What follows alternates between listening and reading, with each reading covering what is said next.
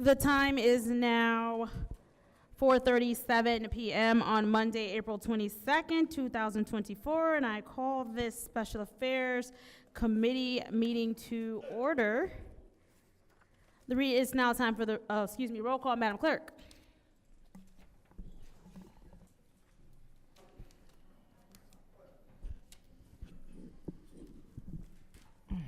Mr. El-Alamin?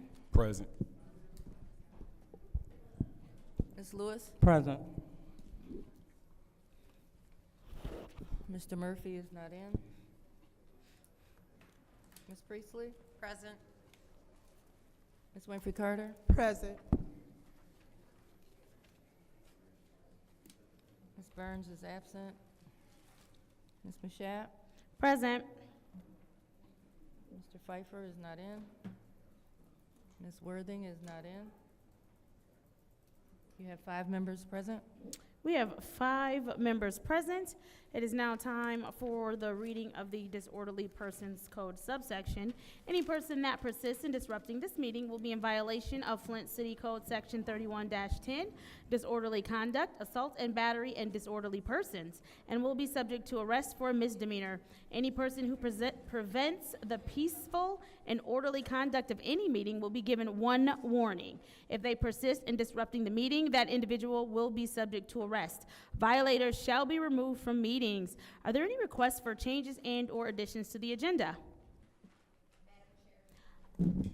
Councilwoman Priestley, you have the floor. Yes, I'd like to move the special order for Ernst & Young to before public speaking. All right, we're going to move the special order for Ernst & Young before public speaking. Yes. Are there any more changes and/or additions to the agenda? Yes, Madam Chair. Councilwoman Winfrey Carter, you have the floor. I just want to make a note. I do not see a special order on the agenda. Where is the special order? It's not on here. Was it requested? Yeah, there's not a special order on the agenda, so therefore, that would be, I guess that would be an addition to the agenda. So I would think that we would need to vote on that. Councilwoman Priestley, can you clarify what you're trying to do? Yes, Madam Chair. If you recall, I asked for a special order, and it's not last week, for Ernst & Young, and I do not see it on the agenda. Correct, it was supposed to be, but Ms. Winfrey Carter is correct that it is not. Okay, then I'd like to add that to the agenda. And I was trying to get Mr. Jarzynski out so that he could catch a plane, which is why I requested that it go before public speaking.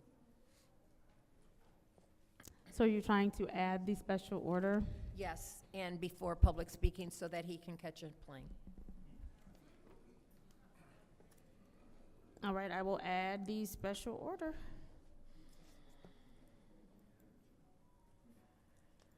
Are there any more changes to the agenda? Changes and/or additions to the agenda? Madam Chair. The chair recognizes the councilperson in the second ward. Thank you. I would like to drop resolution 240141 indefinitely. All right, resolution 240141. You're asking to drop it indefinitely. Correct.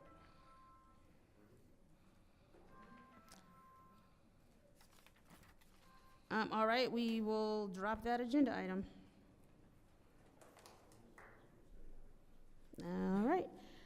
All right, are there any more changes or additions to the agenda?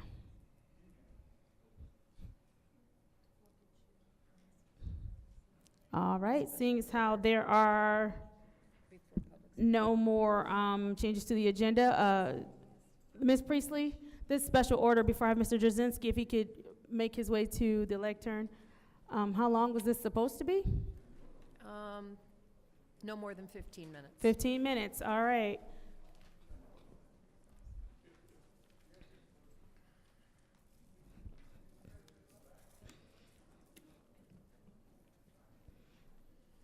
Good evening. Good evening. Good evening, Madam Chair. You may have the floor, Ms. Priest. So, Mr. Jaruzelski, I know there's a lot of discussion about the extension of your contract. Could you explain, and some people have questioned over what exactly you're doing for us. Could you please explain what your role has been and what you're doing? Of course. So, primary role is to ensure compliance with the expenditure of the funds to make sure that they're eligible. So, for example, when resolutions come forward, we look at them for eligibility, and then as the funds are granted, we look at the expenditure side to confirm that that eligibility was met. We also work on the reporting that's due to U.S. Treasury on a quarterly basis. And early on, so the first year, we assisted the city administration with the plan that was presented to council and ultimately approved. And then we continue to evaluate new resolutions as they come forward to identify if they're consistent with the plan or not and notify accordingly. And so that's, I guess I would say, the core of the work. The additional work that we're doing is working with the administration to evaluate, now that we're a little further down the road, if there are additional dollars from the original allocation plan that will be available, if you will, over the next 6 to 9 months, knowing that at the end of '24, we have to have these dollars effectively marked for expenditure. Now, the thing to point out there is these dollars have been moved out of U.S. Treasury dollars, but we don't want to lose them because they were ARPA dollars, right? If that makes sense. So it's to make sure that we're tracking and monitoring resolutions and ensuring that they're still being spent for the spirit of ARPA, even though they don't necessarily require additional reporting to U.S. Treasury at this point. One of the things that was discussed when you originally came before us, and I'm asking this question on behalf of Mr. Murphy, who hasn't quite settled in yet, and he's mentioned it, is that you were going to help find grants to further on that. Have you done any of that? Yeah, we have some grants that are matched in triplicate to, such as the land grant and so forth, which, you know, if you want to give credit for that or not, it's irrelevant. But we also have a proposal that's sitting with city administration to support them in taking the dollars that have been effectively already resolved and approved to various partnerships to the city to expand that. So effectively take $1 and make it $3, that Okay. type of stuff. We've also evaluated other grant opportunities and made them available to the city to look at, identified the 1% that was granted, those types of things, yes. Okay. I'm going to give up my time so that other people can ask questions.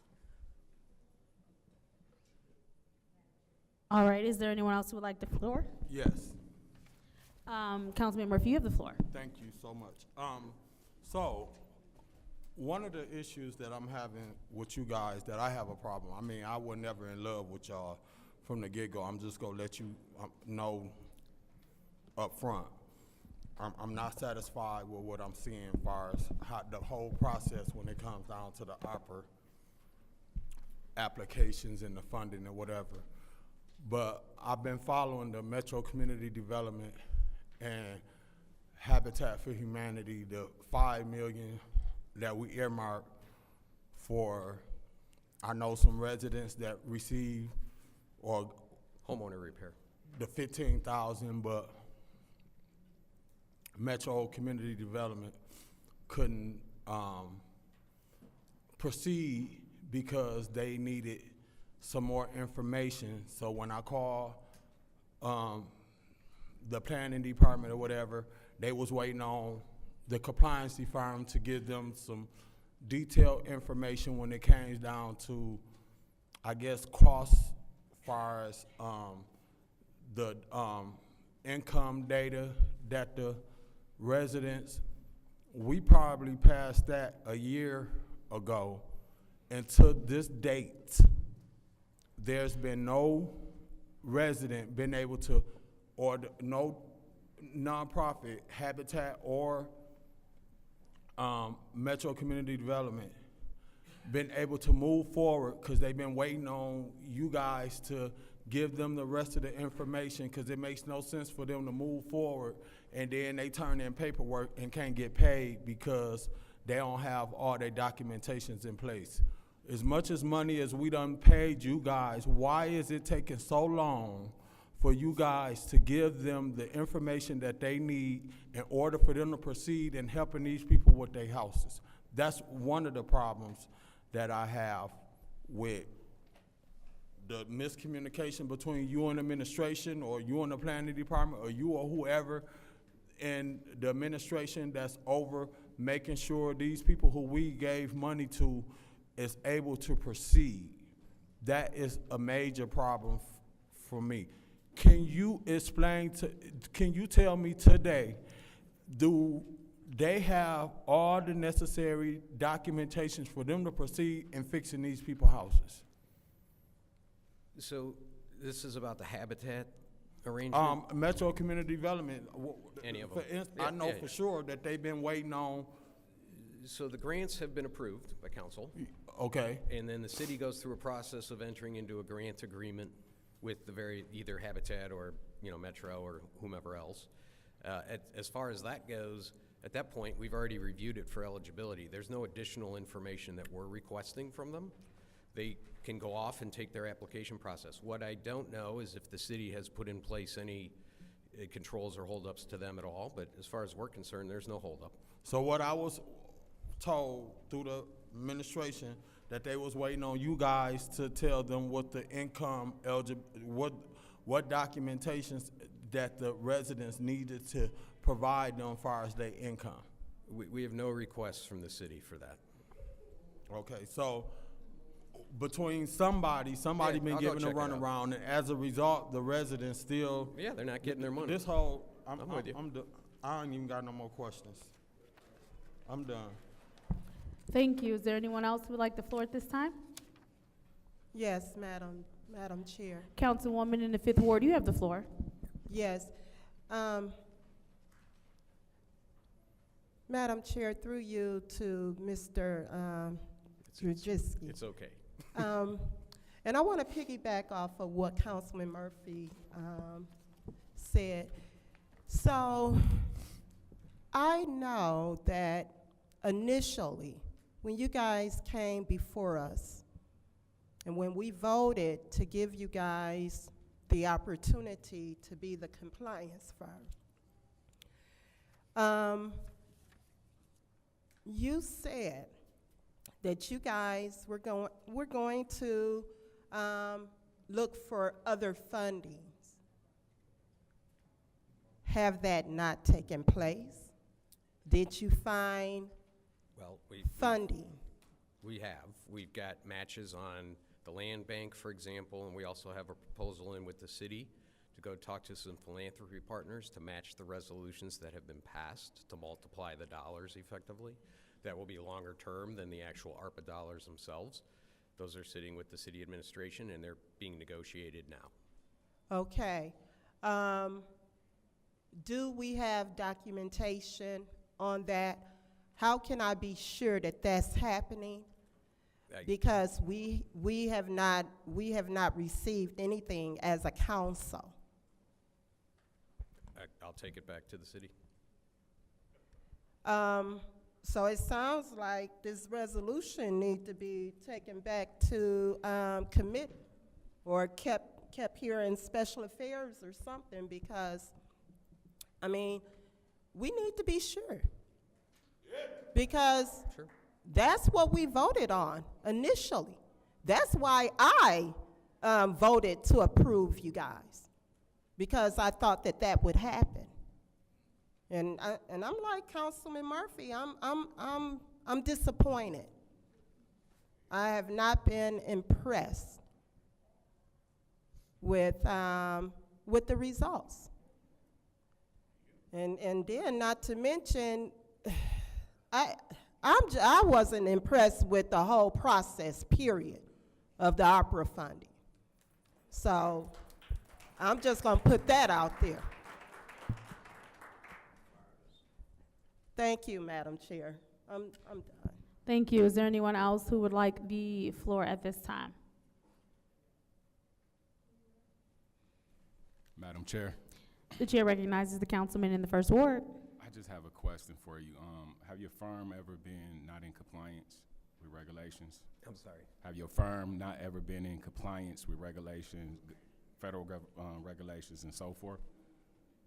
I'm sorry. Has your firm not have ever been in compliance? Oh, ever had like a compliance issue as a firm? Yes. Well, it's a pretty big firm, so I'm sure there have been some things. In fact, I know that there have been independence issues in the past that have been publicly disclosed, but compliance with like federal law, no. Thank you. A different issue, yeah. Are you done? Yes. All right, is there anyone else who would like the floor? All right, seeing as how no one else would like the floor, we will go ahead and close out this special order. Thank you. Good. Yep.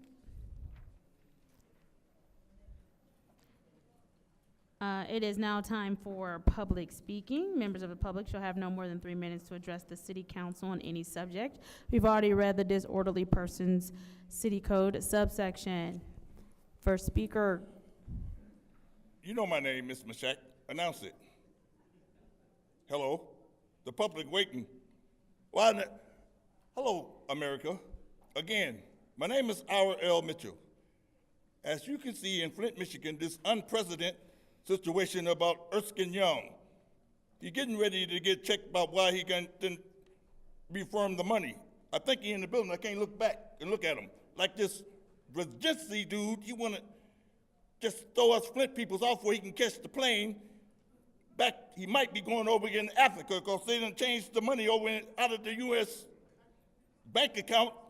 He sounds like he's going to change it all into gold before we lose all the dollar amount.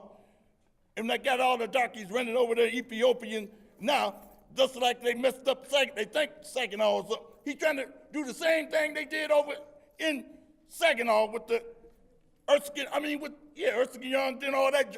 Yeah, anyway, what I'm trying to say, we is here to get our cut on them 3 years money stuff. Taking our tax, talking about we don't pay taxes, we the peoples of Flint. In First Ward and all that junk and all, and the people won't talk up like we okie dokies, like we the peoples, like they gonna keep on pushing darkies away from their homeland. They gonna end up in Jerusalem, and the question is, they gonna say, why you darkies in Jerusalem?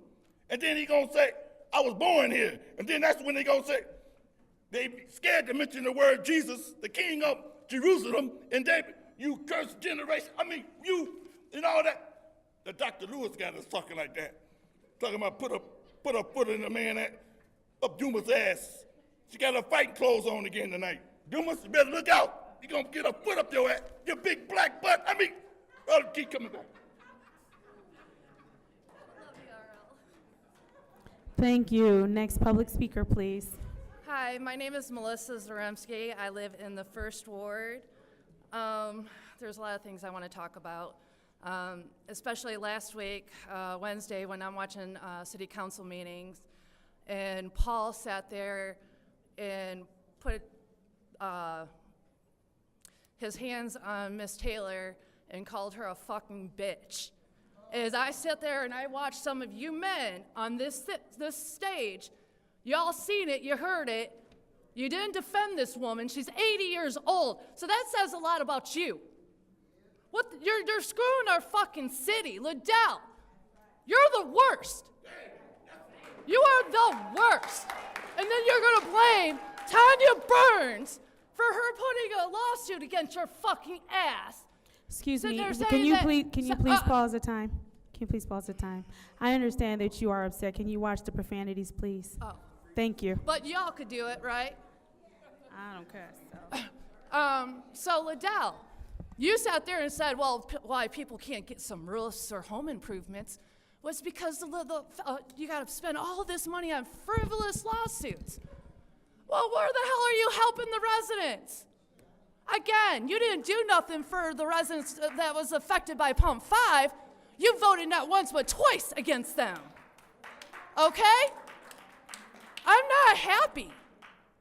I will keep coming here when I can, and I will speak my mind. And Leon, I did bring up because, my son went to volunteer and all that stuff because of my body and the arthritis that I got so bad. It's hard for me to do things when it's cold out, okay? If you want to run for a seat, at least engage with the kids. Talk to them. And then for someone that was on your side asking where my son's daddy was, my son's dad passed away a month and a half before he was born, okay? I have done everything on my own. I don't get no damn help from his family. And I surely didn't get nothing from mine. I have been doing a single mother's job on my own, and I put up a lot of shit. And, that's why you gotta live by God, because when you live by God and that, you get blessed. Doing criminal shit, you don't get blessed. And you could keep giving that look, like Candace. I mean, hell, you looked like, what the heck, Joker, whatever that was, when y'all sat there and went after Dennis. You thought that was funny. Are you serious? You are all grown adults. My son has mental and behavioral issues, okay? You all act like him. I don't get it. Get your shit together or get the hell off the seat. Except you are selected, Thank not you. elected. Is there anyone else who wishes to address the public at this time? Sir? Yeah. Good evening, everybody. My name is Roy Fields Sr. I live in the 2nd Ward. I want to say this first. Glory to God for the blessing of being able to be here today to share with you. Okay. Can you hear me now? Okay. I said, glory to God for the blessing for me being able to be here today. I want to share this with you. I am the 4th person on the block, the 3600 block of Brownell that's been diagnosed with cancer. The other 3 are dead. And I'm here to share that with you to say, I got a question here for first Ms. Winfrey Carter and Mr. Murphy. You made a motion, Ms. Winfrey Carter, to have the water tested on the 3600 block of Brownell, and it was seconded by Mr. Murphy. It didn't happen. And then there was a resolution, and it was passed. It didn't happen. It didn't happen, and because of that, I filed a civil rights complaint against the city of Flint. There must be an entity more powerful than this city council. I thought that when you made a resolution and it was passed, it was law. It did not happen. And I was told the administration said that that resolution wasn't passed, and it's on YouTube. So, but anyway, okay, enough of that one. Listen, I want to thank you, Dr. Lewis, for loving us here in the 2nd Ward. I appreciate all that you've done for us. I do. Now, at the last 2nd Ward meeting, Councilman Mishak, you gave my wife a water filter, and I'm grateful for that, but I want to show you what we see. I want to show this to you because I want you to test my water. I do, but I want you to test this first. See, I cut it in half with a saw. This is what we see. This is what we experience. Now, she did say that she was told that the filters don't protect us from the hot water. Well, the thing of it is there are some things that I learned from Dr. Lewis that could happen to protect us as far as filtering the water. If you put a filter on the pipes coming into the house, right next to or connected to the water meter, you're filtering cold water, not hot water, okay? But I want you to test this first. Tell me what this is. You know what I'm gonna do? I'm gonna do like Moses did with the Pharaoh. I've said not to let the people go, but save the people of the city of Flint. The lies, I've had enough of it now, you know? Test this and see what it is. And I'm gonna come back to the city council having surgery. Thank you. Thank you, sir.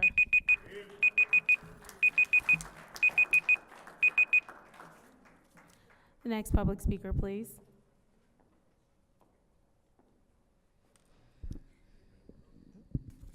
My name is April Stone. I'm a resident of the city of Flint. I come,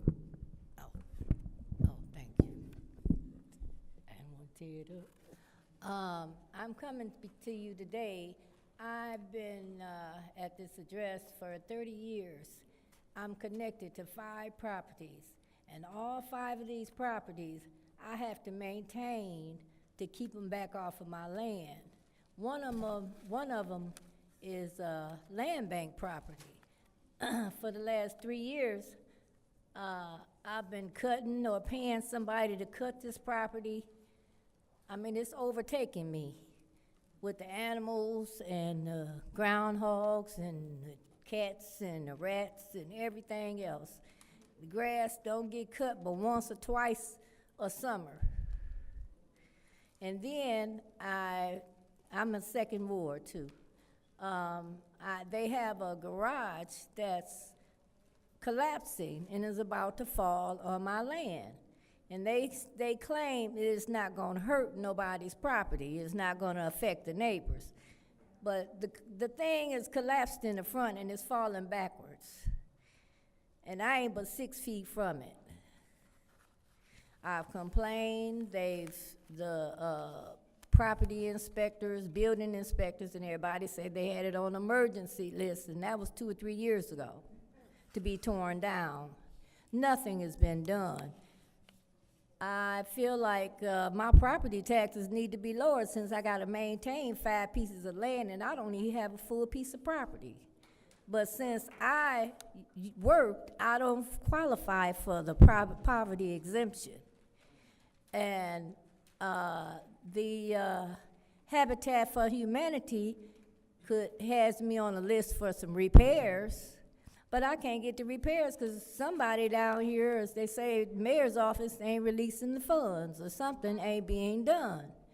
I mean, I gotta spend all my money to maintain the property. I've even paid some of the land bank workers and had them follow me home to cut their property. They riding around playing on the tractors. So I caught them down on DuPont and Dayton and had them follow me all the way home and paid them to cut the grass. Because I'm tired of doing it myself. I'm getting too old. And it's just ridiculous.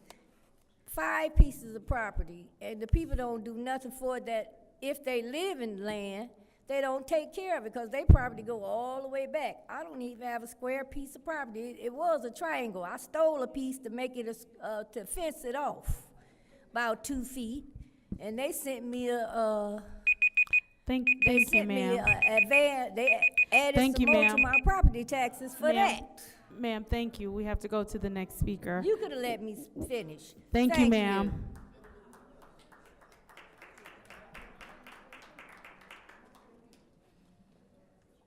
Good evening.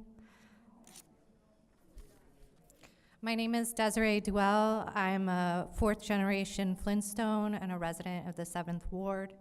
I was an activist during the Flint water crisis, and I also served on the steering committee for the master plan for community facilities and infrastructure. I have 15 years in nonprofit experience, and I left the nonprofit sector due to the continual dysfunction in our city, and I am a strong believer in building up the civic infrastructure. One of the things that is really disturbing is that Flint is the only city in this country that doesn't have a park and rec. We are dependent on nonprofits, and we have a completely volunteer system where we could generate tons of jobs by hiring the residents that are already doing this job now. It's very problematic because in the 7th Ward, we have a park that is being managed by a nonprofit that is gatekeeping residents from there. Not only that, they are going unchecked in spraying Roundup, which is a known cancer contaminant, in a park. This is the same violence of the water crisis all over again, and it is very problematic. I am union carpenter apprenticeship in Detroit. I went through the Women in Skilled Trades program in Flint, and only 6 women were in that program. And of those 6 women, I was the only resident from Flint. Why are we not giving the women in this city jobs? Right?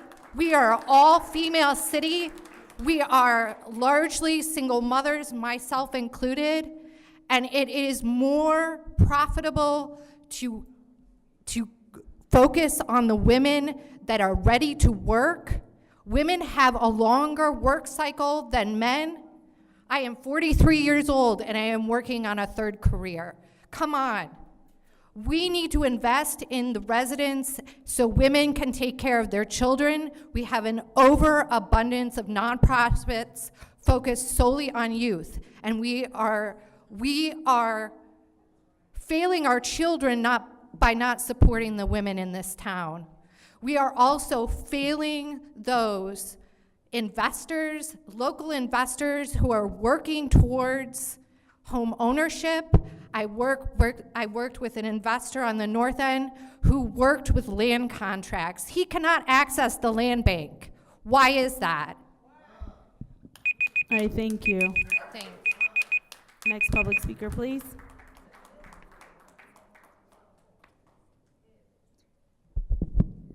How y'all doing today? I just came here to ask Liddell Lewis and Candace to stop giving people warnings. It's going too far now.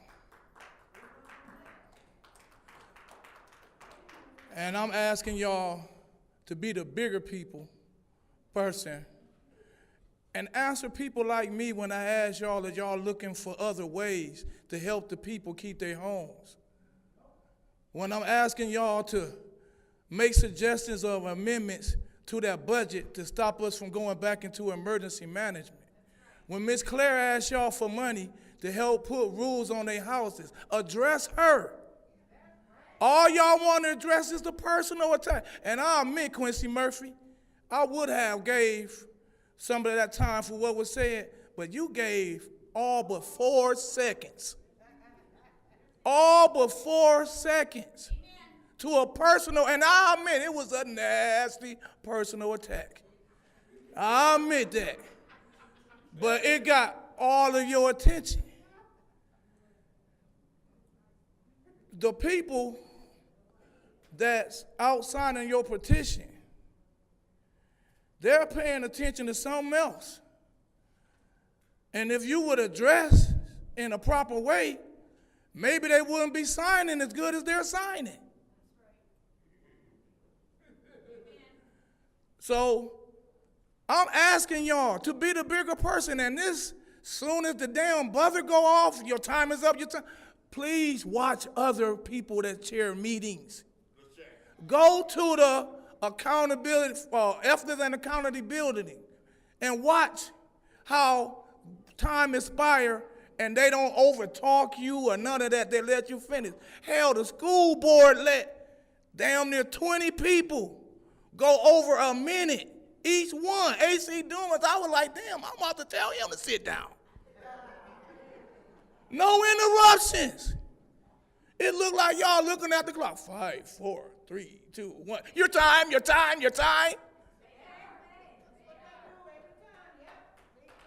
Liddell, it's very clear that as long as you want to give these unnecessary warnings, no one's going to stop you. So stop yourself. If you have grief with people, beef with them on Facebook. And let me say something about these chambers, and please give me a couple extra seconds, please. Get out of these chambers. It makes no sense that the city administrations be holding conversations and interference. See, there you go again. Thank you, sir. Thank you, sir. I can't even get 10 seconds. Thank you, sir. Next public If I speaker, stay up here please. 4 more seconds, she gonna give me a warning. Thank you, sir. Your time is up. Next public speaker, please.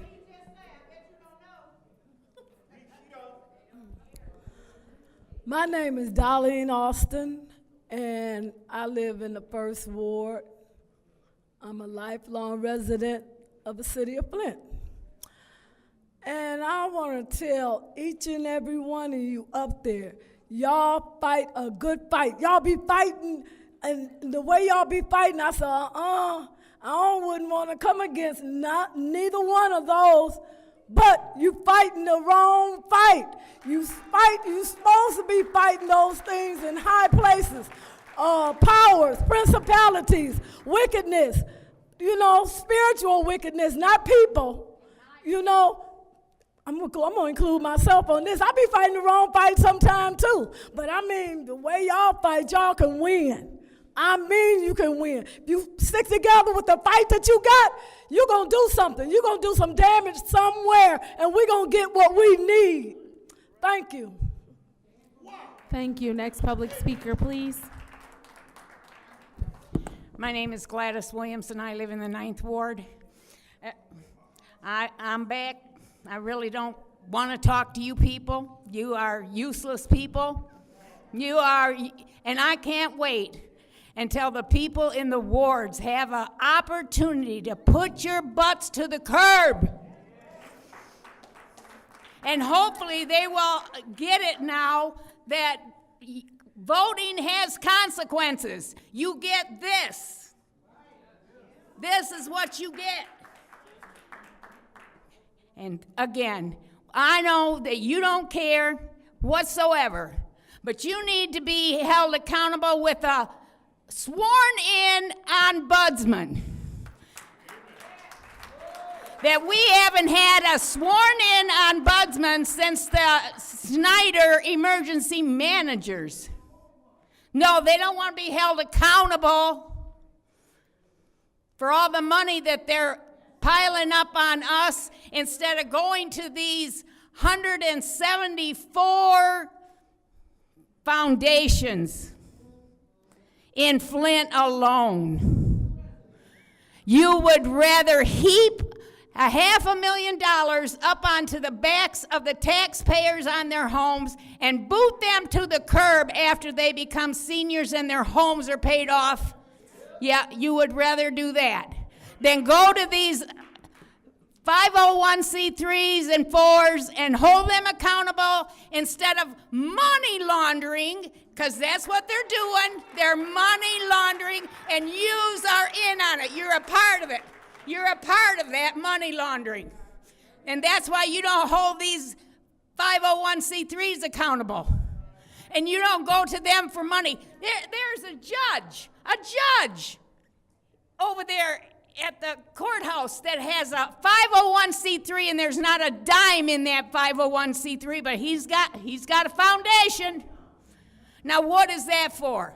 That's so that he can get somebody to put some money in that account for him so that he can be bought. That's laundering, money laundering. I'm going to tell you, I can't wait until we can get our minds right that yous are not the city of Flint. You are the corporation of Flint. And you don't speak for us. You don't do anything for us. You give us hard chairs so that we can get our butts up out of the seat as fast as we can and leave. I see them nice cushy chairs. I see them back to the bricks back there. But yet I can go downtown, and you know what the roads look like with back to the bricks? You better hang on to your Thank you so much. Hang on to your your time wheels. is up. Next public speaker, please.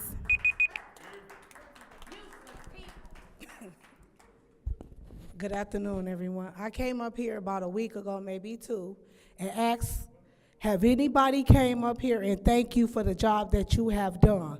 But the people are starting to speak. Y'all kept on telling me what a park looked like, what a grass looked like, but you got people coming up here complaining about water in their homes. See, you can beautify a park. It's good to go to a nice park, but then you go home to bad water, leaky roofs, mold in your house. We can't live in a park. We just cannot live in a park. It's crazy how everybody want to say a park or cutting the grass. We don't live outside. It's sad. It's a sad day when a park gonna look better than somebody's home that's next door to the park.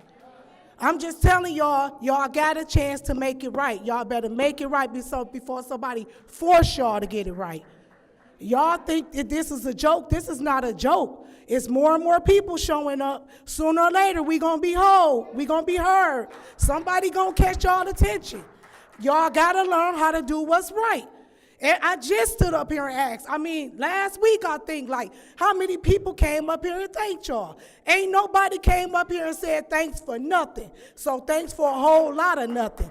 Because we don't care about them parks. Our kids can't even play in them parks because there's too much violence in the city to even let them go in the park. That's the last thing on our mind is a park and some cut grass. We don't care about that.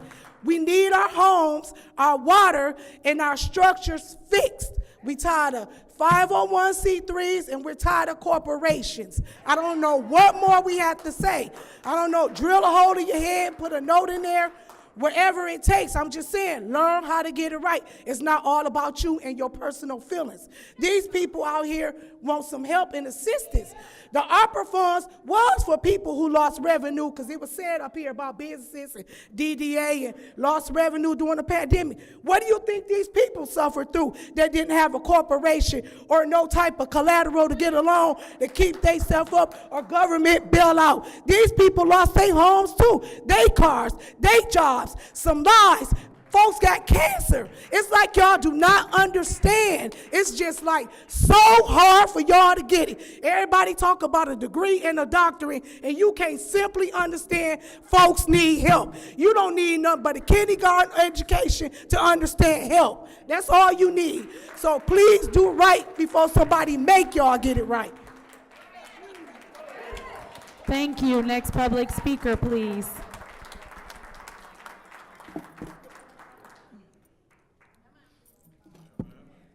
Jan Marie Arbor, 7th Ward Council candidate. Thank you. Although Resolution 240141 has been dropped, I wish to address it. At the recent Finance Committee meeting, I inquired about this resolution requesting $300,000 of ARPA dollars to be given to Great Lakes Aquatic Habitat Network. Because I questioned its relationship to the Flint Community Water Lab, over which Ms. Machat is director, she became hostile. Rather than stating that she is or is not affiliated with the Great Lakes organization, she hurled personal insults at me and called me a liar. I am not a liar, Ms. Machat, and I don't like liars. And that's why I'm exposing you for the liar that you are. By denying that your organization is the recipient of the money, you weren't being honest with the public. You attempted to deceive the public with nonsensical rhetoric intended to humiliate me while avoiding answering the question of whether or not the Flint Community Water Lab is beneficiary. Well, after a phone call to that Habitat Network, it was confirmed by an employee that your organization, the Flint Community Water Lab, is indeed the beneficiary. As a matter of fact, for at least the past 18 months, they have served as fiduciary for the Flint Community Water Lab, meaning that through them, you and other staff get paid.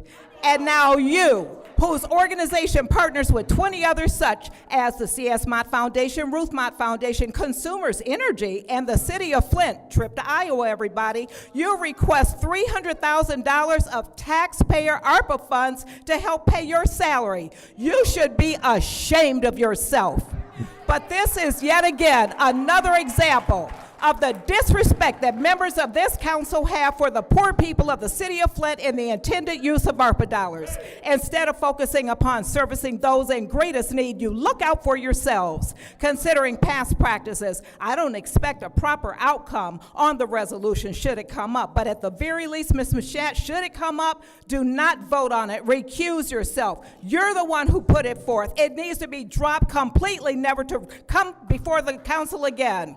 And by the way, Ms. Machat, didn't you speak to the importance of transparency during the legislative meeting last week? Well, you certainly weren't transparent about what you stand to gain financially, and that reveals your character. You lied. By not revealing the truth, you committed fraud. You, interim councilwoman Machat, lied to the public. And lastly, in language you understand, I'm rubber, you're glue. What you say bounces off me and sticks to you.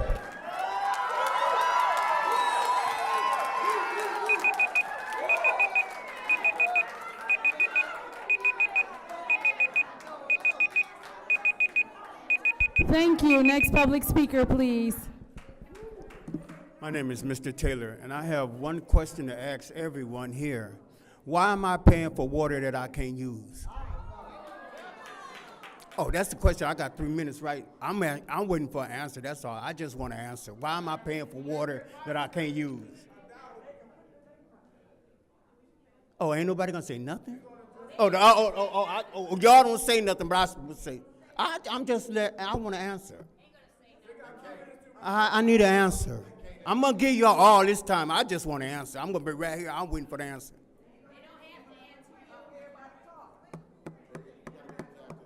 I know my time is up, right? It's almost up. I'm still waiting for the answer, though. And see, this is what we got to deal with. This is what we got to deal with from y'all. Everybody's sitting up there, they gonna go home and drink some good old water wherever you live at, because I know you don't stay in Flint. Do you? Nobody don't stay in Flint on that panel, do y'all? Can anybody raise their hands that stays in Flint on the panel? See, this is my first time ever doing this, and it boggles my mind, because all of us is here paying for water that I can't even use. And if I don't pay the bill, y'all come and cut the dirty water off. Ain't that something? And then make me pay a fee to get it turned back on. Welcome to America. Welcome to Flint. And we are Flintstones. And this is how y'all treat us. We've been here for years. Wow. Wow.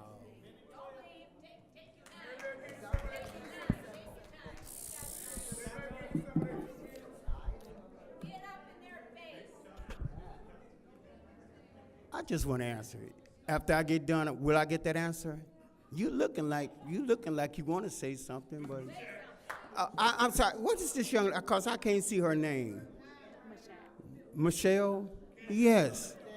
Yes, you know what? You look like an honest face. I want you to. I need you to answer that for me, if you can. And after this, I'm going to leave because I feel like this is just like a circus. You know, everybody come to be heard, and don't nobody give nobody no response back. And then you don't have to. And my man, he just sitting up there like, just as cool. Mr. Murphy, you cool as ice water. You cool as ice water. Point of order. Is it almost? Vote for Mr. Murphy for mayor. Point of order. Thank you, sir. Next public speaker, please. What's your point of order, Mr. Murphy?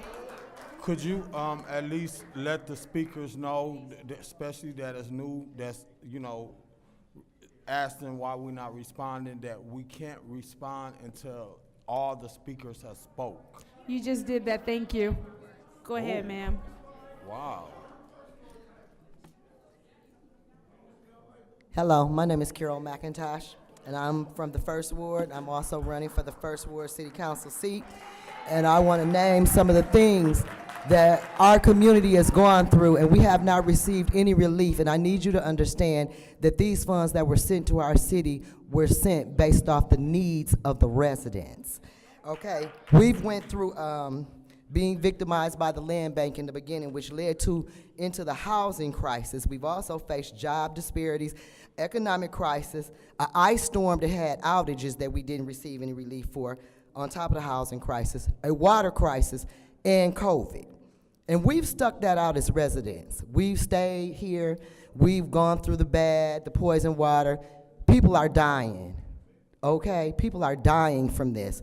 We have a city that's plagued with so much cancer, our residents, and yet you are allowing this water situation to go unaddressed. We need you to do your job, to represent the residents. We do deserve clean water. And then when the ARPA funds come, I want to say to the public, you need to check and see how many of your city council people have 501c3s, and how many received ARPA funds, which is probably why they won't speak up for you. Because their needs and their pockets come before your needs, okay? So they're not going to buck the administration or anybody else who is financially blessing their illegalities. We have to vote for people who know that you have to work for what you want, and when they're here in this situation, they represent you. Not nonprofit organizations, not big wigs in the community that feed news to our media, that feeds it to us, and that's why we're always turned around. Look at what you need, and look at what these people stand for, and are they willing to meet your needs? And if they don't think enough of you when they're sitting up here to support you, then why do you think enough of them at election time to support them? We have to start. If they won't stand up for us, we have to stand up for us. They're so nonchalant. You're talking about dying. You're talking about your houses collapsing. You're talking about your economic needs and jobs. And they're benefiting from your demise. Time out. Excuse me, can we please put this on hold? They're benefiting from I'm your sorry, downfall. No, wait, I'm sorry. I did pause your time because there was something going on. I'm sorry. Okay. Can she get 40 seconds? I'm sorry. Like, put it back to 40 seconds, not give her 40 seconds. You see what I'm saying?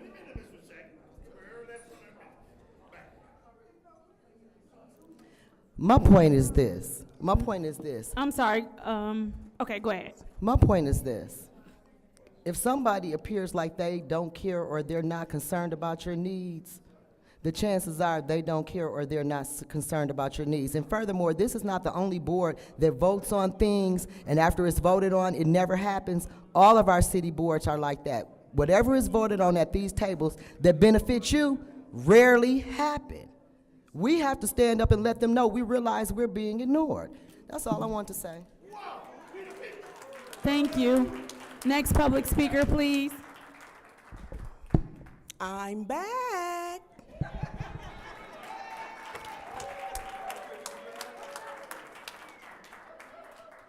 Kim, you too. You know good with them. And you know what? Mushat, move that purse so you can be looking. Y'all will never, well, I'm sorry, Kawana Mack, 7th Ward. Y'all will never stop me from expressing my freedom of speech and expression. I put a little color in it for you, Quincy. Read that. Y'all stealing the ARPA funds, adding other rules that shouldn't be. Y'all had the handcuffs put on me, but you know what? In the end, I'm gonna be laughing when they on you. Miss, you know what? Y'all bottom feeders. 1, 2, 3, 4, 7, and 9. She ain't even here no more. I will not call y'all council. Bottom feeders, the cesspool of Flint. And number 1 over there, Mr. Elamine, I heard you on the podcast. I told you if you do right, I'm gonna be with you. I like that stuff you do with MAID, helping the prisoners. But when you took that money and the man asked you on the podcast, did you get ARPA funds? No. On God, no. And then he said, did you get a letter? Yeah. That's your funds. So you know good with them. I'm sorry. I'm going to call a thing. And I can't wait. Ooh-wee, I can't wait to go vote. So I'll be seeing y'all. And you know what? I'm going to tell you another thing, Chief Green. You need to tell these so-called bottom feeders to quit sicking your real police officers on the residents like we're dogs. You are abusing your power over us. Mushat, move that purse so I can talk to you. Or is it too heavy with the money that you got that's supposed to be for the citizens? Now, I'm looking at every one of y'all, because I don't care. You know what? I'm standing up here for the Fannie Lou Hamers. She said she tired of being sick and tired. Me too. I'm looking dead at you. What you gonna do? I ain't afraid of no handcuffs. You hear me? I'm back. See you next meeting. Thank you. Next public speaker, please.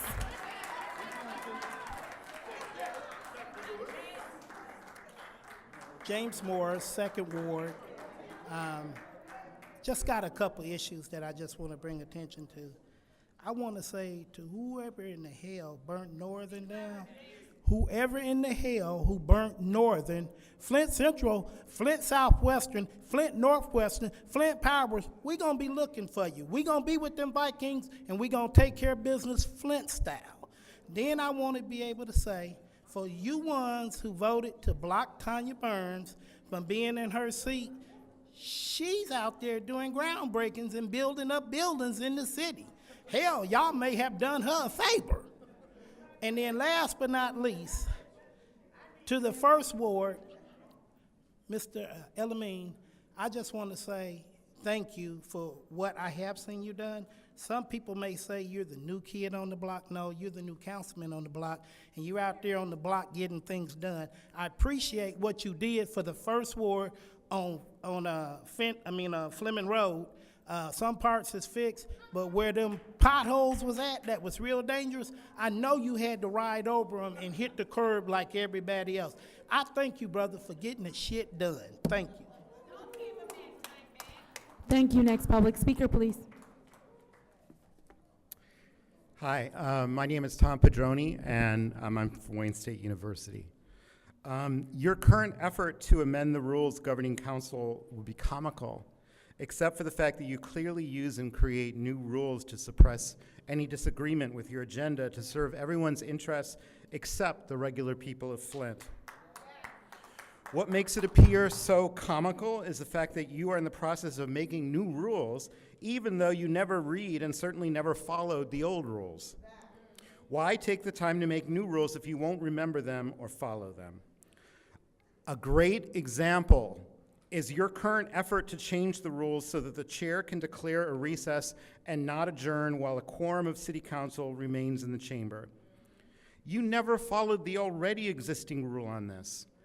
In Robert's Rules of Order, it clearly delineates, and I'll share it with you because I've got it with me, 2 actions that council may take to allow members to get up from their seat without forcing an adjournment due to lack of quorum.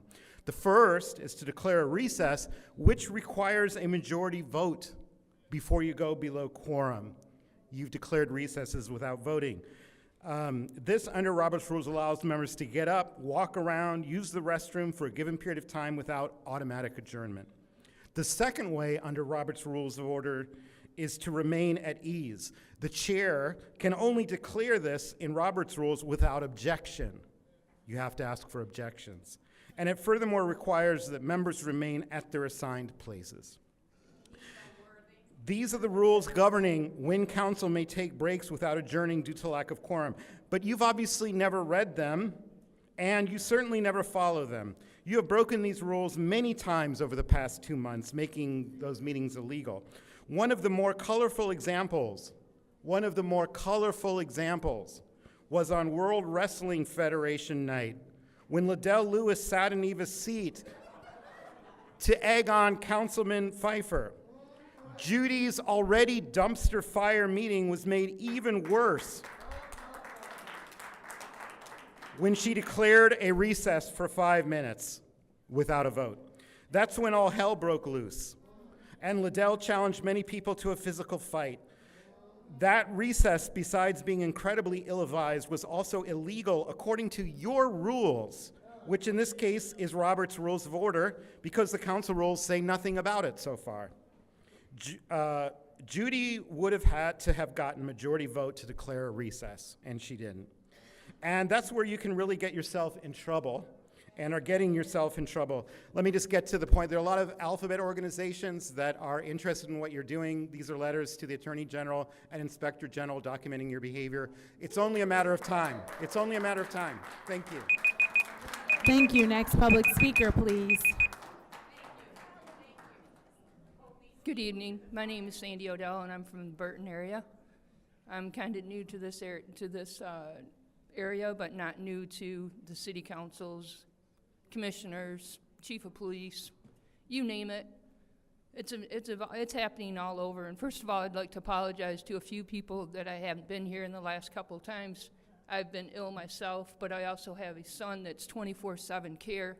So any time taken away from him, I better make worthy of it. And Flint, I'm telling you, I came on this fight about 3 years ago of unmask our kids because I knew what was going on. And I knew it wasn't going to stop there, that they were going to push the vaccine. And then they tried to push the vaccine into the schools without the parents knowing. Now they're taking the parents' rights away from the children. Are we waking up yet? Because we better wake up, and I've told this 3 years ago, it is we the people against the establishment. When I heard the other night that somebody was handcuffed because they got up and was excessively clapping and then got up to the podium to try to do her 3 minutes, I was disgusted. And here I am, and I'm in this fight. Again, I'm not from this area, but I am learning a lot about this area. From the water crisis, there is so much corruption.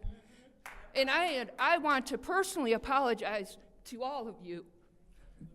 I'm here to fight this fight. I'm here to save our country, and I can't do it alone, but we the people, if we stand together, black, white, Hispanic, whatever you want to say, if we stand together and come against the establishment, because you know what? Just a few years ago, you were on this side doing the same damn thing. So Quincy, you asked about the land bank. Do you know anything about the land bank? Of why they would take 190 houses and put them all together and not let anybody get their home out? Unless you have millions of dollars? There's an agenda, people, and it's called 2030. They are trying to tax you out of your home. Because what do you think they're going to do? Oh, we're going to clean that area up, and we're going to bring in brand new homes. Well, guess what happens to the taxes of the other people's homes? Do you see what's going on? Thank you. Next public speaker, please. Claire McClinton, Flint resident. And I just want to say to this council, maybe not all of you, but if the shoe fit, please wear it. This council, you do not reflect the people of this city or its history. When we say we Flintstones, we mean several things that's part of our character of being from Flint. And you do not represent any of that.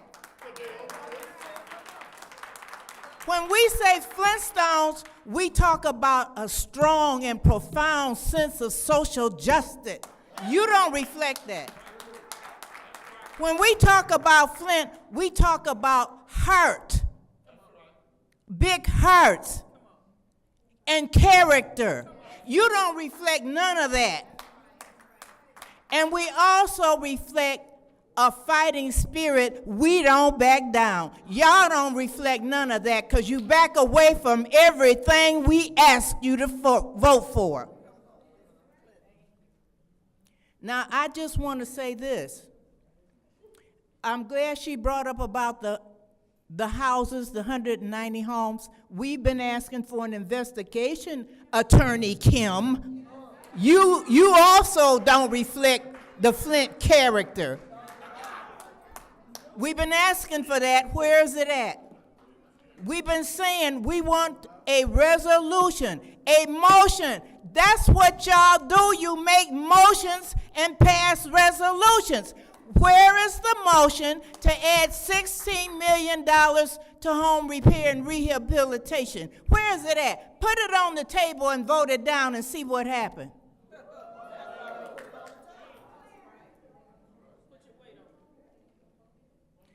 But in closing, I'm going to say this. We're not discouraged about the messiness and the corruption and the double standard. Somebody calls somebody a B, they don't get kicked out. The person that got called a B get kicked out. 3 people in the last meeting kicked out. What kind of mess is that? We at Flint.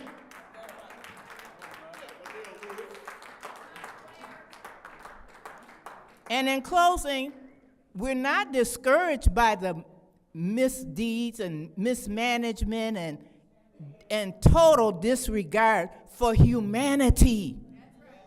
We've been in a situation for 10 years. We're hurting. We're angry.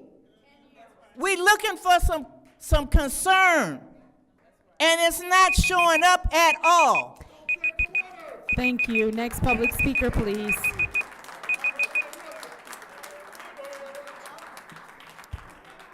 Good evening. I'm Karen Weaver, and I am a resident. I'm a resident of the 7th Ward. Thank you. And I came here because it's 10 years, and I've been listening to the people. And the people of the city of Flint are hurting. They're hurting. We are all hurting. And 10 years later, you know, we're commemorating 10 years of a switch. I declared an emergency in December of 2015. And 10 years later, we're still wondering when our pipes will be fixed, when our lawns will be fixed. You know, we demand a full account of what pipes and restoration are left, an account of what funding is left to complete it, because I know when I left office, and Councilwoman Mashat knows this as well, we left $23 million in there for pipe replacement and for credits for the people, because she helped me write the letter. So where did the money go? We're the city of Flint. We have water issues, and we don't have a DPW director. We don't have anybody looking over our water, and we haven't had a person in over a year. You ought to be ashamed of yourselves. Be ashamed of yourselves. You know, we want to see, where is the consent form? Where is it? Bring it out. Bring it out. So 10 years later, as we commemorate this water switch, we still don't have access to clean water. I mean, do you all care? Because we don't hear any of you talking about it.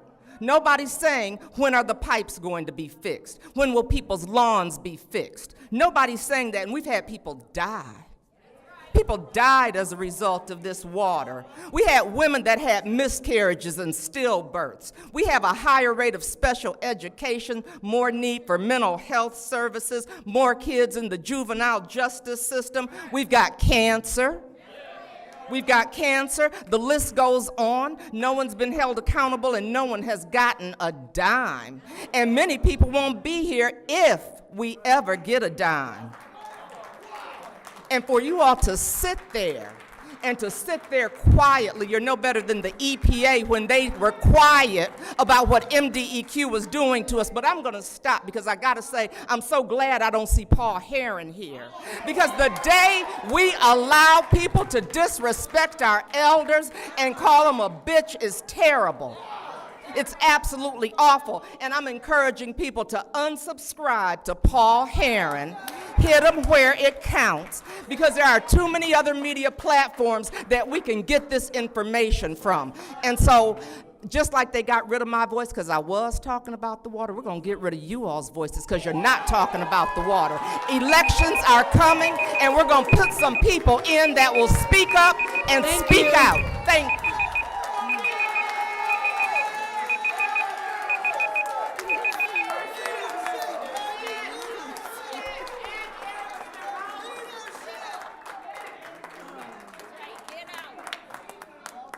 Thank you. Next public speaker, please. Good afternoon, good evening, right? DeJuan Robinson, City of Flint. And I just want to say, I'm going to follow up with everybody in the house tonight, because we got a bunch of clowns in the house.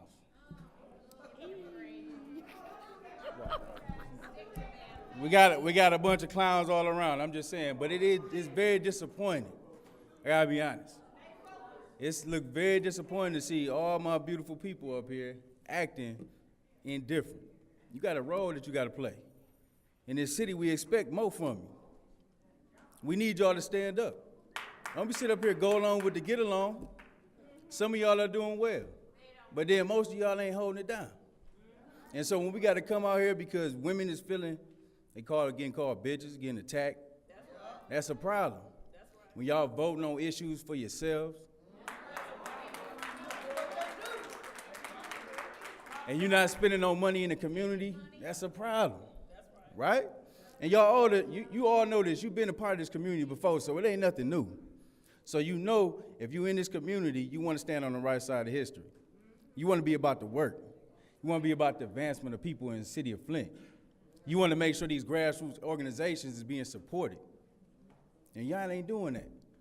So you want people to come in here and talk bad about you every other time, every Monday and Wednesday to come tell you about yourself, then you got to be crazy. If people is recalling you on a regular, then it's a problem.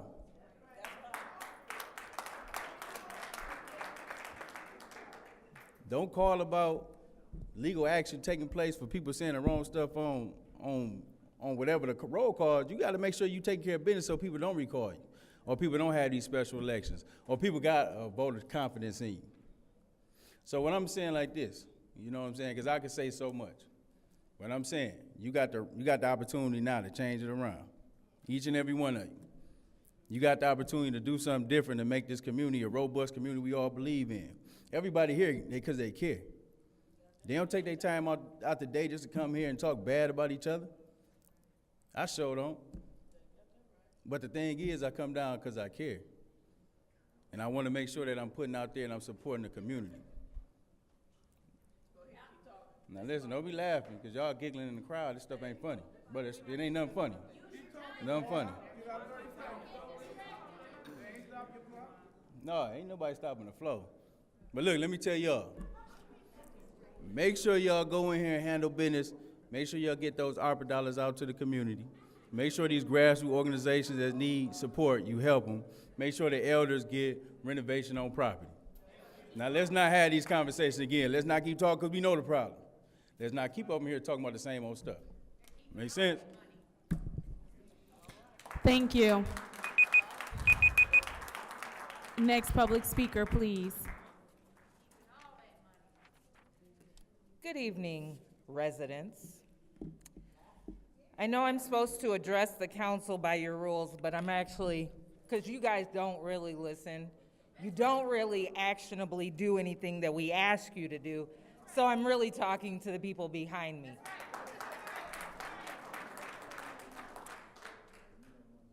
Well, someone's noticeably absent tonight.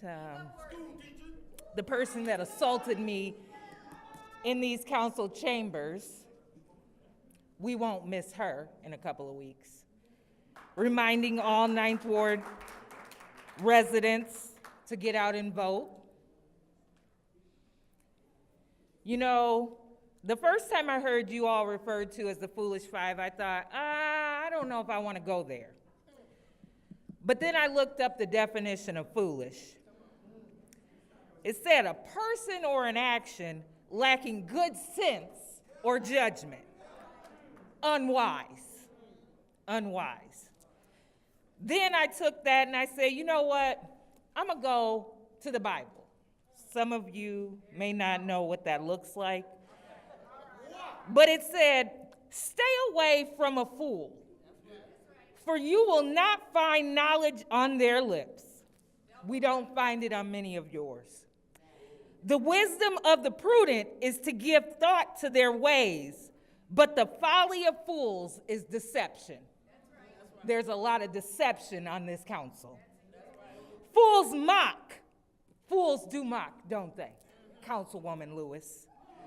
At making amends for sin, but goodwill, my friends behind me, is found among the upright. You know, someone said, we the people, and then there's this document tonight, we the people. We have 10 demands, but we're not necessarily demanding them of this council, because we know that the majority of this council will not support any of this, even though it calls for the very bit of what you are here to do.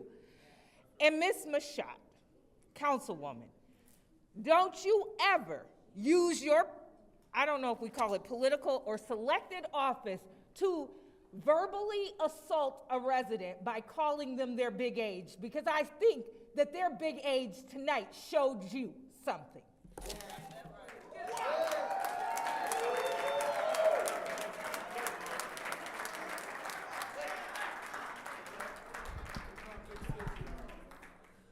I just want people to notice what's going on. I'm Bethany Hazard from the 6th Ward. Now it was the 8th, which is confusing.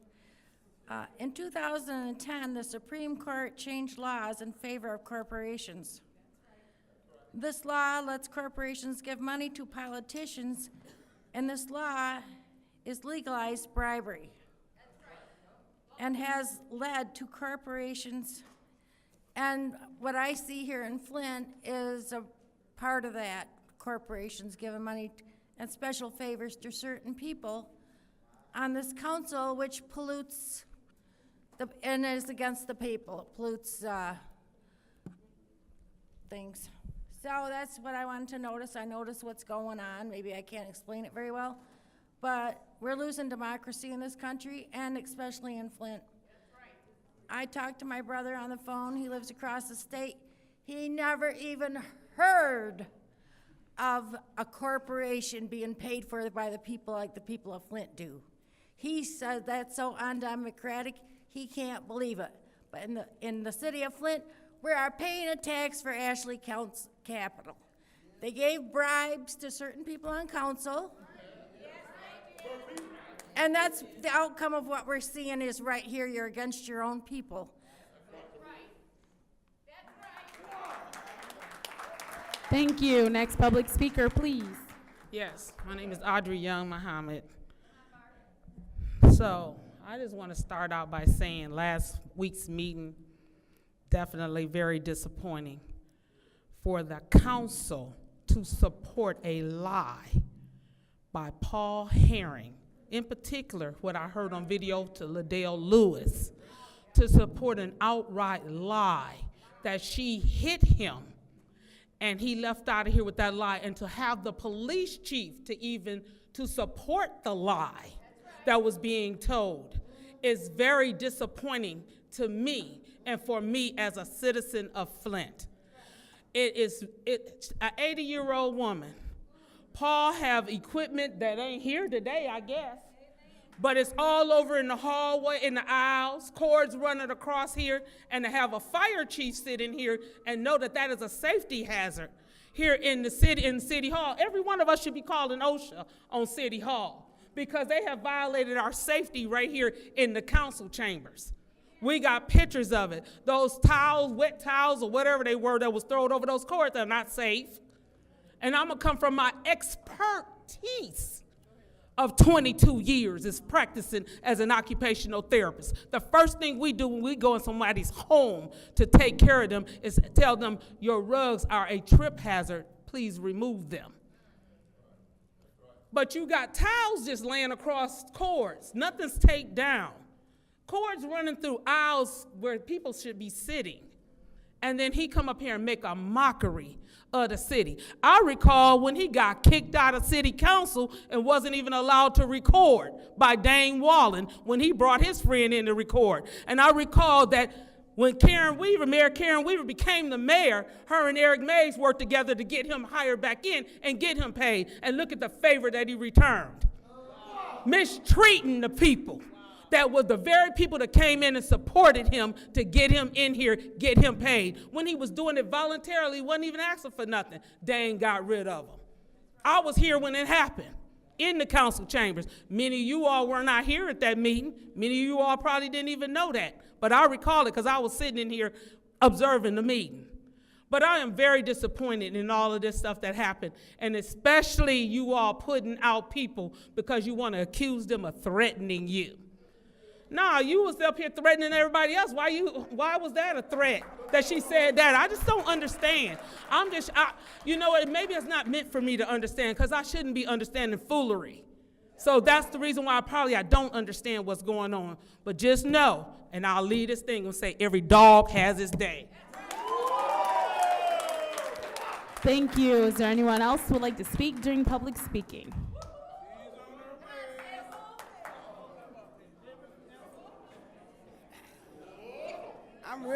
My name is Beverly Biggs Levy. I'm in the 3rd Ward. Davina, I said to you last week, you need to send something out to the people to let them know that them wards are no good to 2026. These people are so confused right now, they don't know what ward they live in. I was in the 3rd Ward getting signatures, and the woman say, oh, Liddell Lewis is my council person. Liddell Lewis wasn't her council person. Quincy Murphy's her council person till 2026. Liddell Lewis is going out here to Shiloh Commons, telling everybody she's their council person. She's a lie, not to 2026. You guys need to get this right, and you need to get it right away, because we're not taking no more saying we don't have enough people to recall somebody. This is ridiculous. We had 11,088 signatures that you said, 1,188 signatures that you said that wasn't right.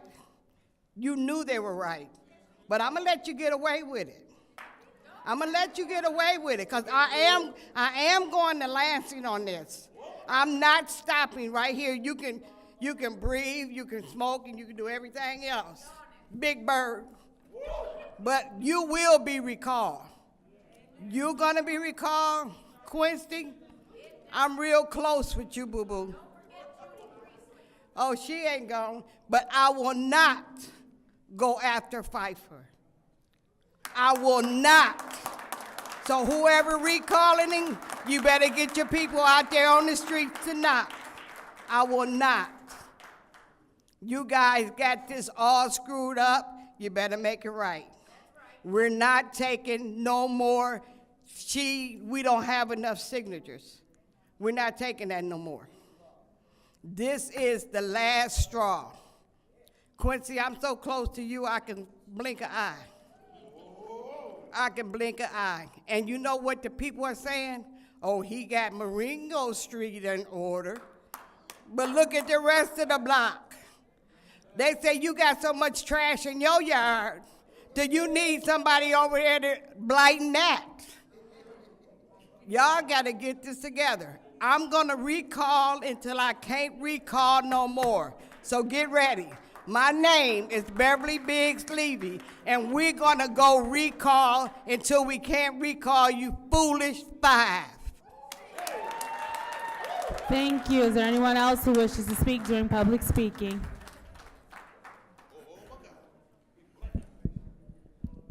Arthur Woodson. Let me start off by saying this. William Kim is going to lie to you. The city administration is going to lie to you. Last week, I was in a communication meeting with EGLE and EPA, and we spoke about the ACO, Administrative Consent Order, that y'all allowed them to take you into executive session so that you couldn't put the information out there. So what y'all need to do, Leon and Quincy, because y'all done fought with us before out here on the streets, man. Y'all know what it's like, man, not getting the real true information. And he's hiding the information because he don't want people to know how he done fucked up the city so bad. The water is not safe. Candace, you do the water lab. You done went to these houses and schools, and you know how high this lead is for real. You know it's other stuff other than lead in this water. That ACO, we don't even have the money. You got deadlines in this ACO. He violated in the resolution itself. It states about public health, the Safe Water Drinking Act of 1976. Y'all know how hard we fought. Mayor Weaver, I was fighting with Mayor Weaver all the time. Y'all know this. EGLE was taking her to court every single day. They was taking her to court. If she went to use the bathroom, they made her write a letter saying that she getting ready to go use the bathroom. This administration has not been held accountable by you or EGLE or EPA. The last time they put something on the website was when Mayor Weaver was in office. ACO, they took them to court. They took them to court for the primary water. they was getting ready to take Mayor Weaver to court for ACO. William Kim gonna lie and say he can't let that information out. Eric Oswald from Eagle just said on our communication meeting, the public has an opportunity for input. We should be looking at this ACO. Our water is not safe. Real quick, Mr. Fields. Mr. Fields is on Brownell. That's where my aunt was. 3 people died that he know of, and he has cancer. Now let's add 2 more with my cousin and my aunt. Then add 3 more across the street. And then let's add the ones over on Donaldson across from Bethel. That's 6. That's 6. They all on the same water main. Multiple myeloma, rare blood cancers. Our water is not safe, and I guarantee you, when y'all get to do y'all comments, I guarantee you, what y'all gonna focus on is all the different attacks that came or whatever. Now, I'm not gonna even call them attacks. I'm gonna call them what they are. Truth. Y'all not gonna Thank you. Is there anyone else who wishes to address council at this time?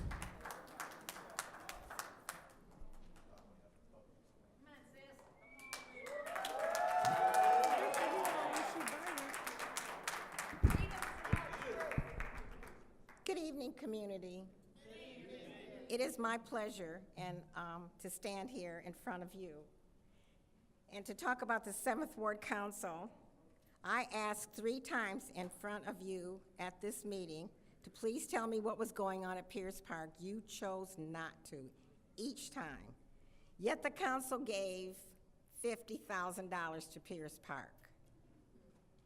We don't know to whom, but they got it.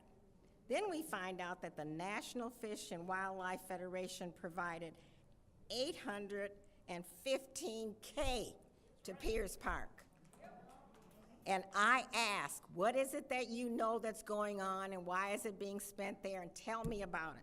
Tell the community about it, but you choose not to. You choose not to talk about the water. You want to have secret meetings. That's right. And you like that. You like your partitions. You like to separate yourself from the community. Mrs. Priestley, you talk about people that don't like you. That could be a reason. 1,200 signatures were collected on documents to say that the 2nd Ward council person is not someone that they want as their council person.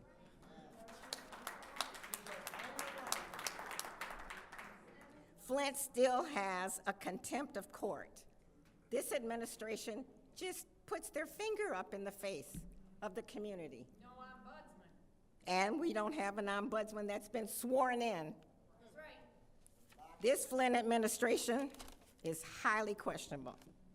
So when the FBI calls me again,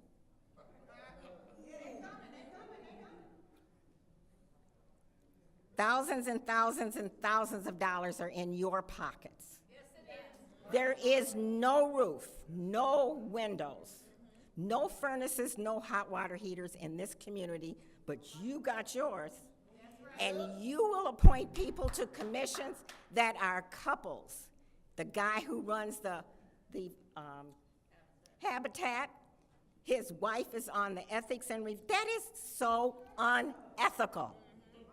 In your face. You put it in our faces. Just like the mayor and his wife. Who is the 5th largest absentee person at the state level? And for the new people that are coming in, you get my support because I don't want to be a mess to you, Mr. Leon Elamine. That was your word. That's the word you used. And I reached out to you years ago personally, one-on-one. I can't believe you responded like that. But then, yes, I can. And Miss Councilperson who refuses to look at me every time I come here. Thank you. Is there anyone else who wishes to address the audience?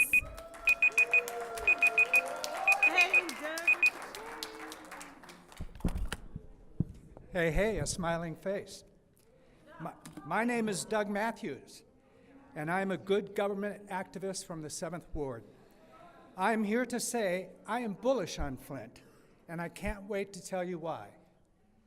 We've turned the tide against blight with a robust $52 million initiative funding from various sources, including the ARPA funds. By 2026, there are a plan to demolish a total of 1,910 structures, with 1,447 either demolished, under contract, or preparing for bid. Our community is becoming safer every day. Thanks to the FPD's proactive measures. Since implementing these initiatives, we have seen a remarkable 40% drop in murders since 2021, along with a 17% Stop the time. decrease Stop the time. in Stop the time. overall Stop the time. crime rates. 1 this second, year. Mr. Matthews. I'm going to ask the audience to come to order and stop booing and yelling out while he's speaking. Thank you. Go ahead, City Clerk. Start the time. Go ahead. We further enhanced our police force and fire department with significant investments in an advanced training facility, a new firefighting apparatus, and a new ambulance service. The redevelopment of the old Buick City Brownfield site is a beacon for economic resurgence, promising to create over 3,000 jobs and inject $300 million into our local economy. That's more than a revival, it's a transformation, signaling Flint's emergence as the center of innovation and light industry.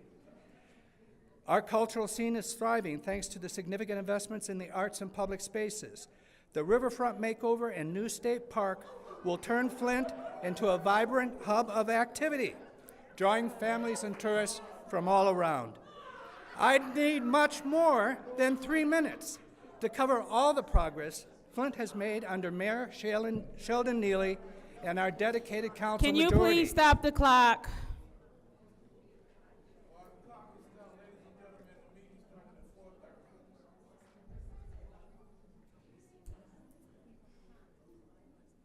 All right, go ahead, City Clerk. Thank you.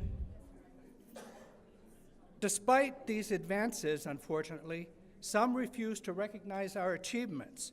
Recently suspended Tanya Burns, aided by players like Jerry Winfrey Carter and Dennis Pfeiffer, and bolstered by a few raucous Flint residents. Please stop the clock. And Please numerous stop the clock. out-of-town Please stop the malcontents. clock. The audience will come to order.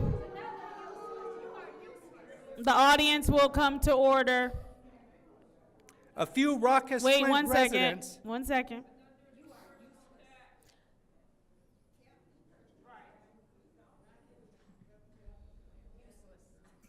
Gladys, stop yelling out. All right, well, that's your first warning. That's wonderful, because that's your first one. Go ahead and start the clock. Start the clock, please. These people continue to spread false bribery claims against council members Liddell Lewis and Quincy Murphy. This even though 8 months have passed, no charges or arrests have been made, and the city attorney has clearly stated no laws have been broken. Thank you, President Liddell Lewis, and your council allies for your tireless support and Please belief stop in the Flint. clock. Thank you. All right.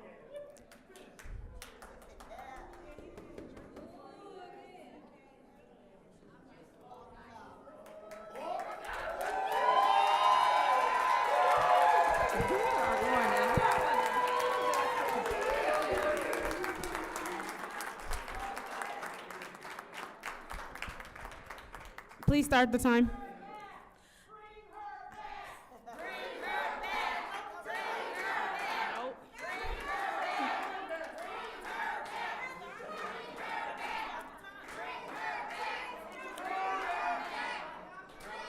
Point of order. What's your point? Madam Chair, you stopped the clock for everybody else. Please stop her clock. They can stop yelling out. Stop. Yeah, I will. Pause the clock, please. Can you please put it back at 2:45? Thank you. You all need to stop yelling out because I am going to start her time. So we've got one of two options here. You all can choose to stop yelling out, or we will clear the chambers. That's it. You cannot clear That's the it. chambers. You don't That's have it. that authority. That's it. Madam Clerk, please start my time no. over, please. City Clerk, Can you pardon me, please start pardon my me. time? And she does She's not not have up the here. authority to put No. people out of these chambers. She needs to learn the Robert rules. No. Read them and comprehend them. I need everybody to stop being disorderly. Chill out, Rich.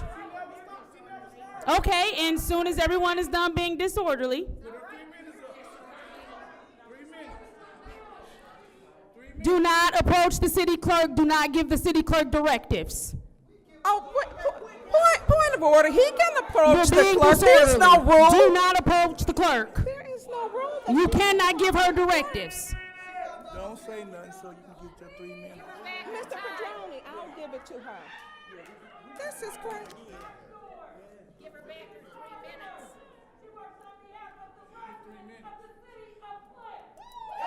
Okay, well, y'all can all stand there. Point of order. What's your point? The lady on the back wall is being disorderly, yelling out. She needs a warning. Who's yelling out? I think Jasmine, the one formerly known as Stanley. Jasmine, would McKinney. you please refrain from yelling out? Thank you. Point of order. Yes, Point of ma'am. What's order. your point, Ms. Winfrey Carter? Yes, ma'am. Yes, ma'am, Ms. Winfrey Carter. Let's restart the clock so that Councilwoman Burns can. When people start screaming out, I gladly will, but they have to come to order first. That's right. That's right. Everybody calm down. Everybody calm down so they can start a 3 minutes over. Let's get this going.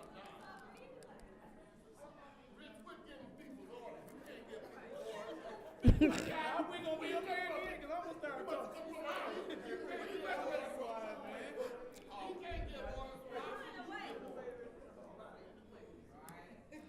All right, Madam Clerk, would you please put the 3 minutes on the clock?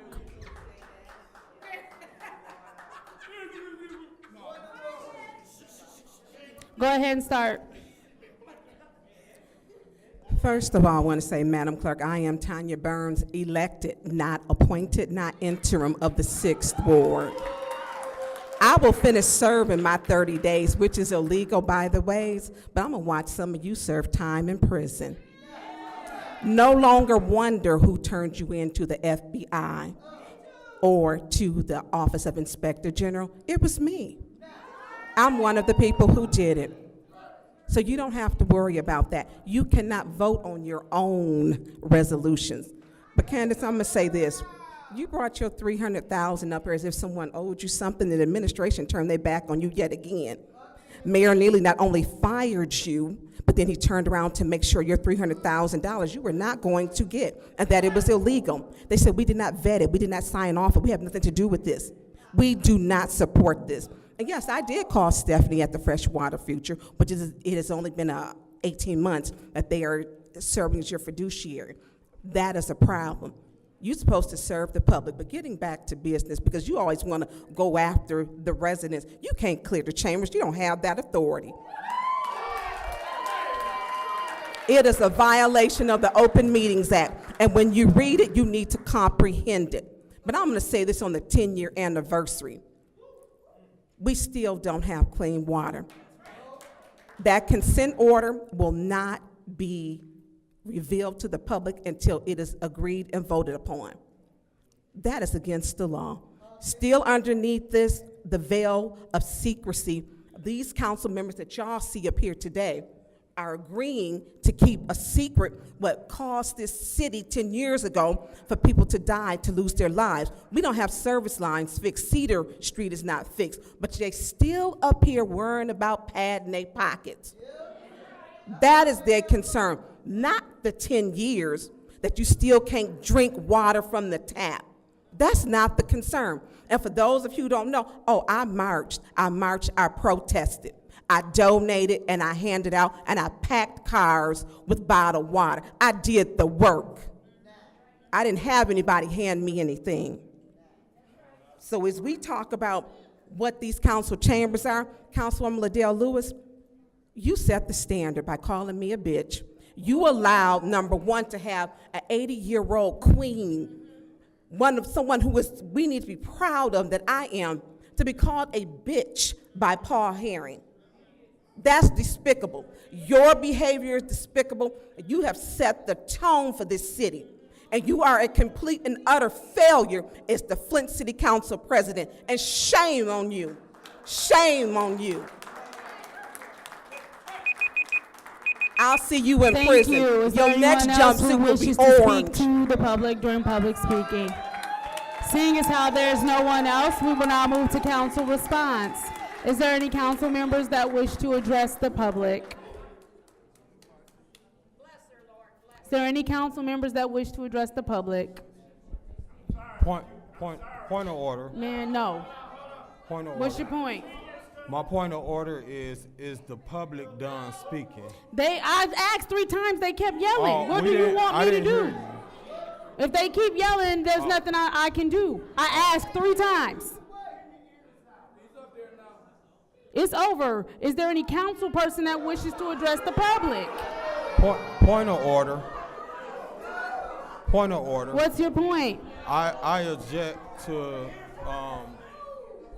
you not allowing the rest of the public to speak because I didn't hear it, and if I didn't hear it, because of the commotion that's going on in the audience, I don't believe they heard it neither. So if you did say that the public speaking was closed, I didn't hear it. So if I just think you should allow the rest of the public to speak.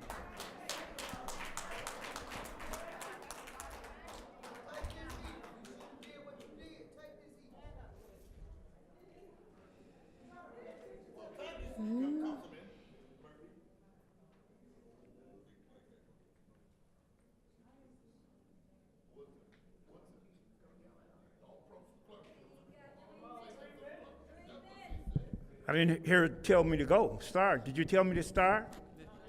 No. Well, why is my Point clock? of Why is order. my clock? What's your point?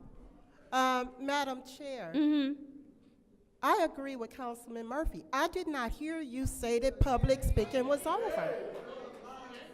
So if we can't hear it down here, I don't think the audience So the was public is able to hear it. the public is the reason you didn't hear it. I asked, and they were still screaming out. Madam Chair, we have more public speakers. I would like to hear the public speakers.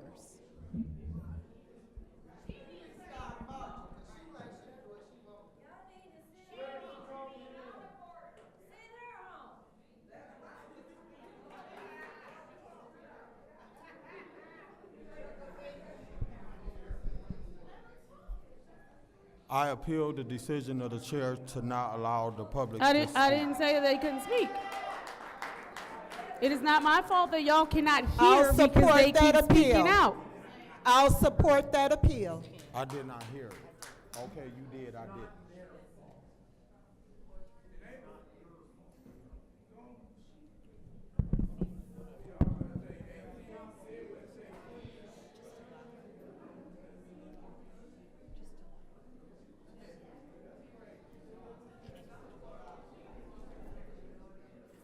I'm not going through appeals. Go ahead, Mr. Dumas. My name is A.C. Dumas, and I'm a lifelong resident. Point of order. What's your point? So, what's happening? Appeal. You told him to go because he's beginning to So speak. apparently none of you heard me say it. So since none of you heard me say it, they're speaking. Oh, no. I just want to be clear. We had an appeal on the floor, and so that was those two. I heard it, and then I heard for you call for council response. So I'm just trying to figure out what's going to happen next. We don't gotta keep doing this. It's fine. Go ahead, Mr. Dumas. Can you start? It's 3 minutes over. Thank you. Again, my name is A.C. Dumas, and I'm a resident of the city of Flint, lifelong. And I've heard a lot from we the people, and this is the people's government. It's of the people, by the people, and for the people. But I'm up here to talk about the illegal trip being paid for by the tax dollars, from the tax dollars and the residents of the city of Flint. And that is to Liddell Lewis and Candace Mashat, who is going to Iowa, I guess leaving on tomorrow, sometime on tomorrow. I want to let you know that I did file. I filed to the Attorney General's office, David Layton, the sheriff. I let the media know what I was doing, and also I filed a FOIA. And the reason I filed a FOIA, I want to know who's been using the credit cards at City Hall. I want to know, they're called the P card. Y'all know what the P card is. And the FOIA, I'm asking every department head, every department, including the clerk's office, the mayor's office, who's been using the people's credit card? What are they using it for? It's a litany of it. And I had the clerk served. Many of you received an email about the FOIA. And I'm going to say this to the listening audience. I know Kim is going to charge, I think, Mr. Woodson, you had a FOIA one time. I don't know if you ever gotten it. You finally got it? Okay, you haven't gotten it. And I know they're going to put a big $400, $500 fee on there. That's what they do to discourage you. But the council, you ought to want to know who's using the credit cards. You remember what they did to the DDA director?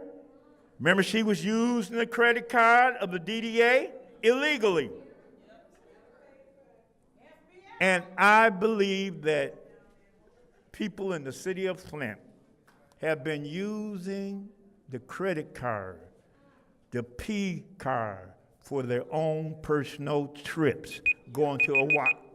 Thank you. Is there anyone else who wishes to speak during public speaking?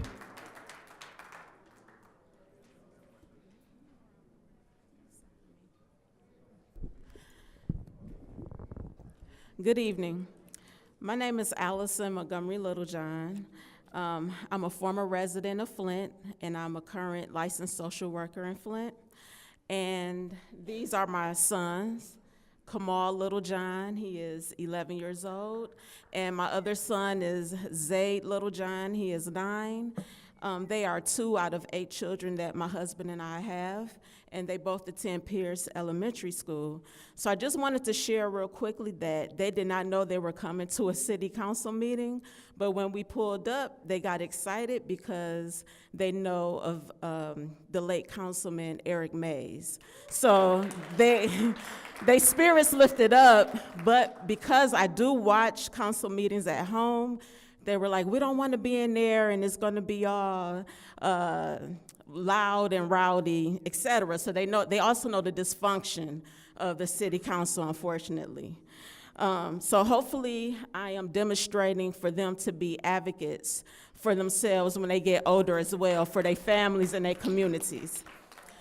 But I am here to question the dignity, the integrity, the morality, and the mental health of the Flint City Council and the Flint administration. And below are my examples of concerns.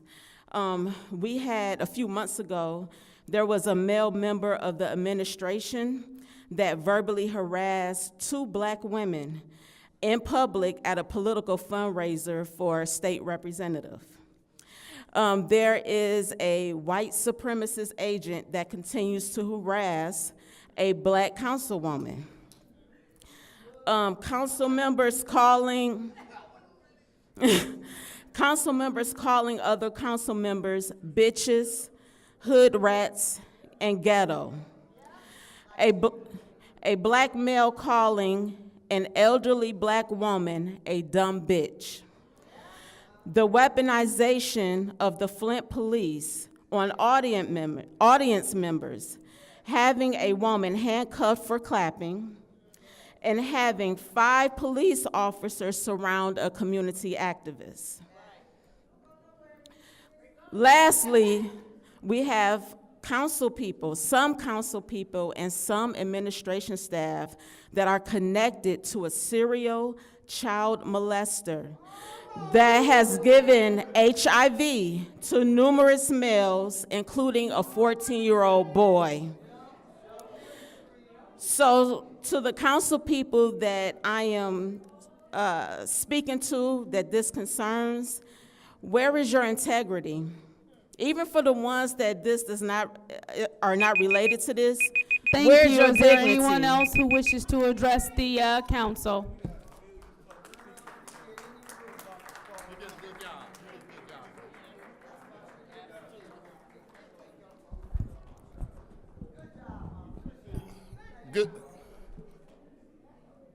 Good evening, peoples of the city of Flint. My name is Wilbert Papa Jared, Effie's baby boy. I'm looking around in this chamber here. I don't see not one individual in this chamber been and addressed the council before I did. 1966, first time I stood at this podium. I knew every black council person, number one. From then to now, I knew every white and black mayor from now and then, from now to then. But I got up to speak. I wasn't gonna say a thing, but I got up to praise and to honor Karen Weaver. Karen Weaver been,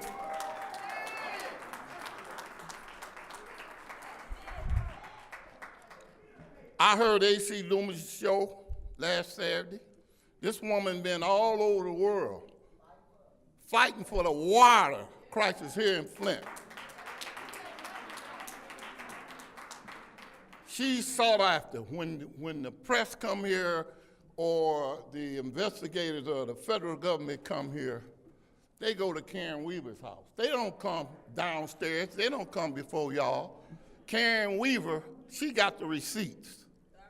And Dr. Karen Weaver, that's right. I appreciate her. I appreciate her not turning her back on the people. Although she's not in political office, like it was said before, y'all turned her away, but she didn't never turn her back on us. Never. Even to the night. It made my heart smile when she got up and continued to fight for the people. She didn't come here to admonish y'all or talk against y'all. She come here to say a word on behalf of the people of the city of Flint. And I'll take my whole 3 minutes up, acknowledging her, praising her, and telling her how much we, the people of the city of Flint, appreciate her. Let's give her applause.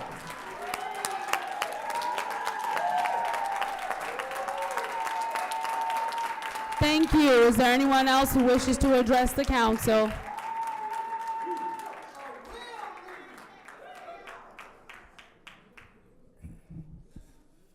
Good afternoon, peoples on the City Council Board.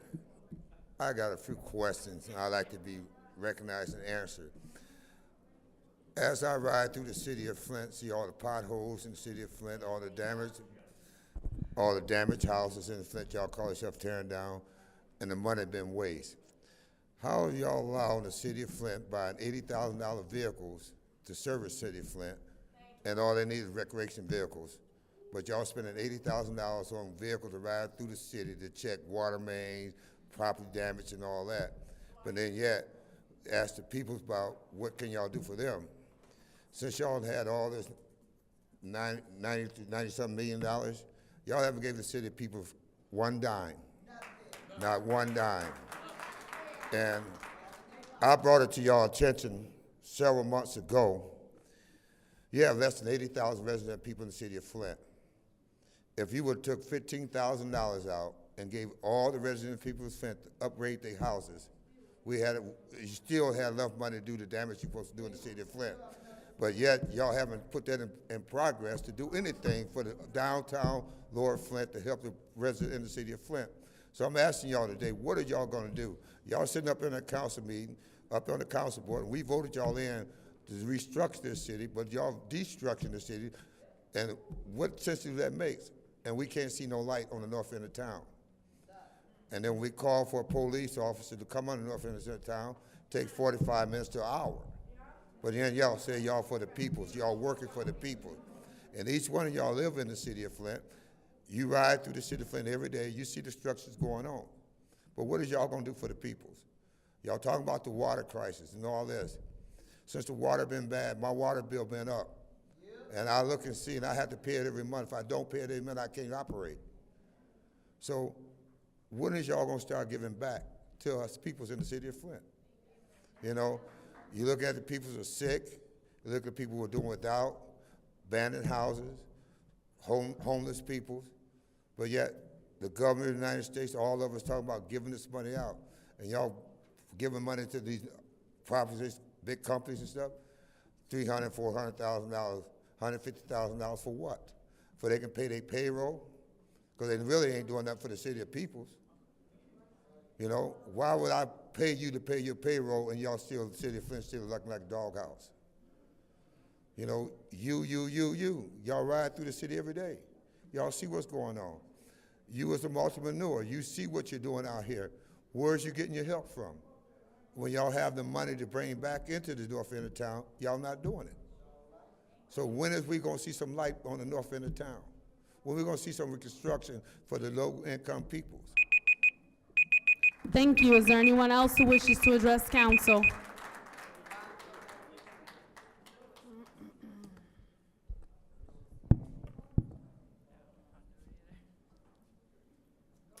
We, the people of the city of Flint, under the Constitution and the laws of the state of Michigan, in order to secure the benefits of local self-government and to provide an honest, transparent, and accountable government, do hereby adopt the charter and confer upon the city the following powers, subject to the following restrictions and prescribed by the following procedures and governmental structure. By this action, we secure the benefits of home rule and affirm the values of equality, freedom, justice, representative democracy, professional management, strong political leadership, citizen participation, right here, environmental justice, and effective government. Declaration of Rights, number 1, the people of the city of Flint have in this charter reaffirmed their faith in the fundamental human rights, in the equal rights of men and women. They have determined to promote the social progress and to guarantee that the city government serves the citizens.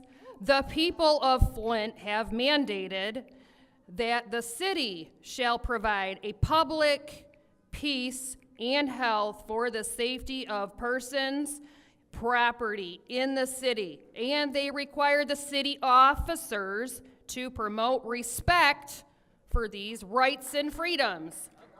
The people have a right, and city officers shall pledge themselves to assure residents, right here, a business, a clean, safe, and blight-free environment, safe and decent waterways, and a sanitary city, healthcare, safe roadways, sidewalks, convenient public transportation, recreation activities and facilities, cultural enrichment, The list goes on. It's all right here, and you're supposed to be pledged to do those and uphold all of those things.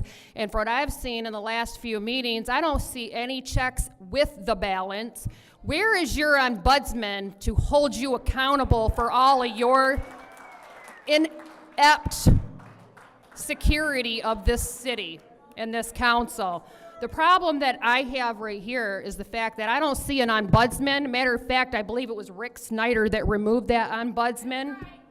Okay? That is who holds you all accountable for all the sins you're creating, right here.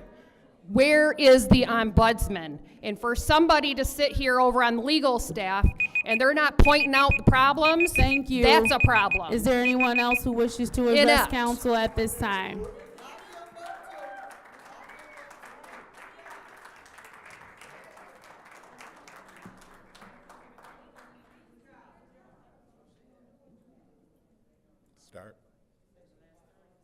Start? Yep. Good evening, council. My name is Lavelle Barnett. I live at 614 East Hobson. I'm in your area, I believe, Mr. El Amin. Congratulations on your appointment. I just come here I'll keep it short. I've lived on Hobson Street since 1977. There are only 4 houses on that block occupied. I walk my block at least once a week, at least every day on trash day. I live from Saginaw Street to the first block on Fulton. The house next door to me is vacant. It's been a lot since maybe 2010. The house next to 2010, the house next to the lot, 622, it's been vacant. Now, I'll get to the point. I edged my yard, 614. I edged the lot next door at 618. I edged the house at 622. The house at 622 has been vacant since 2019. I keep that yard up also. The land bank came out there in August of last year, said, who owns this house? Because it was looking too good. On the inside of the house, it's deteriorated and everything, on fire. My point is, the land bank said, who's occupying the home? I told them I had some stuff in there because I had occupied it before. I came down here in October to go to court because I told them the reason I was coming to court was because the house needed to be tore down. They came out March and agreed the house needed to be tore down at 622, and also they put notice on there that the house would be torn down and the house couldn't be occupied. 2 weeks later, in April, some people are over there talking about they bought the house. Yeah, the house was, the engineers came out from the city, they posted on the house that was to be torn down and everything. He also told me a verbal agreement that the lot next door to me, I could purchase, and also when they tear the home down next at 622, I could purchase that lot also. So I don't understand how can a house be condemned. The engineers got it posted in it, the house should be torn down, and 2 weeks later, people are saying they bought the house from the city. And also, I'm pretty sure they bought the lot that I've taken care of since 2010. If you ride down Hobson Street right now, you'll see my house is edged 614, the lot next to me is edged 618, and the house that they sold 622 is also edged. I take care of all 3 of those lots, all 3 of those. I live at 614. They told me that the house at 622 would be torn down. And they also told me I could purchase the lot at 622 and at 618. Thank you. Thank you, sir. So I would like to talk to you, Mr. sir. Murphy. I'm Yep. done. Is there anyone else who would like to address the public? Thank you. Appreciate it.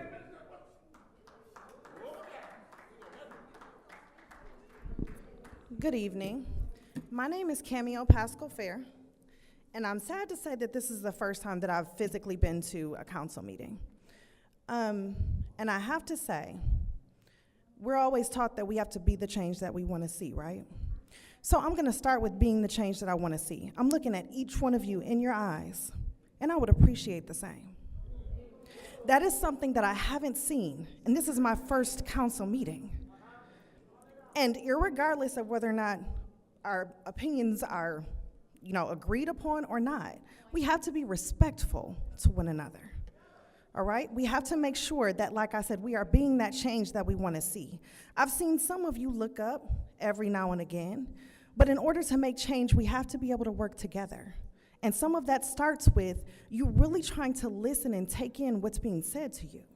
And that doesn't always mean you can take it in while you're multitasking, which is a fallacy, by the way. It means that you have to actually listen to hear. Not listen to respond, but listen to hear. Get out and talk to people, even if you don't agree. Figure out their points of view. Figure out a way to come to a meeting of the minds. When you see this many people that are disagreeing with what you all are doing, regardless of whether or not you agree or not, that's a problem. That means it's time to step up. That means it's time to do something different to get a different result. Candace, I know you, and we've always had a good rapport, but right now I'm looking you in your eyes and I'm not getting the same. That's not how I roll. I have the utmost respect for you every time I see you in church.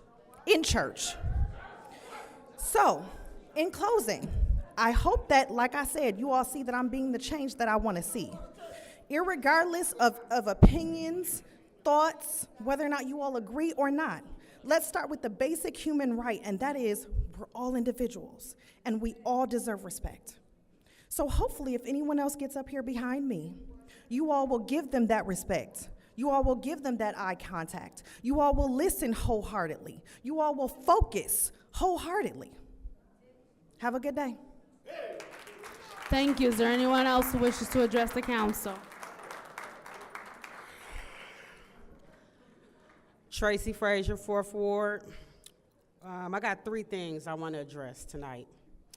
Ms. Priestley, I need to see more of a presence on the east side. I've been a resident over there for about 10 years now, a homeowner. I go and I work with the land bank and I clean up lots on the east side. I just adopted and was able to get some work on the north side to clean up where I grew up at, where I was born and raised on Laredo. You gotta have more of a presence on the east side. More. I know y'all do some stuff over there in the little park over there with the basketball hoop, but it's kids over there living in like horrible conditions. They have nowhere to play. There's no park over there that's sufficient enough for children to play safely. I would love to see more of some due diligence on your part on getting the east side together. Second, it is the 10th year anniversary of the water crisis. Why y'all keep going into these closed session meetings and not giving us no updates? Like, we deserve an update. Every ward, every council person, y'all should be giving y'all residents an update on this water crisis. We still know nothing. Third thing, what happened to the ARPA application portal? It was here one day and it just disappeared. As a nonprofit, I'm a director of a nonprofit. I submitted an ARPA application to help with youth job training. I have not gotten a letter. I have not gotten an email. I have not gotten any correspondence. And all my I's were dotted and my T's were crossed. Either way, that's not going to stop me from doing the work that I want to do in the community. But those 3 things, I would like to see some progress on. Thank you. Is there anyone else who wishes to address the council? Is there anyone else? Seeing as how there's no one else, it is now time for council response. Are there any council members that wish to address the public? Is there any council member that wishes to, okay, Councilwoman in the 5th Ward, you have the floor. Thank you, Madam Chair. First, I would like to thank all of the residents who came out to the council meeting today. My heart is pleased today. I love this. I asked you all to come out, and I see the results, and thank you. Thank all of the public speakers. Thank you for your input. Thank you for coming forth with your concerns, your issues. I know that we have some issues here in the city. And I want to say to Mr. Fields, I did make the motion. The motion was seconded by Mr. Murphy. Yes, for Brownell to have an independent company to come out and test the water of homes right there nearby your house, including your house.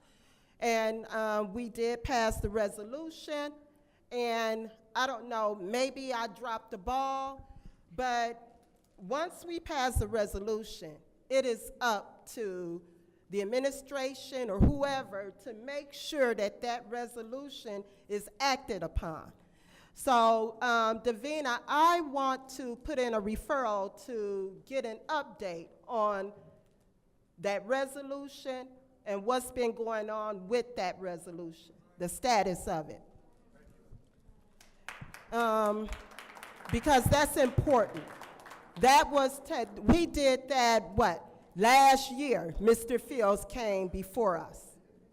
And it's ridiculous that it has not happened.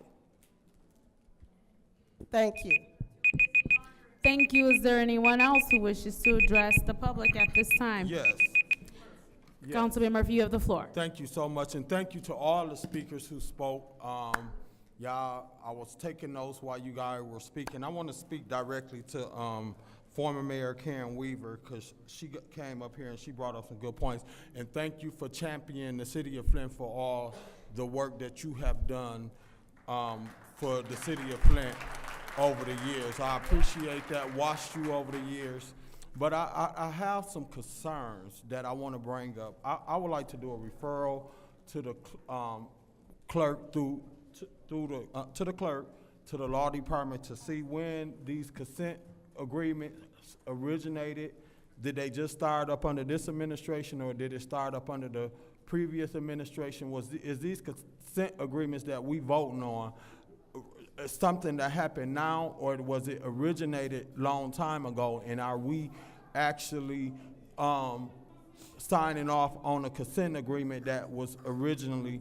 What I have a problem with is $100 million came into the city of Flint. Not only $100 million came into the city of Flint, $600 million came into the city of Flint. And as a result of $600 million coming into the city of Flint, look at some of our communities. When you look at some of our communities, and I appreciate the advocacy you done for the city of Flint to bring $100 million WIN funds and these other donors who donated outside of stuff that they wanted to take care of to make the image of the city of Flint look good. But as a result of that money coming into the city of Flint, the residents don't have nothing that they can touch and feel. They homes still don't have service.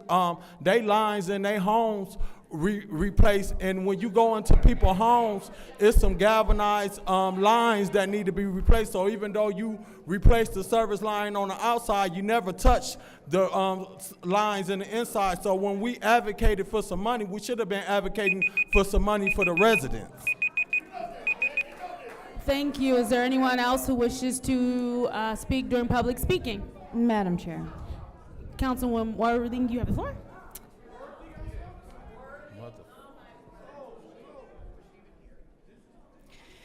So someone mentioned,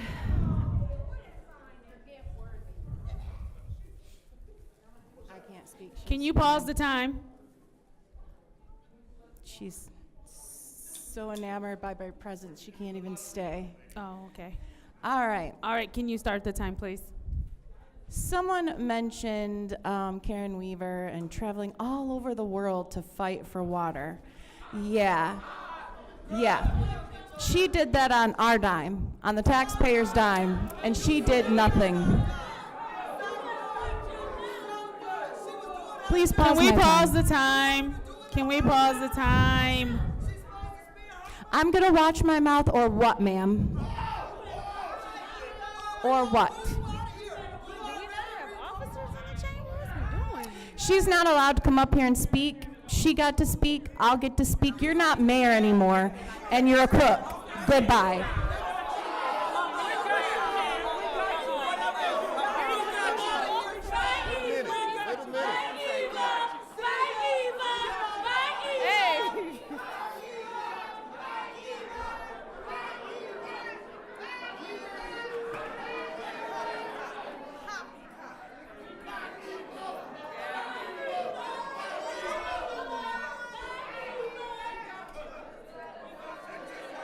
I would ask that everyone will please take their seats. Please clear the aisleways. Please clear the aisleways. Rich, please stop trying to intimidate the officer while he's doing his job by putting a camera on him, Rich. Point of order. Point of order. What's your point? Why are you talking to Rich? You should be trying to figure this out. These people ain't saving you, so you better relax. Figure that out. You better relax, because you ain't safe. Fuck you think you're talking to, Eva. Do something. What's up? What's up? What's up? What's up? I better stop laughing. What's up? I didn't think so. Point of Girl, order. shut up. Yeah. You getting real hype.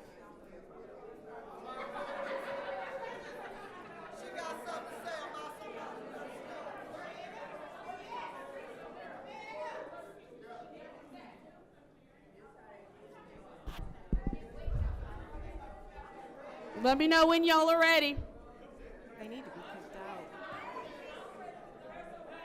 out. All right, start our time. So I can't talk through this, Candace. They're gonna have to be quiet.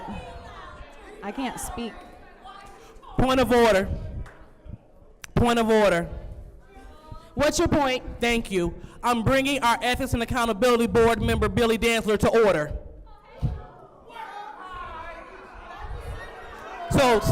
So, Madam Chair, if you could please give her a warning for yelling out and singing by even being disruptive. If anyone know better, she should know. We finna warn the whole audience.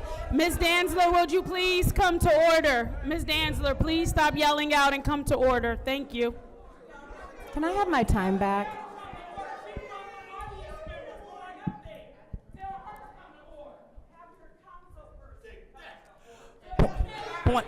Point of Ms. order. Rita Stanley, please come to order.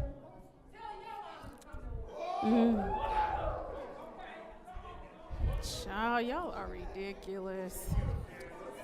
Yeah, they gotta go. They can't operate this way. They're gonna have to go. Council will stand in recess. What's that gonna do? The officer over there joking with Tanya. Are we kidding me?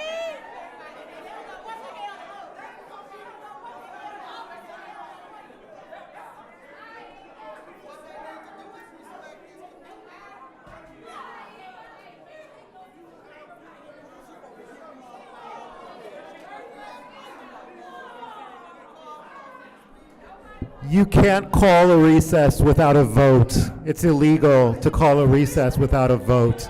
You're violating your own rules.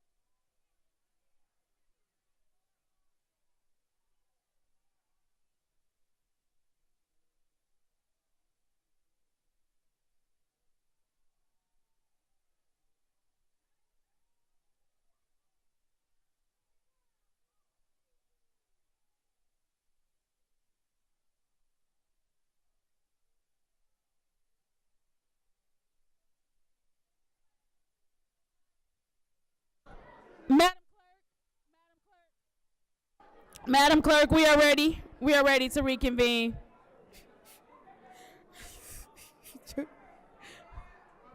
Roll call, Madam Clerk. No, I don't want them to.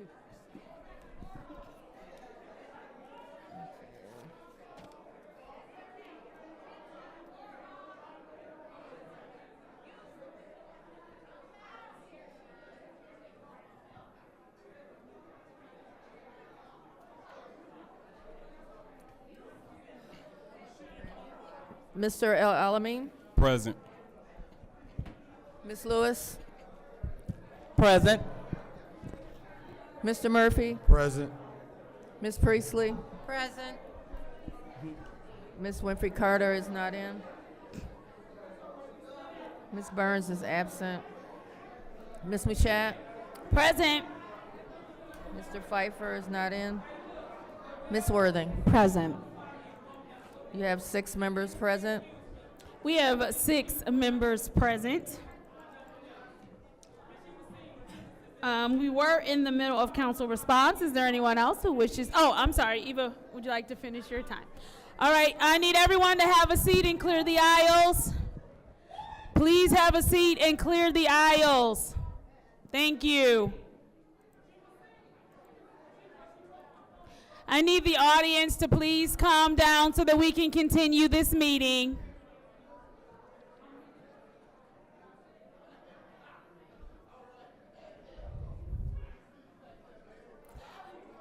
We need to have the audience calm down so that we can continue the meeting, please.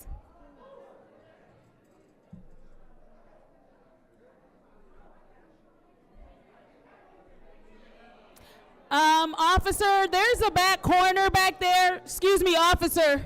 Officer, there's a corner back there. I need them to please be quiet.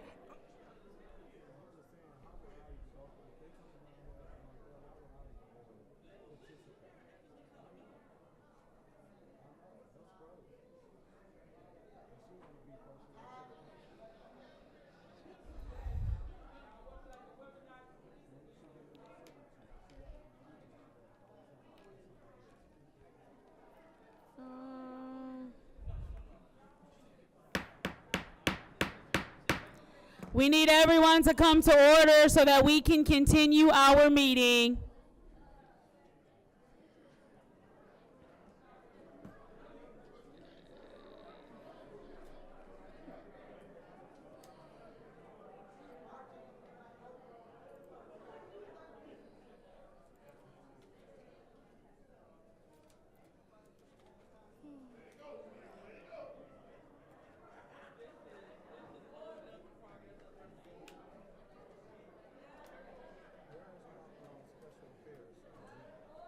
I don't know. It's a small one. This one? Oh, okay.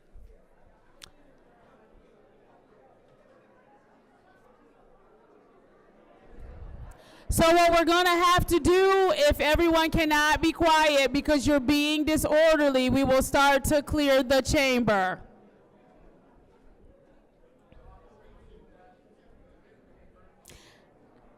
Sir, this is not Wayne State. Stop yelling out.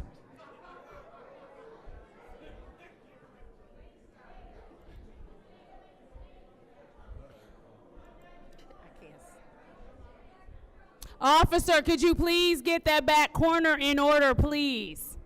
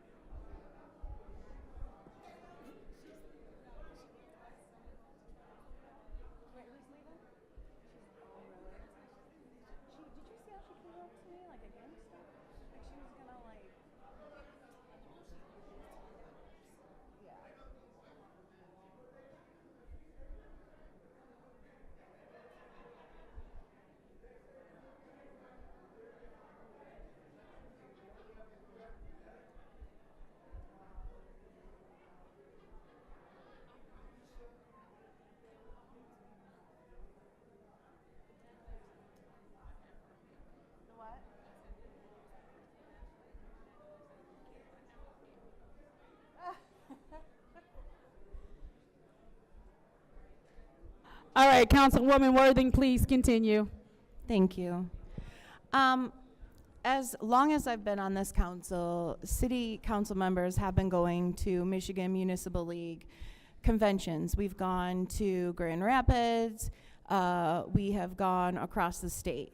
So you're not going to find any wrongdoing, but you can sure waste your money in FOIA and try.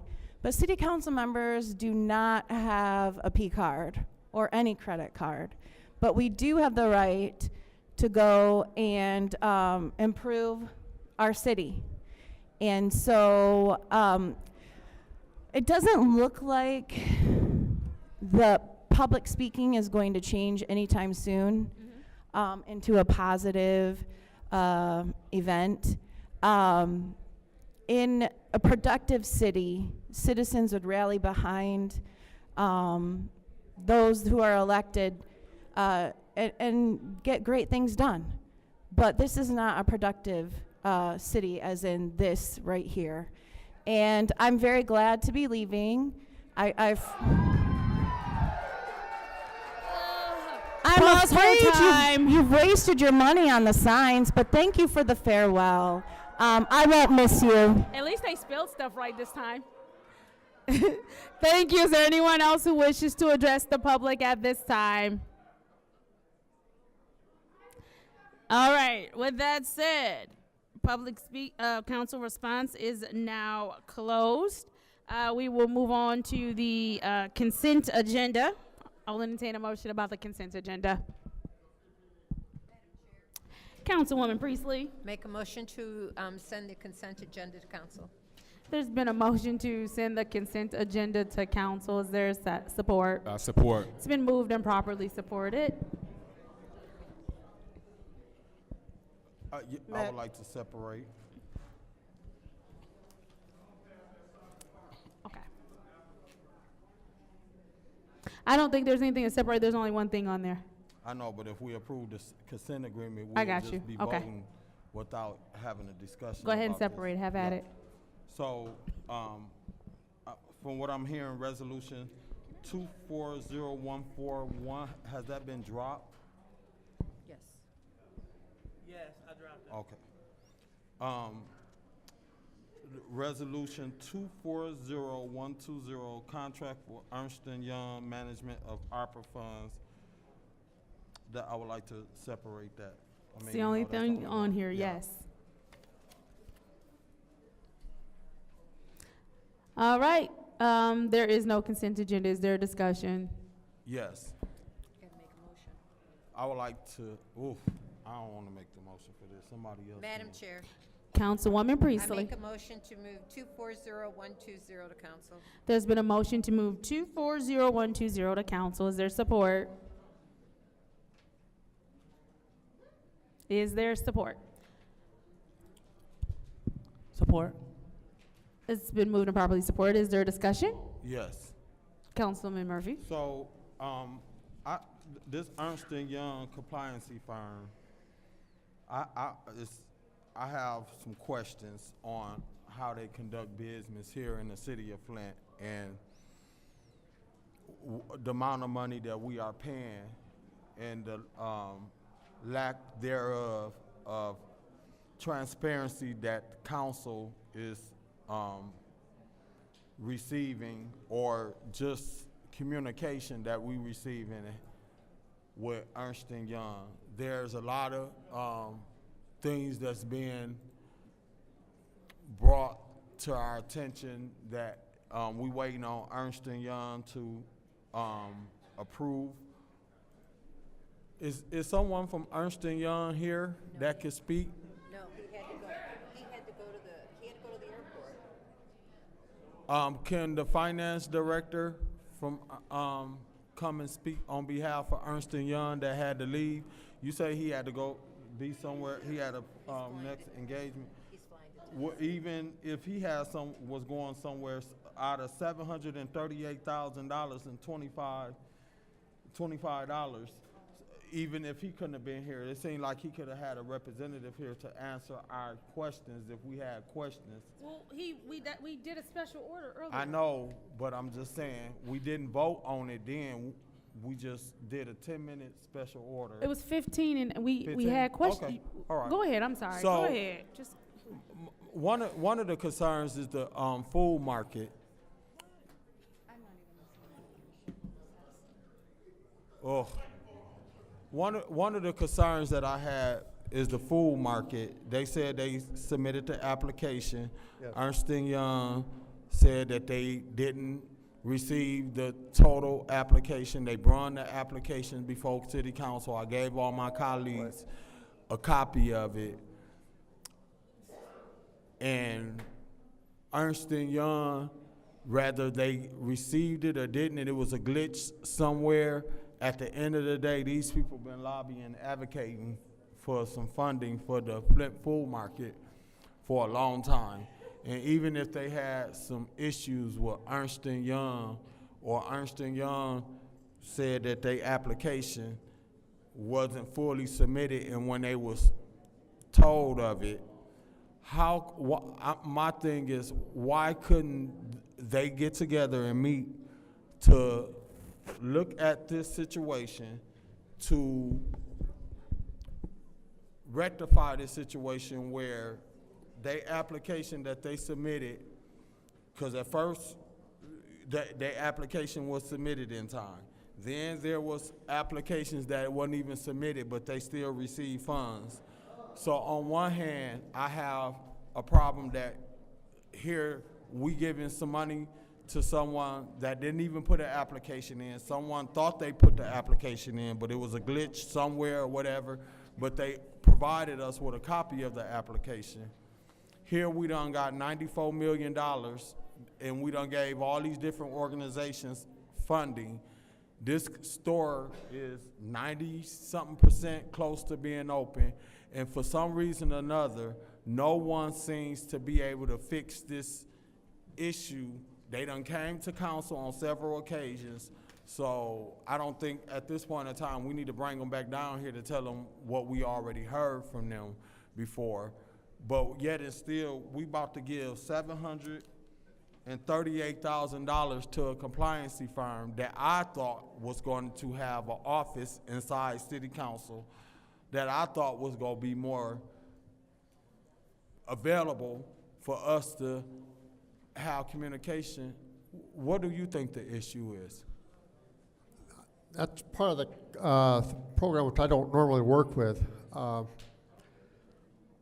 They have been working very hard at making sure that everything is in compliance. They have been answering all the questions that my staff and the other staff has been asking. I don't know anything about the market. That's not the area where I have been working, but I can find out the answers for you about that. I'll talk to you, I can give you a call tomorrow and I'll get all the details and I'll find out what I can about that. Do you have a copy of the application that they submitted? I do not, no. Do you look at any of the applications from the ARPA? I can have access to them. I haven't normally looked at that because that's not part of my normal day-to-day role. So you don't really look at the application? I don't look at that part, no. thank you. Is there anyone else who wishes to speak at this time? Yes, Madam Chair. The chair recognizes the councilwoman from the 5th Ward.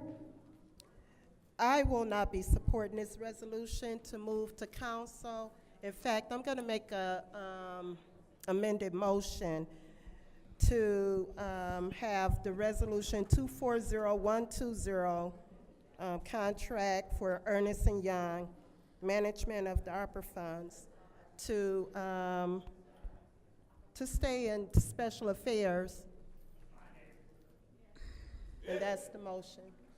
There's a motion, amended motion on the floor for this contract for Ernst & Young to stay in special affairs. Is there support? Support. It's been moved and properly supported. Is there discussion? Yes, Madam Chair. Council You know what, woman Winfrey Carter, you have the floor. Yeah, it sounds like my colleague has more questions. I'm sure Councilman Pfeiffer have questions. And I'm just saying, I have not been pleased with Ernst & Young. I'm not impressed. So even if this resolution moves to council, I will not be supporting this resolution. Thank you. Thank you. Is there anyone else who would like the floor at this time? Madam Chair. Councilwoman Priestley, you have the floor. Thank you very much. So, you know, I have spoken with Ernst & Young quite on a frequent basis, and they have been a great resource for this community. We have not used up all of their money. We won't be using up all of their money that we contracted with because they are charging us on a basis, on a cost basis. So depending on how many hours they're here, we get charged. And whatever official who is working, we get charged their rate. That was per our contract. So they do file our federal reports. They do know the rules and regulations. They do tell us if the organization or the program that we are interested in funding is an eligible expense or not. So I think that they do provide us a very high value service. I don't expect to spend all of the $700,000, and I don't think they expect to have that spent, especially as we go forward. So I am in favor of this. I will vote to keep it in special affairs, but we really, I think that this is a service that we can't do ourselves, and we are paying for their expertise. Thank you. Thank you. Is there anyone else who would like the floor at this time? Madam Chair. Councilwoman Lewis, you have the floor. All right, thank you. So through you to the finance officer, the chief finance officer. Mr. Chief Finance Officer. Is Phil still here? Please approach the lectern. Thank you.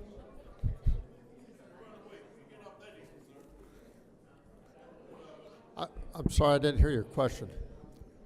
All right, so my question is it when must we have a decision regarding this Ernst & Young vote? I'm just guessing, but I'm thinking it's going to be probably the end of May that we'll need to have a decision. You said the end of May? Yeah. Okay. So based off of the former contract, how much more money do we have left to be used from the former contract? We're still working off the former contract. Understood. How much money is left in the former contract? I don't know the exact amount at this point, but I can get that for you. We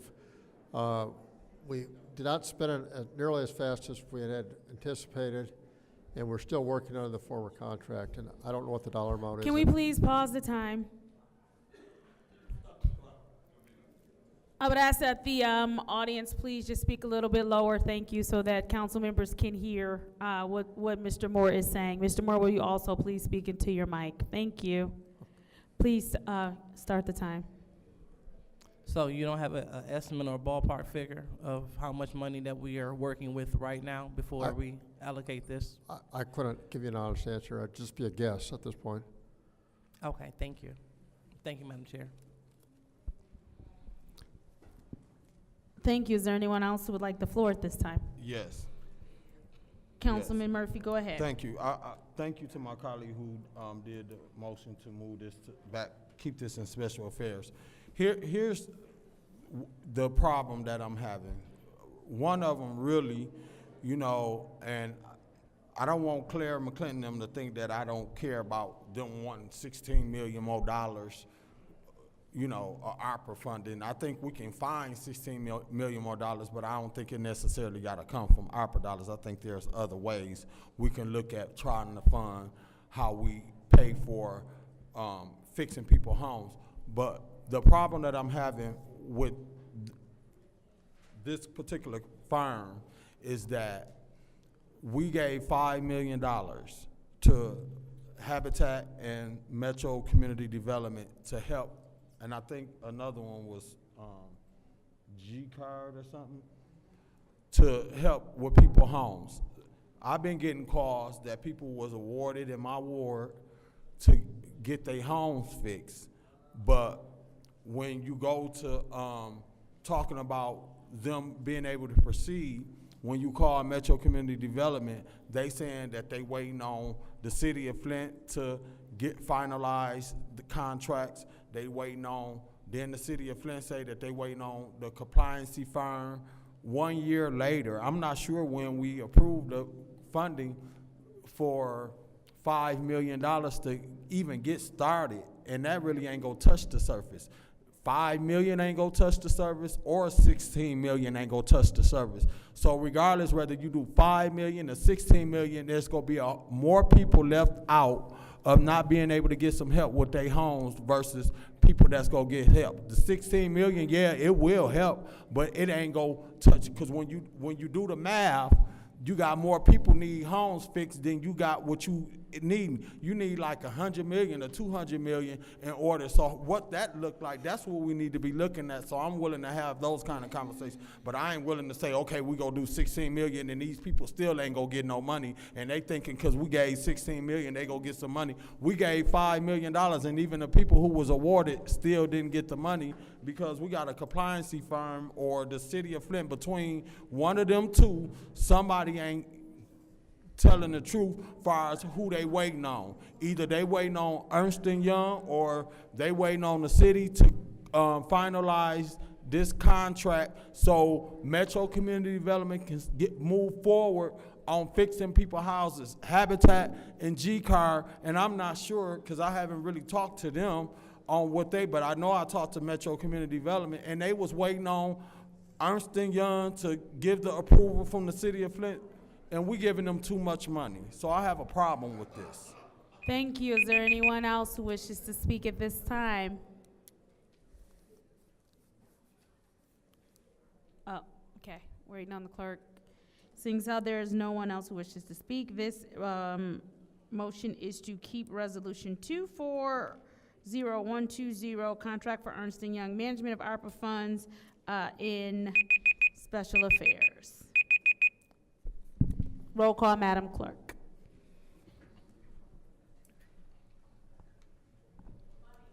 Mr. Alamin? Yes. Ms. Lewis? Yes. Mr. Murphy? Yes. Ms. Priestley? Yes. Ms. Winfrey Carter? Yes. Ms. Burns is absent. Ms. Mashat? Yes. Mr. Pfeiffer is absent. Ms. Worthing? Yes. Vote is 7 yes, 0 no. The vote is 7 yes, 0 no. This resolution stays in special affairs. That is the last item on our agenda. Motion to adjourn. There's a motion to adjourn. Is there Support. support? Is moved and properly supported. Roll call, Madam Clerk. Ms. Lewis? Yes. Mr. Murphy? Yes. Ms. Priestley? Yes. Ms. Winfrey Carter? Yes. Ms. Mashat? Yes.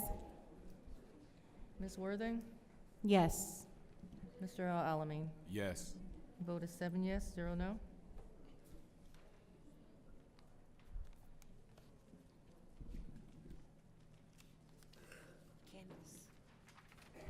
The vote is 7 yes, 0 no. This meeting for special affairs is now adjourned at 7:22 p.m.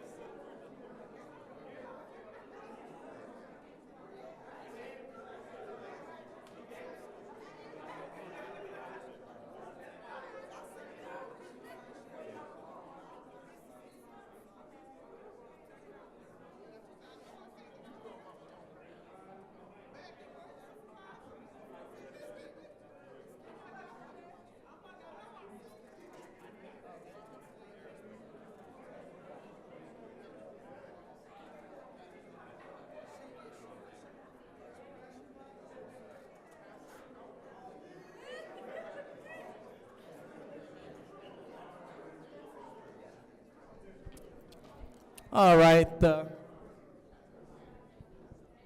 council meeting is about to start.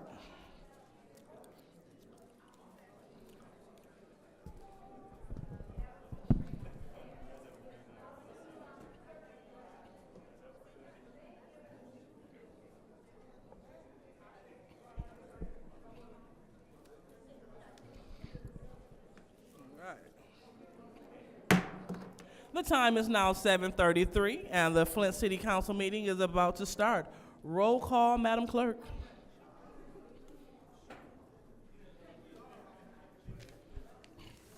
Mr. Alamin? Present. Ms. Lewis? Present. Mr. Murphy? Present. Ms. Priestley? Present. Ms. Winfrey Carter is not in. Ms. Burns is absent. Ms. Mushat? Present. Mr. Pfeiffer is not in. Ms. Worthing? You have 6 members present. We have 6 members present. Now it's time for the Pledge of Allegiance. We'd like to know is Ms. Worthing would lead us in the Pledge of Allegiance.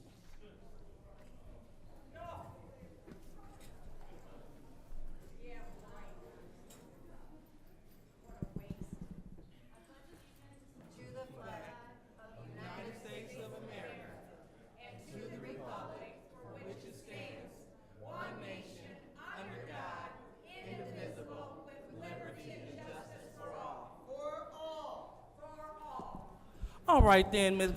That is your first warning, Ms. Gladys.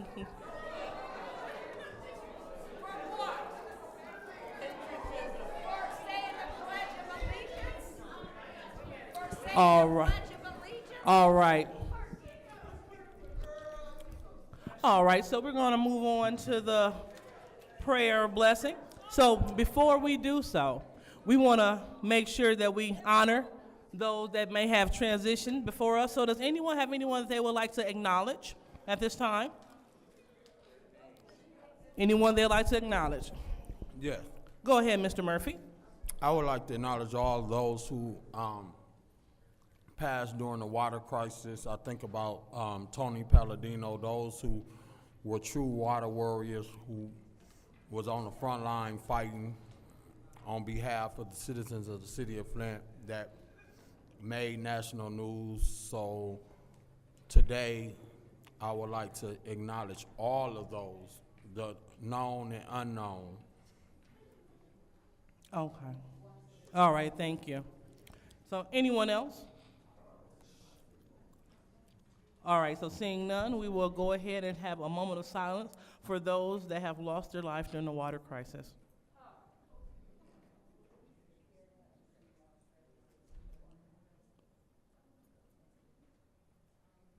All right.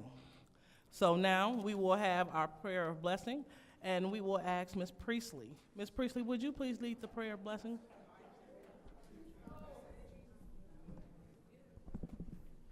Heavenly Father, we ask you for your blessing upon our city and that you can help heal some of the divide that is shown here in these chambers. Lord, only you can do that. We can't. Lord, we also ask that you put your hand on each and every one of us, the residents of the city of Flint, and keep us safe and guide us to do your will. In your name, amen. Amen. All right, so now. All right, so we're going, Miss Gladys. Miss Gladys, we're going to need for you to lower your voice because we hear you up here. All right, Miss Gladys. So again, one more, and then you will be warned. So now we are on to the reading of the Disorderly Person City Code subsection. Any person that persists in disrupting this meeting will be in violation of Flint City Code subsection 3110, disorderly conduct, assault, battery, and disorderly persons, and will be subject to arrest for a misdemeanor. Any person who prevents the peaceful and orderly conduct of any meeting will be given one warning. If they persist in disrupting the meeting, that individual will be subject to arrest. Violators shall be removed from meetings. So now we are on to the request for changes and or additions to the agenda. Yes. Go ahead, Mr. Murphy. I would like to do a 10-minute talk, to allow the council 10 minutes at the end of all of the resolutions to discuss the 10 years of the Flint water crisis. Okay, so you said at the end of, after we finished all the resolutions. okay, so so basically during the final council comment Yes, time? yes, Okay, so you said 10 minutes? yes. Alrighty. That will be ordered without objection. Any other changes? All right, so seeing none, we're gonna go ahead and proceed. We have the presentation of minutes. Clerk Donahue?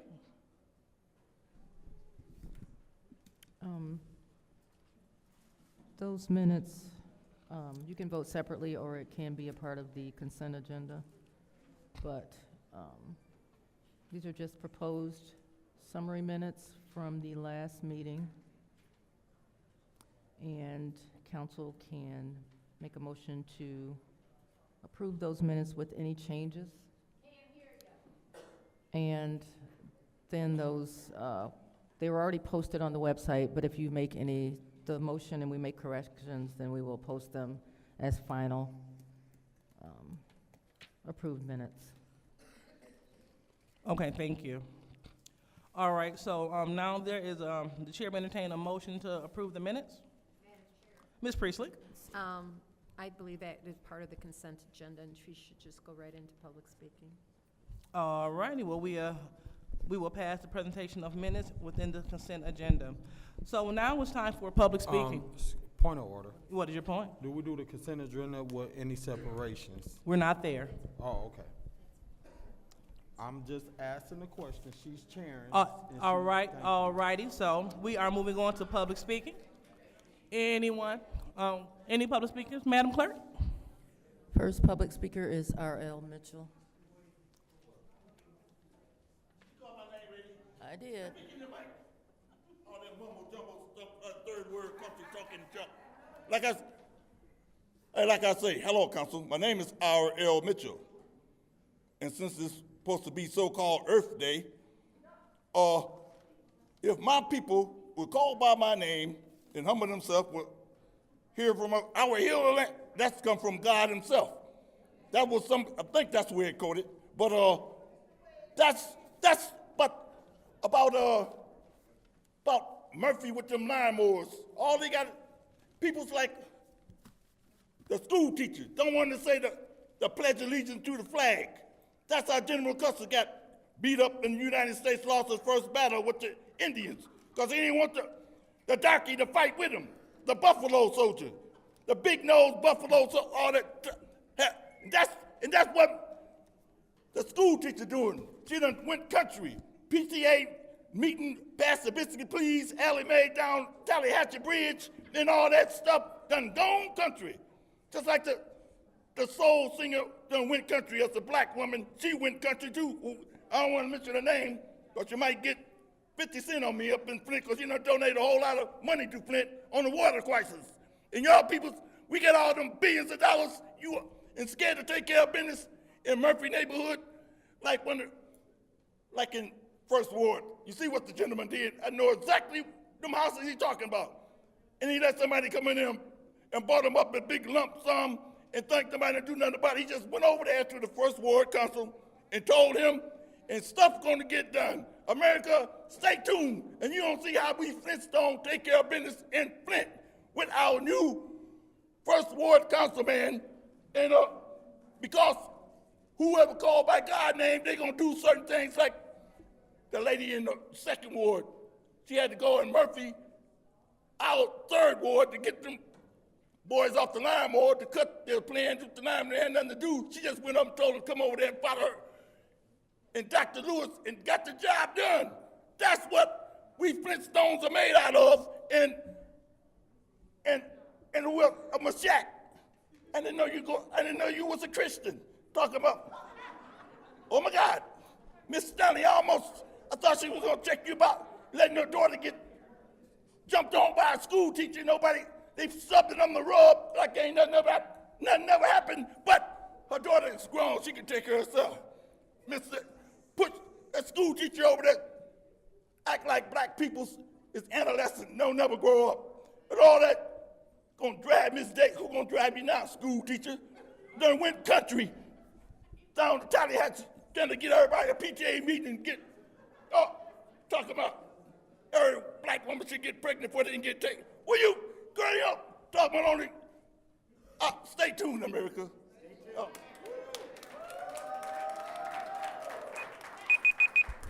All right, next public speaker, Madam Clerk. The next speaker is Arthur Woodson.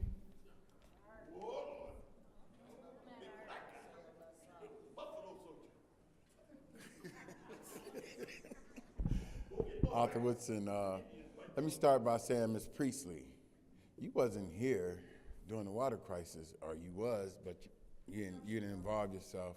For you to say kick the can down the road with this water crisis and the ACO, that's why we're in the situation we're in now, because they kept kicking the can down the road. Next month, this ACO isn't urgent, man. And if you all can put it for the next council meeting so that we can see, the public can see what's in this ACO, it would be highly appreciative. Let me say this, I said something earlier. Mayor Weaver and I used to go back and forth, but under Mayor Weaver's watch, we knew everything about the water. We knew how many service lines was changed, we knew about road restoration, we knew everything. This administration, Mayor Sheldon Neely, does not take this water crisis serious. And you all just allow them to give a contract out without even showing the houses or what houses they was gonna work on. And Quincy, you know, we used to be up here at the council meeting and Mayor Weaver would bring all the houses, addresses up here and show which houses was the service line, excavation, and road restoration. I mean, everything. We saw everything. Under this administration, we don't see nothing. Nothing at all. And then you heard Mr. Fields, man. Cancer is serious here in Flint. It's up 550%. People going to the hospital not knowing that they have cancer, and then they diagnosed with stage 4 cancer, and they dead within 3 months. This is serious. And people are not paying attention to it, and it's rare blood cancers. You all can ask Attorney Kim, you can ask the city administrator, Clyde Edwards, can y'all put the ACO on hold until you find out if we can get it, the public can get it, so that it will be transparent, so that we will know what it is that y'all voting on.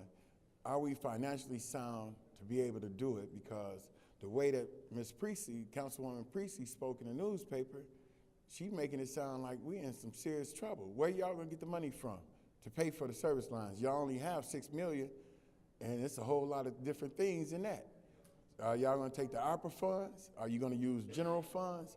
What are you gonna use to pay for the remaining service lines and road restoration? Because under the NRDC lawsuit, you gotta have it done. So where's the money coming from? That's all I need to know. Thank you. Next speaker, Madam Clerk. Next speaker is Carol McIntosh.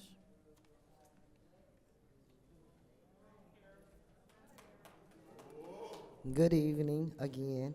I just wanted to say it was really sad to hear people step up and speak about their concerns, talking about losing their life possibly, fighting for their life. Cancer is serious, okay? And unless you don't live in the city of Flint, for you to not be concerned about that, it's questionable, okay? People are talking death, health scares, high water bills, economic challenges, homes not being repaired, and things of this nature. And all we can seem to get our city council to do is attack the public, disrespect the taxpayers, attack our former mayor who acknowledged the water crisis when we were being told by this present mayor that the water was fresh, okay? Okay? And you sitting up here like it's no big deal, and people are dying. Kids are ending up in prison that could have been or should have been honor students. And that don't concern you as a public official, and I'm gonna tell you why. Because you're not officially serving the public. We are tired of a city council that's self-serving, thinking they better than us, talking to us sideways, trying to sick the police on us that we pay.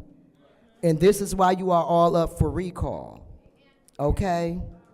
And it can happen to anybody, but when the community is crying out and constantly coming for you, when you miss that recall, they circle back for you. It's a problem. At some point, you're gonna have to care about somebody other than yourselves. And I hope it's not when the police is here to take you to jail, because we're not gonna be speaking up for you and standing. Don't cry when the law comes. You don't care now, don't care then. Because we're gonna keep calling and finding out why a city that has received funds for pipe replacement has not had a complete pipe replacement. Because when Mayor Weaver was in there, pipes was getting replaced. We got new pipes. So whatever was not done when she left is the next guy's responsibility. And some of y'all sitting up there ain't intelligent enough to understand that, because you too busy being a demon, lying, cheating, stealing, wreaking havoc on your community, being a little smart tail, supposed to be professional, and you're not professional on your day job or your night job. Eva, okay? The disrespect, you ain't gotta be scared. That's why we getting rid of you. You ain't gotta be scared. Ain't nothing to be scared of. You're gonna be at the house watching it with us. We getting rid of you with that nasty attitude. You won't keep disrespecting this community.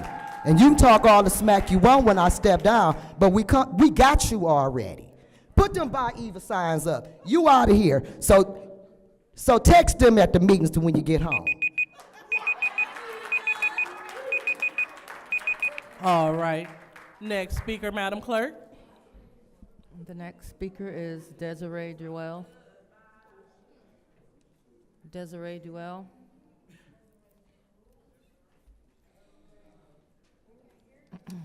Next speaker is Karen Weaver.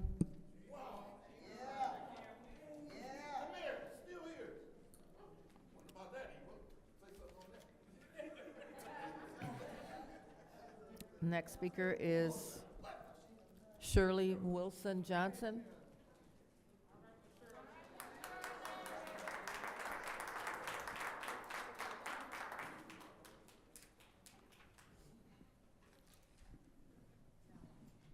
Good evening, Council. My name is Shirley Wilson Johnson, and I reside in the 9th Ward. I have been in the 9th Ward for 26 years, and I have never, ever seen my councilwoman on Lakewood Drive. Never, ever. Never, ever.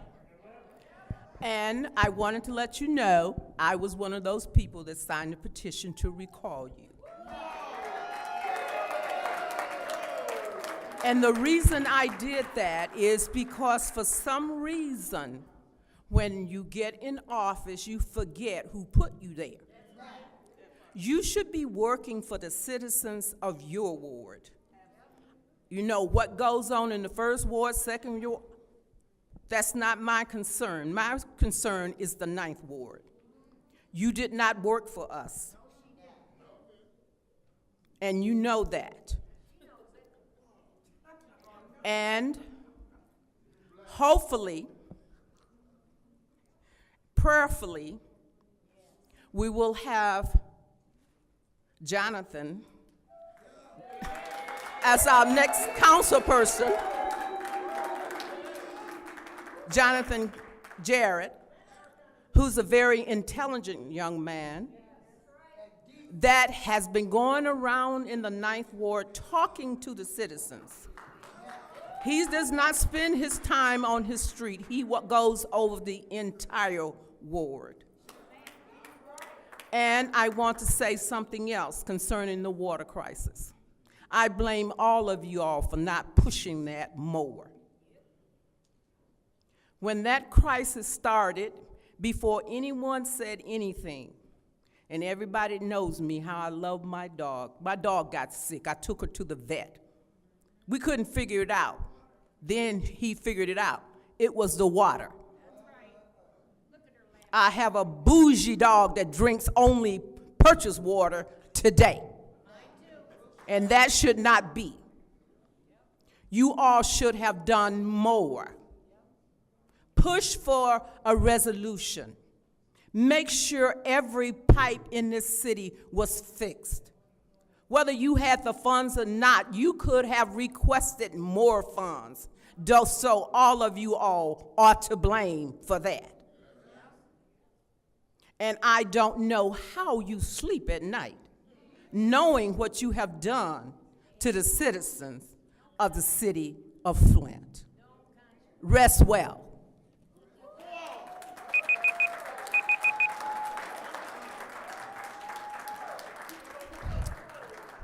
All right, next public speaker, Madam Clerk. And the next speaker is Ms. E. Taylor.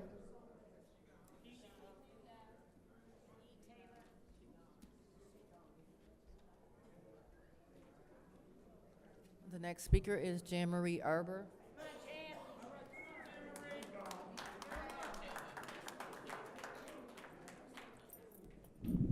Jan Marie Arbor, 7th Ward Council candidate. Thank you. Thank you.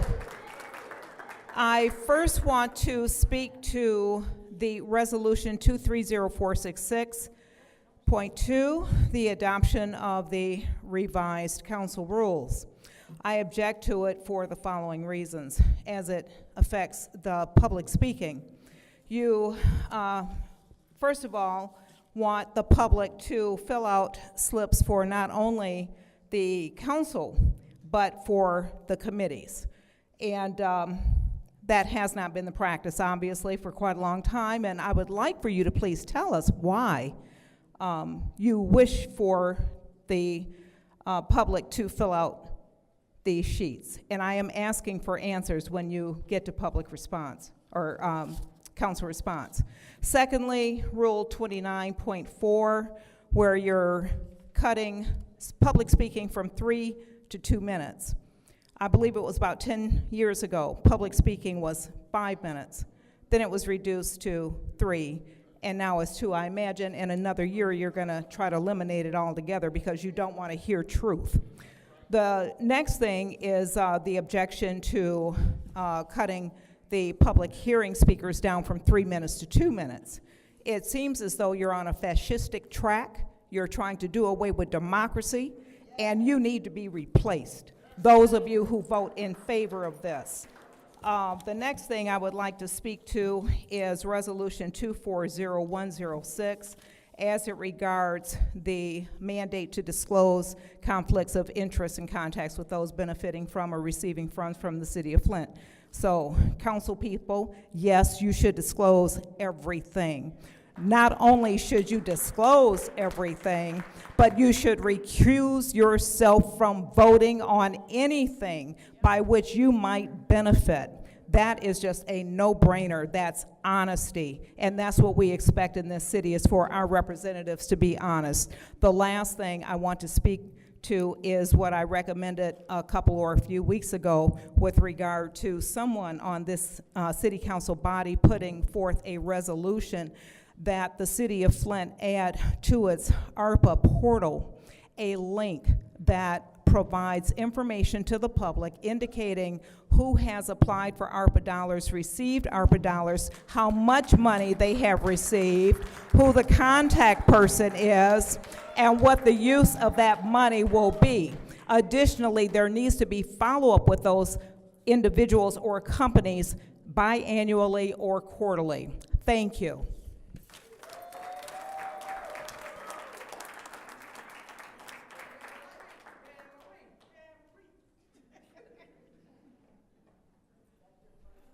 The next speaker is Councilwoman Tanya Burns.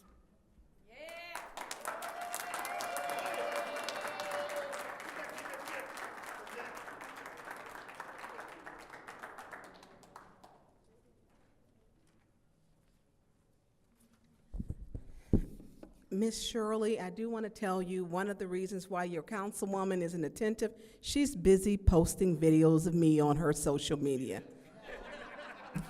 I'm really important to her. So I do want to say this. Councilman Murphy, I did call Ernst & Young, David Drzezinski.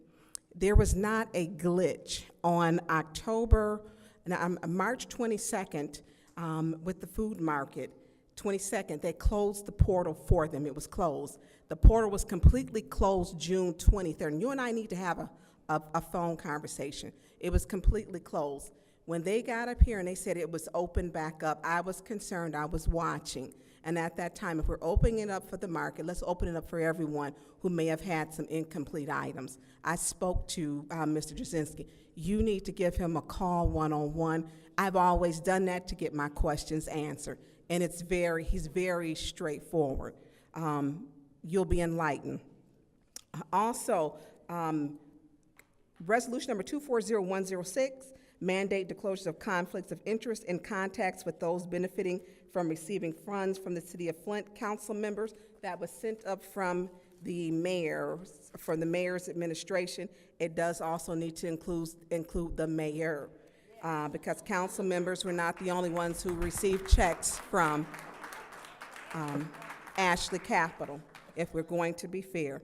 Furthermore, we need to speak to item number 240143, and the prior resolution that I just spoke to would be Cyrus Park.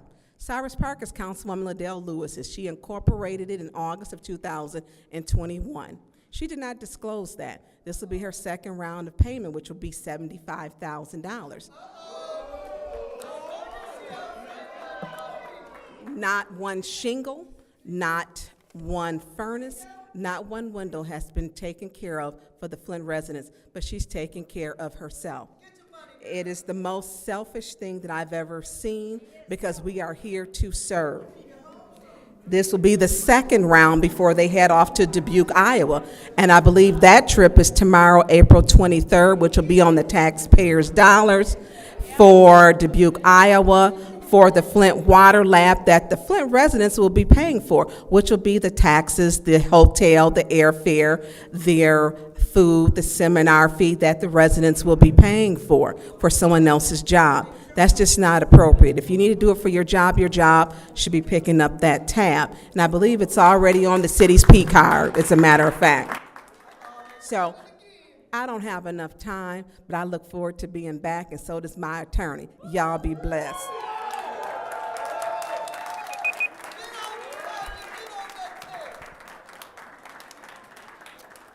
All right, next speaker, Madam Clerk.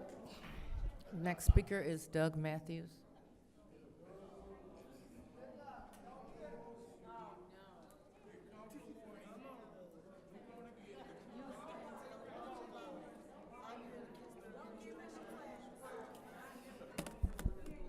Hello, everyone. I'm still Doug Matthews, a good government activist from the 7th Ward. Tonight, I address critical governance issues in Flint on the actions of the now suspended Tanya Burns, the Ethics and Accountability Board, and the interim ombudsperson. Recent feedback from a former EAB member on the Flint Politics page has underscored deep flaws in the board's operation. Appointed to serve, she resigned due to a lack of clear guidelines and structure, stating, quote, "There were no guidelines to follow. It was as if you were supposed to decide based on your own opinions. No one," she wrote, quote, "knew what the hell they were doing." Point of order. Oh, what's your point? We have audience members standing behind Mr. Matthews. Absolutely, They need thank to you. sit down. Ma'am, we're going to need for you to take a seat. Thank you. Proceed, Mr. Matthews. This lack of direction has rendered the board ineffective and disorganized. Mr. Matthews, please hold.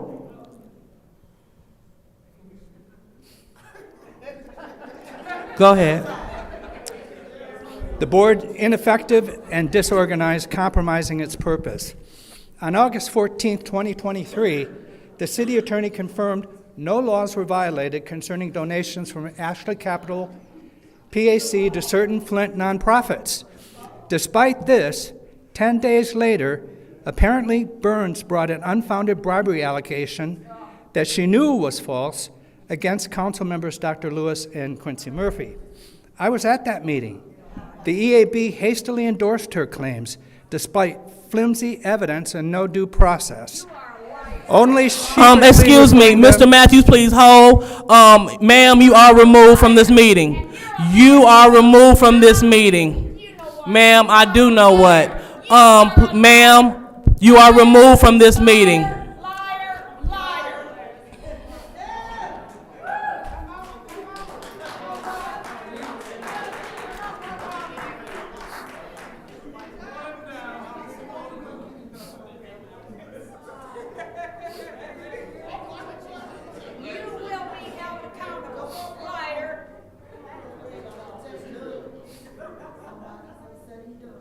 They need to sit down.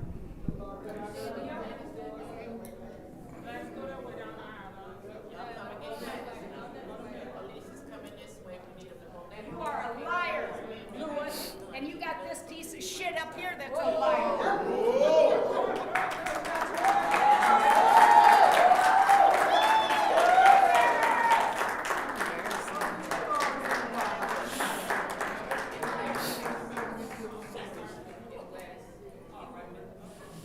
All right, Mr. Matthews, please proceed. I was at that meeting. The EAB hastily endorsed her claims despite flimsy evidence and no due process, only sheepishly referring them for further investigation when I vehemently objected. Moreover, 2 written requests to obtain updates on the Ashley Capital investigation at the EAB have been ignored. The interim ombudsperson response to my comprehensive FOIA request was equally unsatisfactory, providing only 3 non-responsive documents. She openly admits to shredding public records, which she disturbingly calls best practice. Even my 25-page complaint about EAB leadership has been met with silence, despite 3 written demands that at least be acknowledged and processed. Is the EAB a black hole, a political tool for Burns and her crowd, or simply clueless? I urge you all to join me in demanding a restructuring of the Ethics and Accountability Board to establish clear guidelines and accountability mechanisms. This council may have to investigate the EAB, as the organization seems to be immune to the self-criticism and openness that ought to be the hallmark of any Ethics and Accountability Board. We must ensure that the board and all aspects of our city government operate transparently and justly, free from manipulation. Thank you. All right. Next speaker, Madam Clerk. The next speaker is... And again, audience, we will not boo. We will make sure that this is a respectful chamber. You will not boo residents. That's what you won't do, boo residents. So go ahead, Madam Clerk. Next speaker, please. Next speaker is April Stone.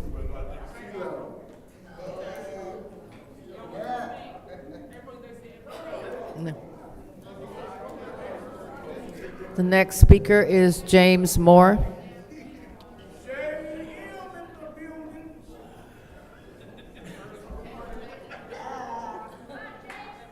Hey, 3 minutes. It's coming.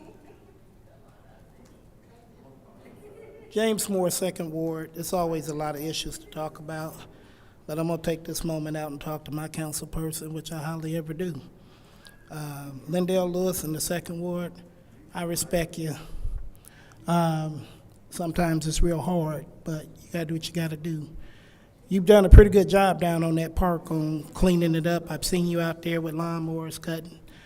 But we need to, some of them cameras we talked about 6 months ago down here at these meetings, they need to be focusing on Wisner, because it's an awful lot of trash that gets through in front of that park. They got beds out there, couches, boxes of whatever. I don't know. It ain't blowing up from across the road. Somebody throwing it down there. And some of them cameras y'all was talking about for the police, we could probably use them over there in the second ward, because Wisner looked like Trash Avenue. With all the spite of the work that you've done in the park, it's the trash outside the fence of the park. It's pretty bad. So and maybe you can come up with a way to get some cameras up there to try to catch who's ever doing this heavy duty dumping, or either bring back the trash can that used to be there. And I'm gonna just go from there. It was nice talking to you.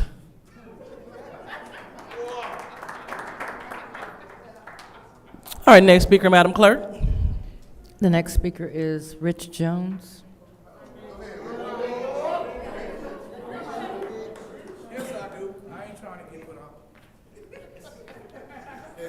How y'all doing today?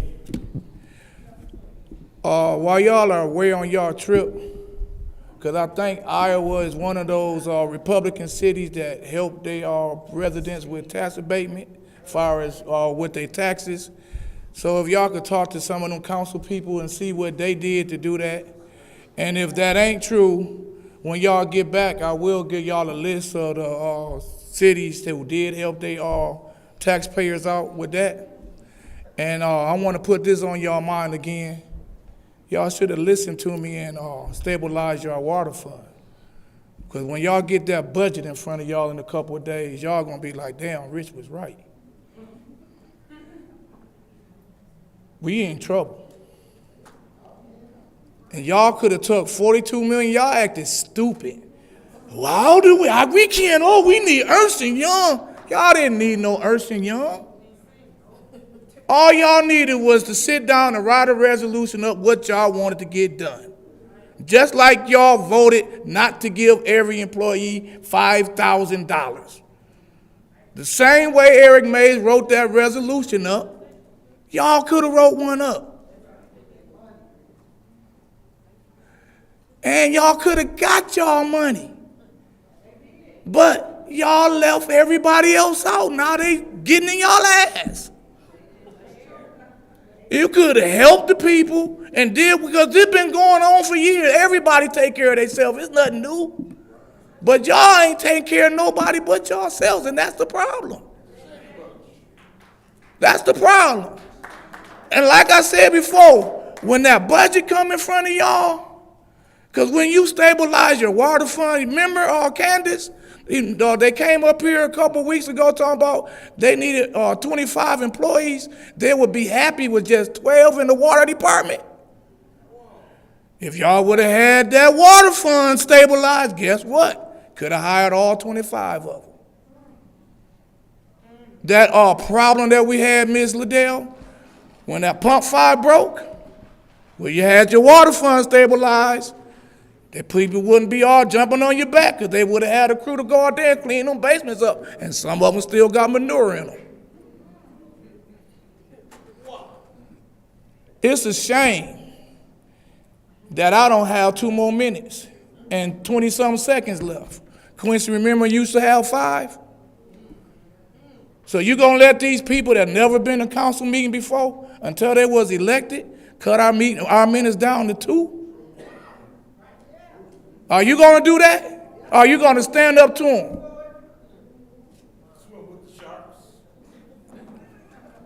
It's time that y'all start making people clap for y'all. Thank you.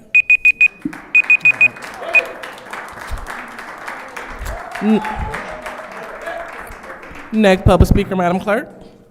The next speaker is Kawana Mack.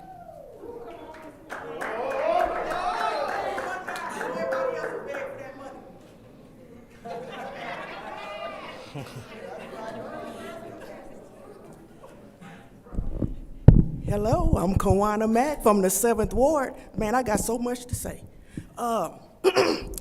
Like Mr. Richard asked, are you gonna let them take our minutes, Mr. Quincy? Or are you gonna continue to ride around in that Cadillac and get that money? But you know what? And I'm gonna get back on you, Mr. Elamine. Man, you watching, you seen what happened out here the other day. You ain't got to be here long to know they full of crap, and you need to stand up, be your own person. And I know, Liddell, I brought my friends with me tonight. So you didn't call the police, did you? You ain't let them come get me, did you, Chief Green? But like I say, man, it ain't nothing personal, but you gotta spread that money around. You hear me? Yeah, I hear you. You should be listening. But I get you Wednesday, whatever day. Hey, you know what? Y'all tried to act good while we had company, but you messed up. You done showed your hand. Liddell can't let nobody else chair the meeting. She wanted to put us out tonight, y'all. Ooh, she wanted to get me. Ooh, what'd I say? Ma'am, please move back and speak at the lectern. And you gonna make another rule up? Excuse me, people. I got put out last Wednesday, April the 17th, 24, for clapping.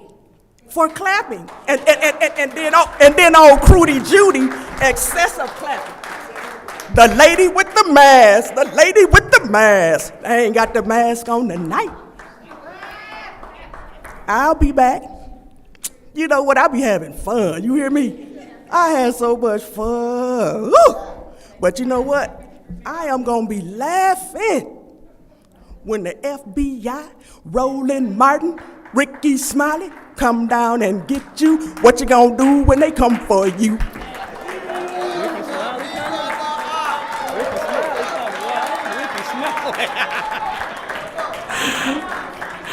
All right, next speaker, Madam Clerk.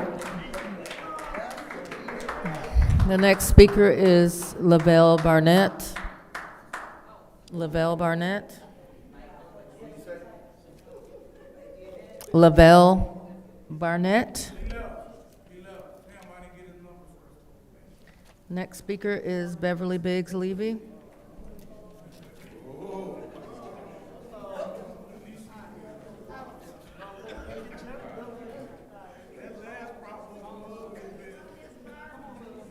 Somebody left their phone. My name is Beverly Biggs Levy. I'm in the 3rd Ward. And it's sad to say that the 2nd Ward wanted to be up Dennis Pfeiffer. Woodson, she wanted to fight them. I guess she wore tennis shoes tonight to get it on again. But I done told y'all, you can't get her with one person. You got to double team her. One person ain't gonna get it. Eva Worthy, bye-bye. I'm so glad this is your last day. Last day. Quincy, you had the audacity to say, you know, Beverly Biggs Levy don't never have nothing good to say about me and my colleagues. Ain't nothing good you done did. Can't say nothing good to somebody ain't did nothing good. What have you did? Marengo Street? Your mother's in the area? Because you haven't did anything good. And you wonder why I bought you Pampers. You needed them. Every one of you need Pampers. Liddell, Quincy, Judy, Moshak, and Eva. All y'all need Pampers. Because y'all gonna have some shit on y'all at the end of the day. At the end of the year, I give you to the end of the year, y'all gonna have a lot of shit to pick up. And you sit there, I would never knock on the door for Dennis Pfeiffer. And I like knocking on doors, recalling you crazy five. That's what y'all are, crazy five. And I hope, First Ward, I hope you use your own mind. Don't let these five foolish intimidate you, because they will. But if you along with them, I'm gonna tell you about me. I'm gonna get it out and I'm gonna recall. And I ain't scared to say it, I ain't scared to do it. I done had flat tires, I done had busted windows. Keep coming, cause every time you bust my window and flatten my tires, God bless me with more.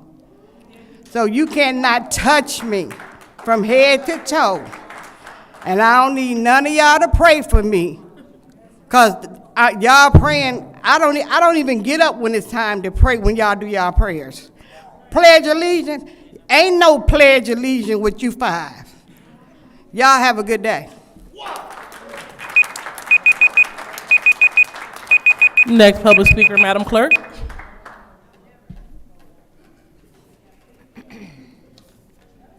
The next speaker is Audrey Muhammad.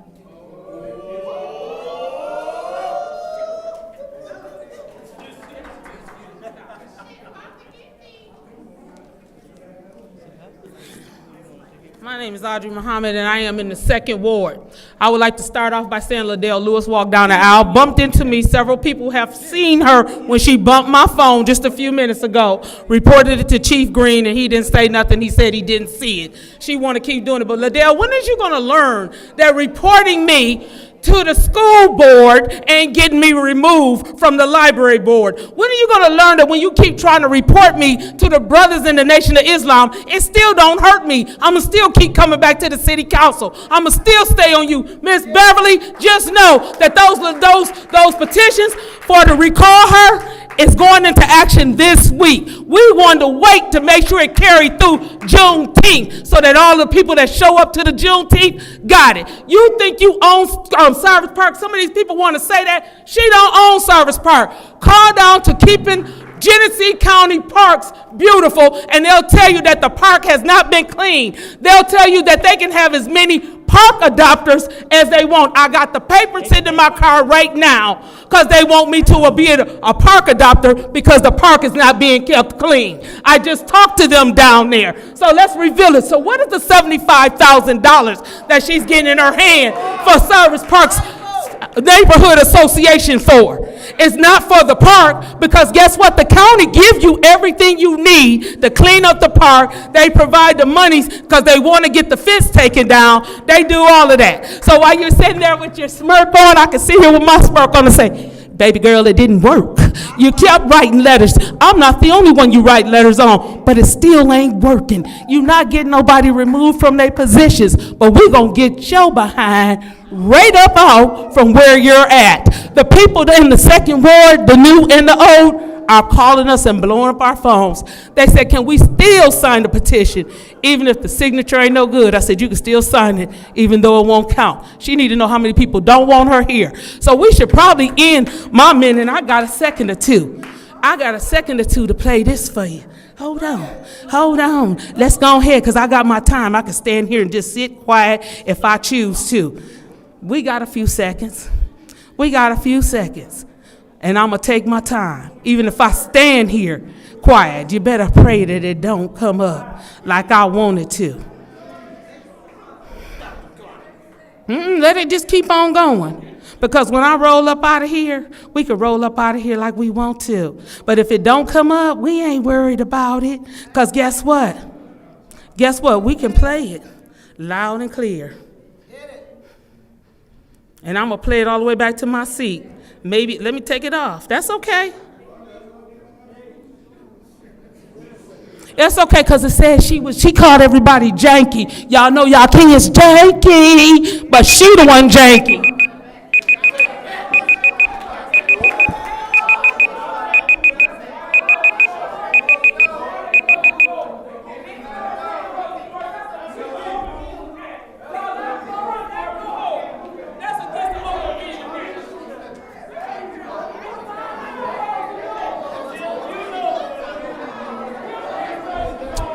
Council will stand at ease until order is established.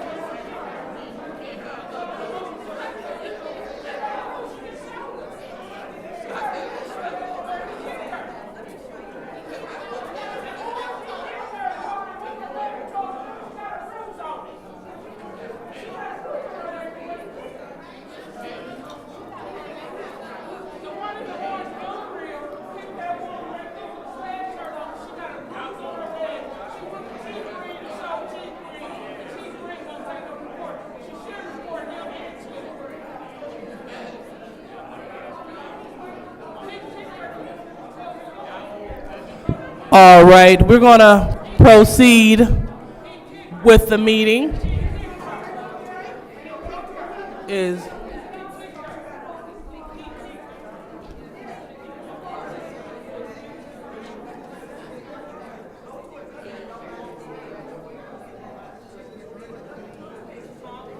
Okay.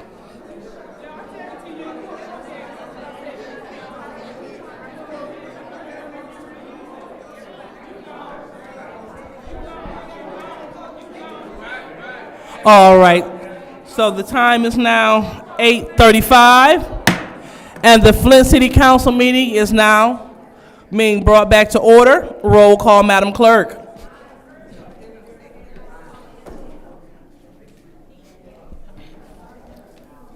Mr. El Alamin. Present.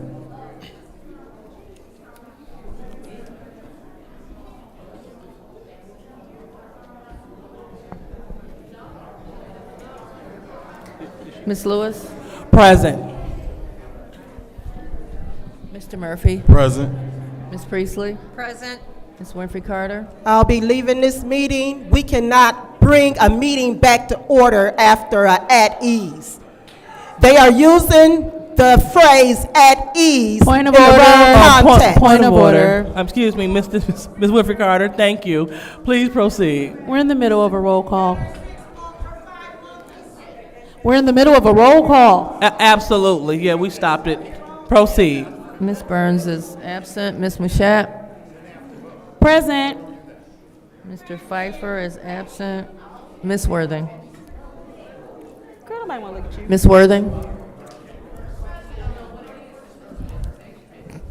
We have 6 members present. All right, we have 6 members present, and we want to make sure that the audience is in order as we proceed with the meeting. We want to make sure that you keep the volume down.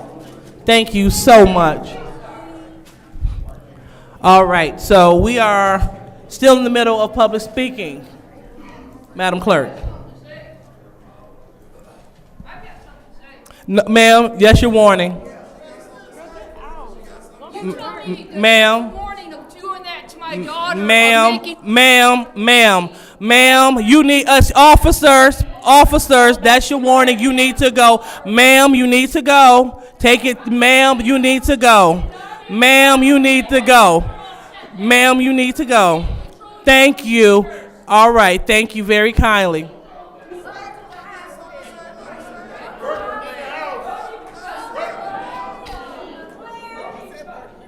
All right, Madam Clerk, next public speaker, please.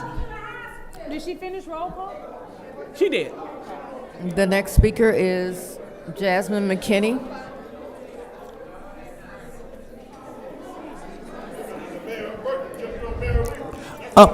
Ariel, let's not. You're being brought to order, Ariel. Roll.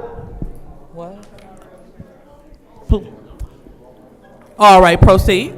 All right, so I think that it's fitting for me to quote Dr. King. Oh, I just said I think it's fitting for me to quote Dr. King tonight on someone's last day that liked to quote Dr. King.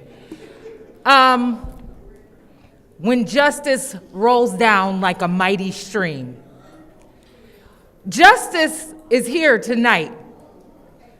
The spirit of Eric Mays is here tonight. The spirit of all of our forefathers that fought for justice in our community, in the city of Flint specifically, but also the state of Michigan and these here, our United States of America, are here tonight. This is a demonstration for you all.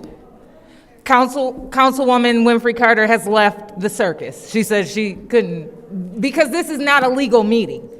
There are so many violations that you all do on a daily basis that it is utterly ridiculous. If I had an exorbitant amount of money, I would hire an attorney because he could make, or she could make a hell of a money suing the pants off of the city of Flint because of the actions of the city council and the administration. We the people, 10 years later, wondering when will our pipes be fixed. We demand a full account of what pipes and restoration are left, an account of what funding is left to complete, and a timeline for them to be fixed. We demand the release of the administrative consent order. That's the only one I'm going to get to right now, because the other thing I want to say is that one day, just like maybe a few short years ago, you were on this side of the podium. One day you will be on the other side again. Some of you sooner than others. Some of you sooner than others. And so I just want to remind you that there is a level of respect that you should have for the people that come before you. You should not weaponize the police. You should not stand down on anyone calling anyone a dumb bitch in these here chambers. Your police are in violation. I don't know that you cannot take a police report. That's utterly ridiculous. And your police chief is sitting back there. Where do we live? You all are ridiculous. The city is ridiculous, and I know my time is up. All right. So next speaker, Madam Clerk. The next speaker is Chester Coburn. Chester Coburn. And the final speaker is A.C. Dumas.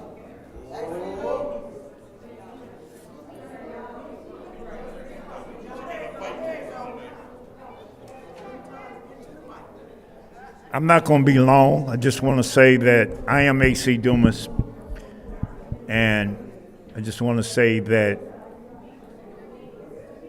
this is an open meeting, and the doors must be open. If somebody comes in the hall and they see the door closed, therefore they'll say the meeting is closed. That's the reason for the open door, physically open door. And you can't pay attention to Kim, because Kim gave y'all so much bad advice. He's causing this city to be sued. But what I want to get up and conclude was about the trip that Machette and Lewis are taking on the taxpayers' dollars. We don't need a water lab to test our water. We have EGO and the state and the federal government that's out there in the water plant that tests our water. And so, yes, I did file a FOIA, and I sent it to my attorney also, and I sent it to most of you all, about asking for all the credit cards that's been used for the last 3 years, the P cards, to see the receipts, see what they were used for, who used them, see if people used them, then were reimbursed. In other words, they used it illegally, then they reimburse. Mr. Dumas, please hold. We did. No, it's not. Ma'am, you are kicked out. You received your 2 warnings. I'm finished. You're out. Thank you, officers.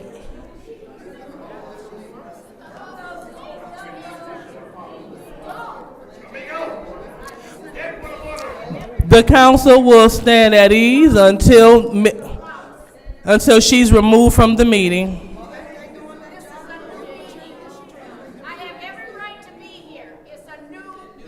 No, ma'am. You received 2 warnings, one at the beginning, and then yes, your second warning.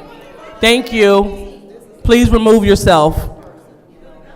According to the Disorderly Person City Code subsection, if someone proceeds to violate, they may be subject to arrest for a misdemeanor.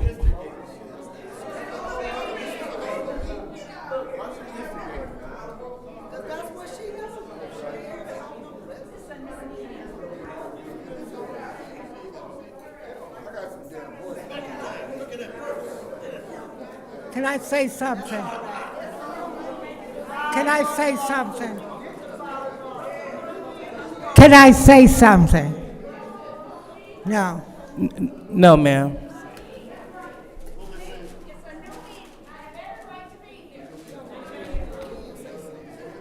She got hit with that warning.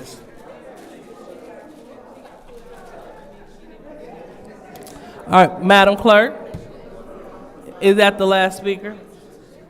Okay, thank you. All right, so that concludes public speaking. Now it's time for council response.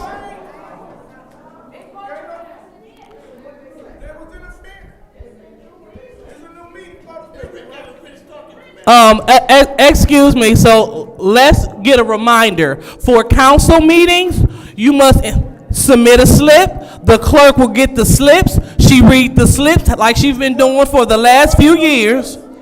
And then we're proceeding with the meeting. She said that Mr. Dumas is the last speaker, so therefore we're moving on to council comments.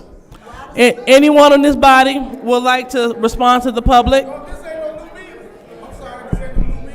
This is the Flint City Council meeting.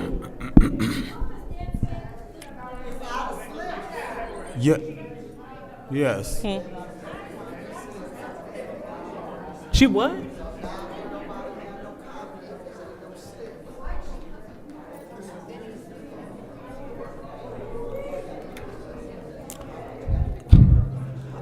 According to the Flint City Code subsection, any person that prevents the peaceful and orderly conduct of any meeting will be given one warning.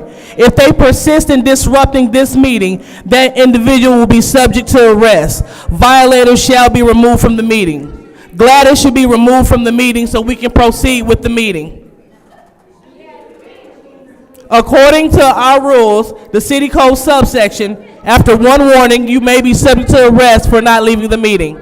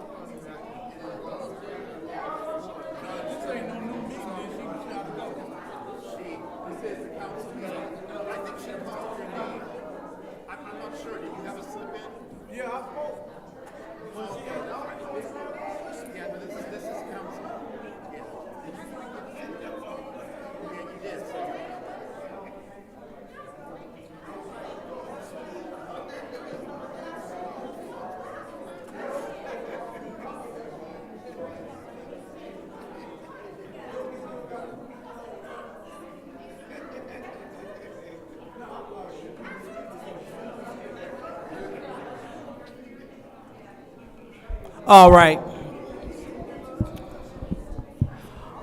All right, so we will go ahead and proceed.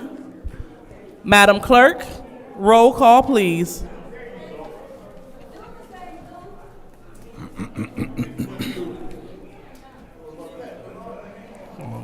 Mr. Al-Alami. Madam Chair, point of order. Go ahead, Ms. Worthing. I don't understand why they still haven't left the building. They need to leave the building.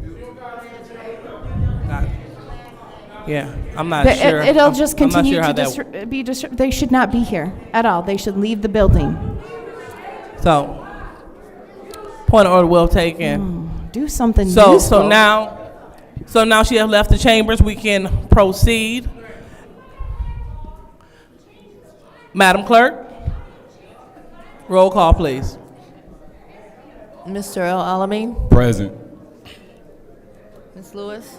Yes. I mean, you know. Mr. Murphy. Present. Ms. Priestley. Present. Ms. Winfrey Carter is absent. Ms. Burns is absent. Ms. Mouchab. Present. Mr. Pfeiffer is absent. Ms. Worthing. Present. You have 6 members present. All right, we have 6 members present.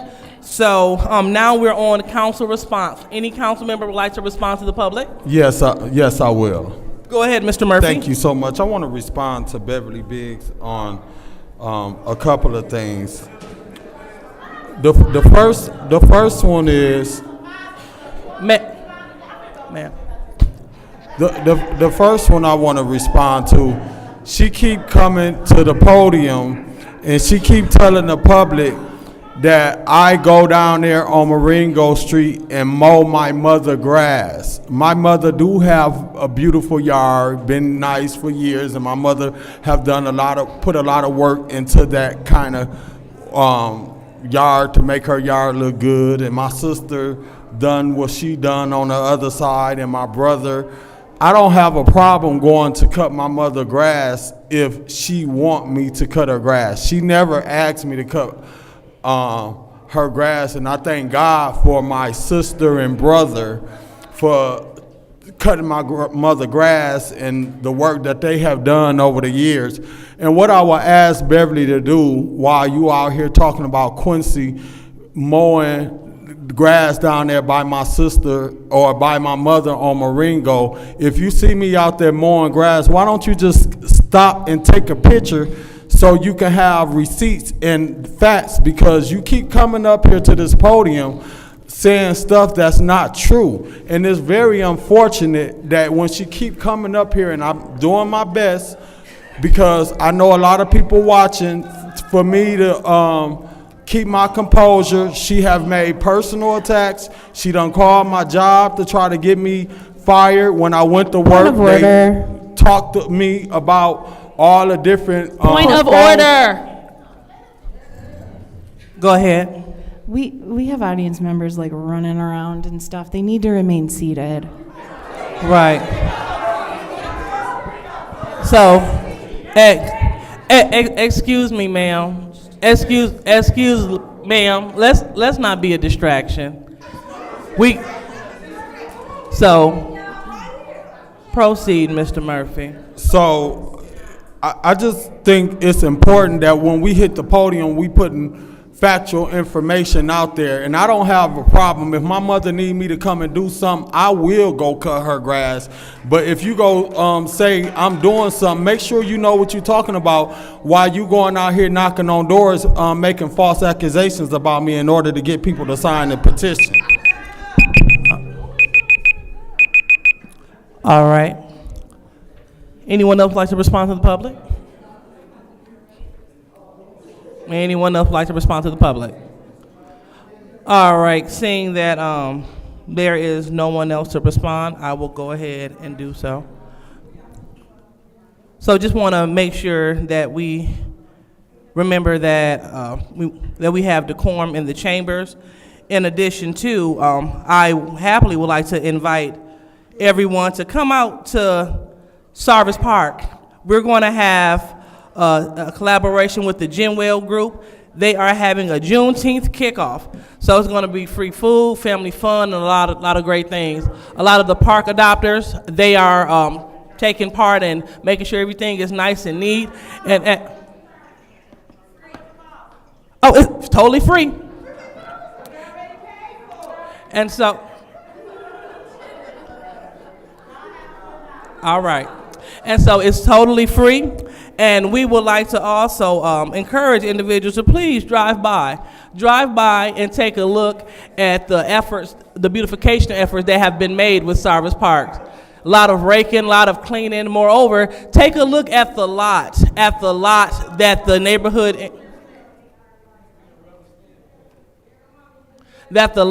neighborhood, engagement hub serves as a fiduciary to help us clean up that dump site.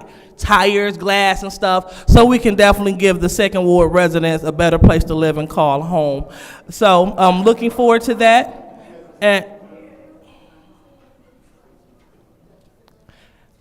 so as soon as we, and as well, I am definitely looking forward to presenting information on a high level. That's what council people do. We have a budget set aside for conferences, and I'm proud to go and present and show the people at this neighborhood sustainability conference the great things that the city of Flint is doing. Ma'am, that's your warning. All right, so with that being said, we'll go ahead and we will move on to the consent agenda. Madam Chair. Go ahead, Ms. Priestley. Make a motion to approve the consent agenda. There's a motion to approve the consent agenda. Any support? I support any it. With separations? Yeah, the same thing. Go ahead. Any separations? Yes. Go ahead, Ms. Mashat. I'd like to separate 230466.2. I didn't hear it. Say it again. 230466.2. 466.2.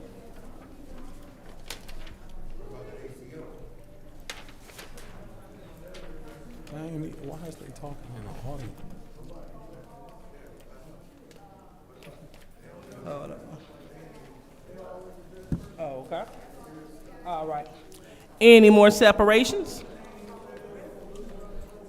Excuse me, Mr. You're too loud, so you're being brought to order. I shouldn't be able to hear your conversation up here. So, anyone else? Yes. Go ahead, Mr. Murphy. I would like to separate the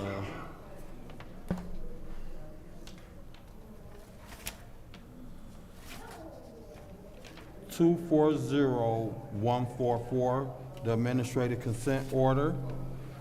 240144. What page is that? It's on page 8. Okay. 8? I don't have 8.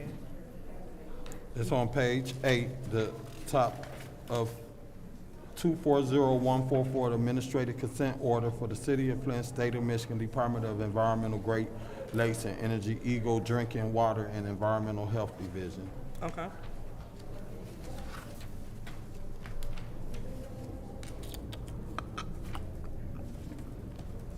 And I also, let me see.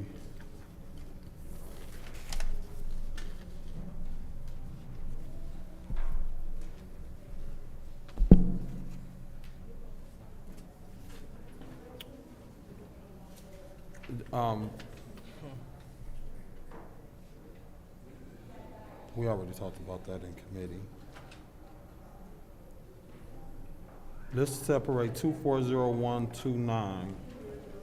The grant acceptance for Bloomberg's philanthropies, support for youth-led climate projects. 240129, Yep.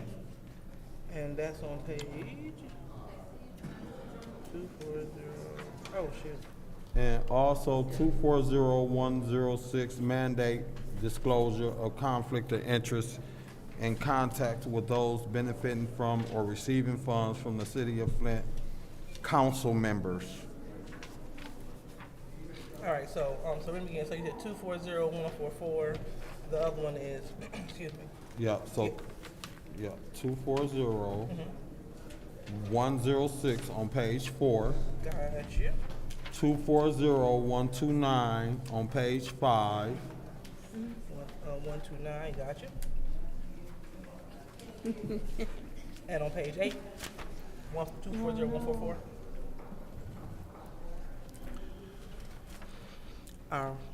Yep, Oh, okay. that's it. All right. All right, we have that and the okay, got it. All right, any more separations? All right, then, so seeing none, the consent agenda will pass with the exception of Resolution 230466.2, 240106, 240129, and 2401.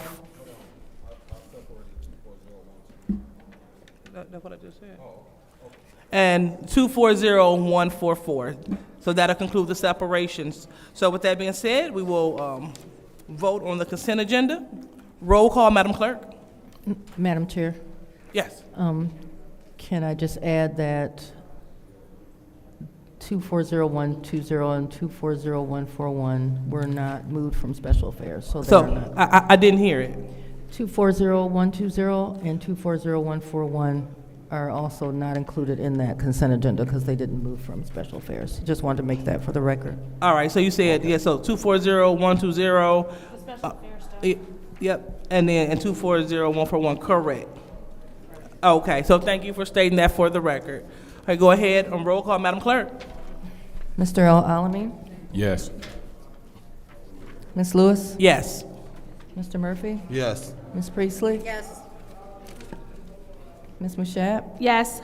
Ms. Worthing? The vote is 6 yes, 0 no. The vote is 6 yes, 0 no. The consent agenda passes. So now we will go to the first resolution that was separated. Madam Chair. Go ahead. I make a motion to approve 230466.2. All right, the motion on the floor to approve resolution 230466.2. Any support? Support. Supported by Ms. Worthing. Any discussion? Madam Chair. Is that me? Okay, go ahead, Ms. Worthing. I am very excited to be a part of the vote for this as one of my last things to do. Cleaning up these rules will help us be able to govern more smoothly. No one wants to be in a meeting until 2 a.m. Well, some do, but it's nefarious reasons. We just want to get the business done. Most of us have done our homework.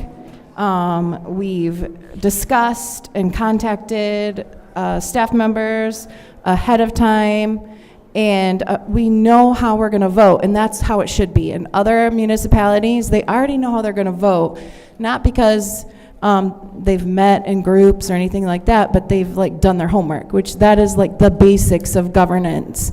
Read your agenda, decide yay or nay. If you're still undecided, you have a few questions at the meeting, and then vote.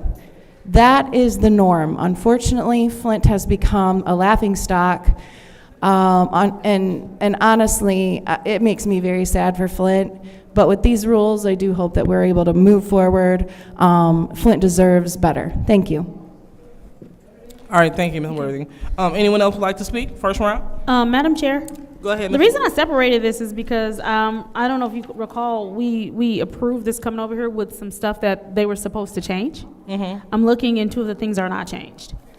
When we look at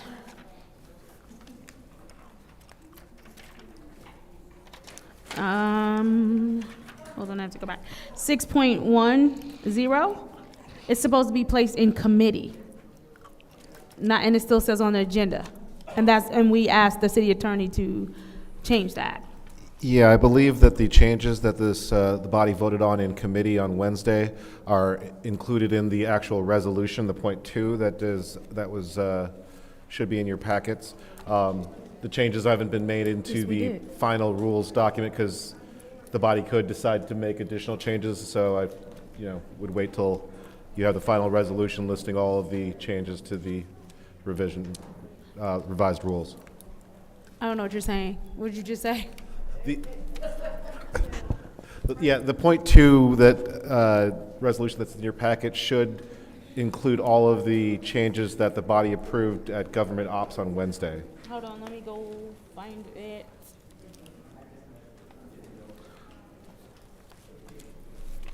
Yeah, and basically, with any other potential additions, I'll take those and incorporate those into a final clean document to have Davina post. Where's the point 2 at, Judy? I don't see it. Okay, all right.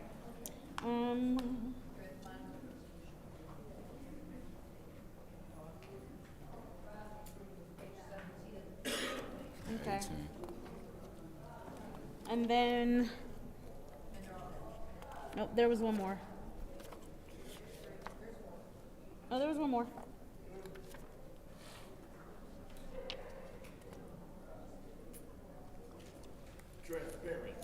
No, we did 5.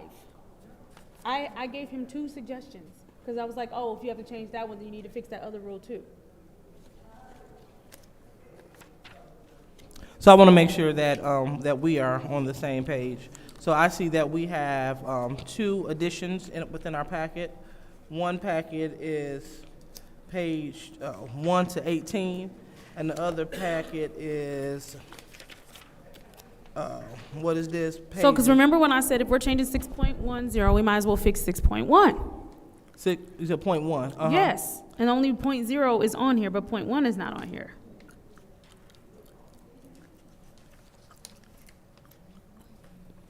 Matter shall be placed on the agenda of any meeting on the city council by action of the city council president or any presiding chair of any committee of the council. And I said that should still say at the request of the mayor, not or by the mayor. That should still say at the request of the mayor.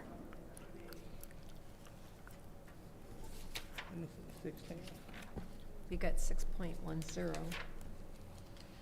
Right, 6.10 is changed, but 6.1 is not.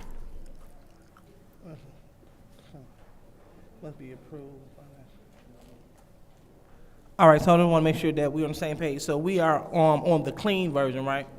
I'm looking at the one with the red line. So page 6 of 18 on the ones with the red lines, and it's Okay. rule 6.1. Okay, and we should be referring to the one with the red lines? That's the last one we did. Okay, because I thought that, okay. So if that's the last one that we did, the one with the red lines. Right. So the one in front of it, this is not the clean copy. I just need 6.1 to go back to at the request of the mayor and not by the mayor. At the request, okay. 1 second. Which says matter shall be placed on the agenda of any meeting of the city council by action of the council president or any presiding chairperson or any committee of the council. And then for some reason, somebody changed it to or by the mayor instead of leaving it at the request of. Okay. So take away, so you want to switch it to by to? No, it needs to go back to what it was, at the request of. Okay. Okay. All right, so go ahead and make a motion for that change for this specific rule. Okay, I would like to make a motion that we change that 6.1 to back to at the request of the mayor and not by the mayor.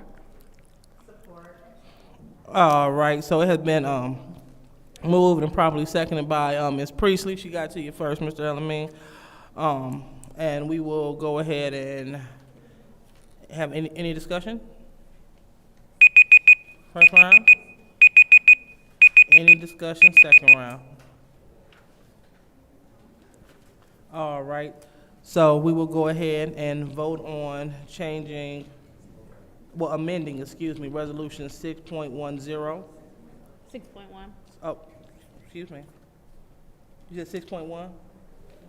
Oh, okay. I'm being too extra with the 0. Hold on, 6.1? Yes, 6.1.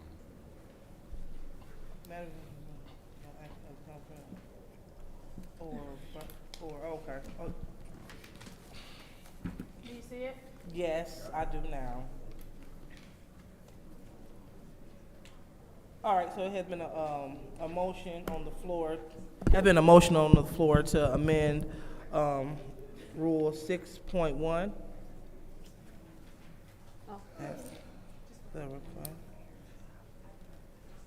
All right, so roll call, Madam Clerk. Oh, no, we already had that. She did round 1 and 2 and nobody said anything. Okay. All right. All right, so roll call, Madam Clerk. Ms. Lewis. Yes. Mr. Murphy? Yes. Ms. Priestley? Yes. Ms. Mashat? Yes. Ms. Worthing? Yes. Mr. Al-Alamin? Yes. The vote is 6 yes, 0 no. All right, the vote is 6 yes, 0 no. So Rule 6.1 has been amended. So just through you to the attorney, we don't have to make this a .3, do we? Okay, okay, all right, fine. All right, so at the request of the mayor, want to make sure that that's documented. Yep, 6.1. All right, thank you. All right, any other? Yes. Go ahead, Mr. Murphy. Yeah. So on Rule 29.4, members of the public shall have no more than, I'm not sure, is that changed to a 3? Because I know you guys moved it from 2, and I requested that we move it to 3 minutes, back to 3 minutes. Yes, that's 3. Yeah, so, It's changed. I mean, I just couldn't tell whether that 2 was, is it back to 3? Yeah, it's changed. The 2 is stricken out and it's back to 3. It's back to 3 minutes? Okay. Underline, that's what it is. Okay. Yeah. All right. Okay, well, I'm fine with that. All right, any more? All righty. So with that being said, it looks like we will be voting to pass resolution 230466.2. Roll call, Madam, and that is the revision to the council rules. Roll call, Madam Clerk. Mr. Murphy? Yes. Ms. Priestley? Yes. Ms. Mashat? Yes. Ms. Worthing? Mr. Alamin? Yes. Ms. Lewis? Yes. The vote is 6 yes, 0 no. The vote is 6 yes, 0 no. That passes. So now we're on to resolution 240106 with the pleasure of the body.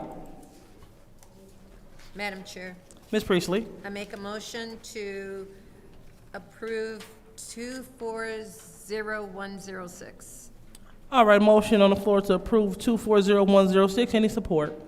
Support. Supported by the councilman in the first ward. Any discussion? Yes. Mr. Murphy? This mandated disclosure of conflict of interest in contacts with those benefiting from or receiving funds from the city of Flint, Flint City Council members, but we also have other elected officials or appointees that serve on boards such as the Zoning Board of Appeals, the Planning Commission, the Community Development Block Grant, Citywide Advisory, the Mayor's Office.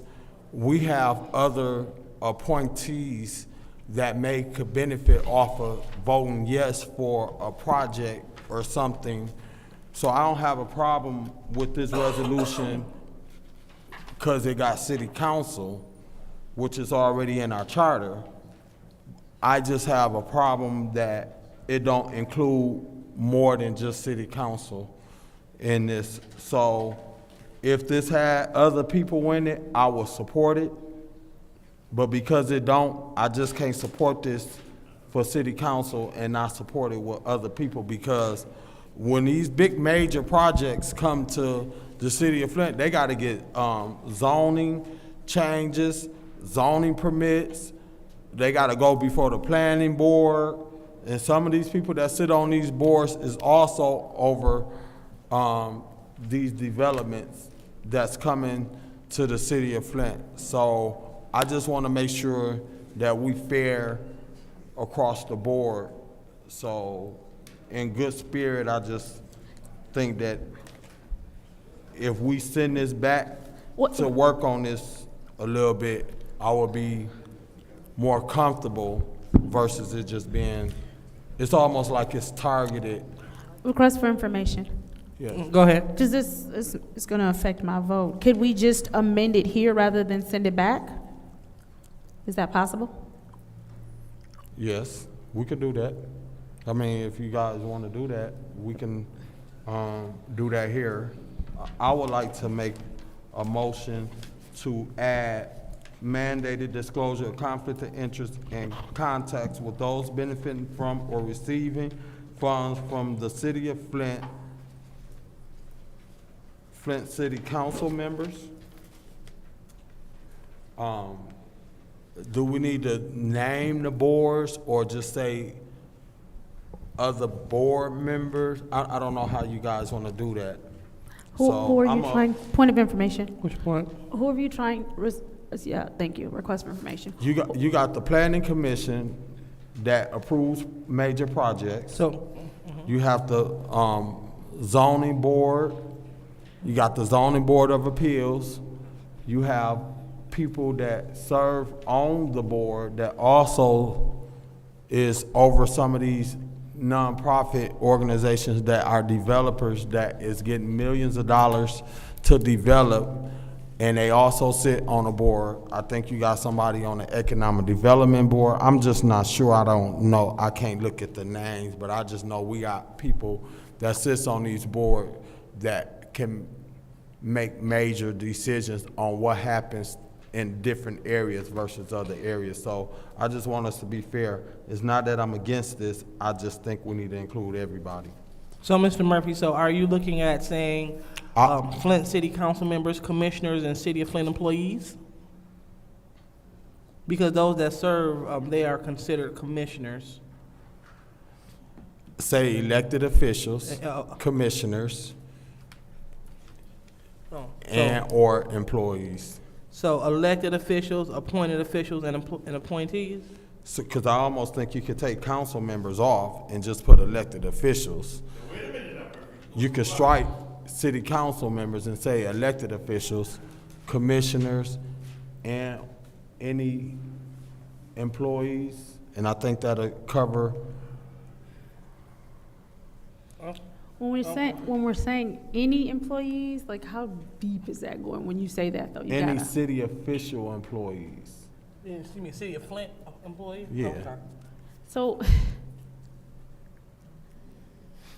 we have a lot of employees. Sorry, point of request for information. You do know we have a lot of employees, so you kind of gotta either be specific or this is gonna be a broad overreach think to it should where just be general. somebody that's. I think it should be general because we don't know what employee may have a side gig, a contract, and maybe they bidding on a project. That's really broad. That's really broad. Oh, I don't know. I mean, y'all tell me what y'all thinking. I don't know. I'm just throwing it out there. Union members or non-union members, I don't know. Contractors, I just. You refer to the city attorney to see if he can. Through you to the city attorney, I don't know. That's what I'm saying. you hear what we trying to get to. What would be your recommendations and what we can put in here to make it cover that's legal that you think we should? At the risk of providing you with kind of more of a policy recommendation here, it sounds like you're trying to, I guess, broaden the scope of how this works. To a large extent, these disclosures that are required are are generally required by city employees generally, and we're prohibited from, for example, city employees are prohibited from receiving gifts, flat out, with the exception of, I think meals is the extent of it, or like things of a de minimis nature, and to the extent that there's any disclosure requirements required for staff, those are going to apply regardless. As I read it, the thrust of this resolution is to require that the disclosure of potential conflicts or potential interactions on the record when a matter is being discussed, and I guess staff and administration don't have the right to speak and debate the way that council members do. All right. Anyone else would like to speak in this round? Madam Chair. Go ahead, Ms. Priestley. You know what my concern about amending this now at council is that we're not really able to think it out and through and get the information like Bill has said, our city attorney. I think that we can pass it and then look at adding others to another resolution, or we can just let it go. I'm ambivalent one way or the other towards it. But, so, since the city employees have requirements per the city attorney, putting them on there is something different. And then I'm concerned about maybe our not zoning board of appeals, but building, what is that name of the commission with the appeals? No. The Planning Commission, the Zoning Board of Appeals, the Building Code Board of Appeals. The Building Code of Appeals. Some of these are professionals that do plumbing, they do construction, and if that hinders their ability to make a living and to be appointed to that board, then we're having trouble with that. So I'm kind of ambivalent to it. All right. Anyone else? The first round? Madam Chair. Go ahead, Ms. Mashat. So as I've said before, regardless of whatever rhetoric is being spread, because I have nothing to hide, I'm all for this, because I've been nothing but transparent about what I do for a living. And so my thing with this is, whether we pass this now as is, with it just saying city council, I'm fine with that, because again, there's nothing to hide. And whether you pass it and it's just the broad overreach that is concerning to me. I get that you might want to add all elected officials, and I see exactly what you're saying with that, and I don't have a problem with if we add all elected officials. I'm fine with that. If this comes back before us, if we vote this through and then this comes back where we add all elected officials or whatever has to happen, I'm fine with that, because we all need to be transparent. So it doesn't matter. Do not yell out. I'm talking to you.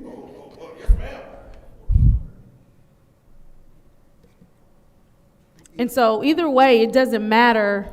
I mean, so if we vote for this now and then you say, bring something back up where it covers all elected and you can kind of figure out whomever else you want added or them to have a resolution as well, that's fine with me too. I'm willing to support that as well. All right. Anyone else? Madam Chair, Go ahead, Mr. Alamein. I'd like to suggest what Councilman Murphy has said about adding the term elected officials, which makes it kind of broad, and then as we may bring it back, we can work on if we need to add some other things on it. So I would be supporting it if get it for elected official in place of council members and make it kind of broad. Okay. So, elected official. Make sure you write that down. All right, cool. All right, so is that Mr. Alamein? Yes. All right. So I'll go ahead and take my time. If we all refer to the resolution, it says Section 1602D, the Flint Charter mandates certain disclosures by public servants. And then it also says that Section 142 Flint City Code ordinance also mandates that every officer.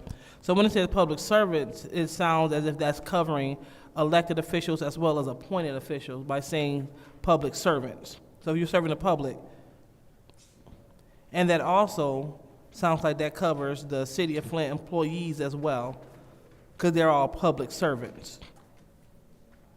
So the term public servants is like an umbrella term that encompasses elected, appointed, as well as employed.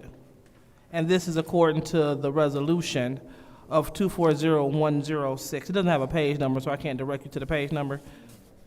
But I do know that it's right after the LISC grant. And it looks like this.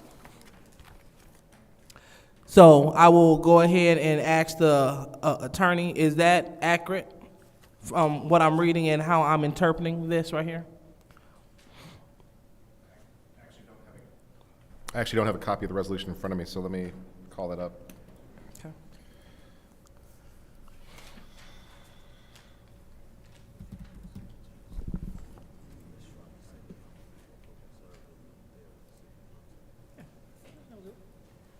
Okay. Yep. So, so as we wait for you, attorney, speaking with Mr. Murphy, and he said that we probably would make sense to strike city council and replace that with public servants. Public servants would cover basically, at least using the same definition as in the charter, would cover everybody. Elected officials, staff, appointees to boards and commissions, volunteers. Okay. So with that being said, do we have to touch this resolution since it's already spelled out for everyone? All right. So I heard a yes. Okay, not a problem. All right, so I'll go ahead and relinquish the floor for the sake of time. Let's go ahead and move on to the second round. Yes. Mr. thank Murphy? you. So I think we should strike city council and add public service there. So I'll make a motion that we strike city council and add public service, public servants in the, where they have city council in the resolution. Okay. So receiving funds from the city of Flint city council members. I want to strike Flint city council members and put public servant. Okay. And that's my motion. All right. So it has been a motion on the floor. I support. Hold on. Let me make sure that I'm clear as far as this goes. You looking for the resolution too? Okay, yeah. So okay. So you're still looking for it? Yeah. When I find it. Okay. Yeah. I have it. Show it then. And all right, because so this is for the sake of what we're doing. So we have a descriptive paragraph here, and it sounds like my colleagues would like to change the paragraph, but the paragraph is not the resolution. The resolution says public service. Okay, go ahead. Did you got it? Yeah. Okay. The resolution don't even say that.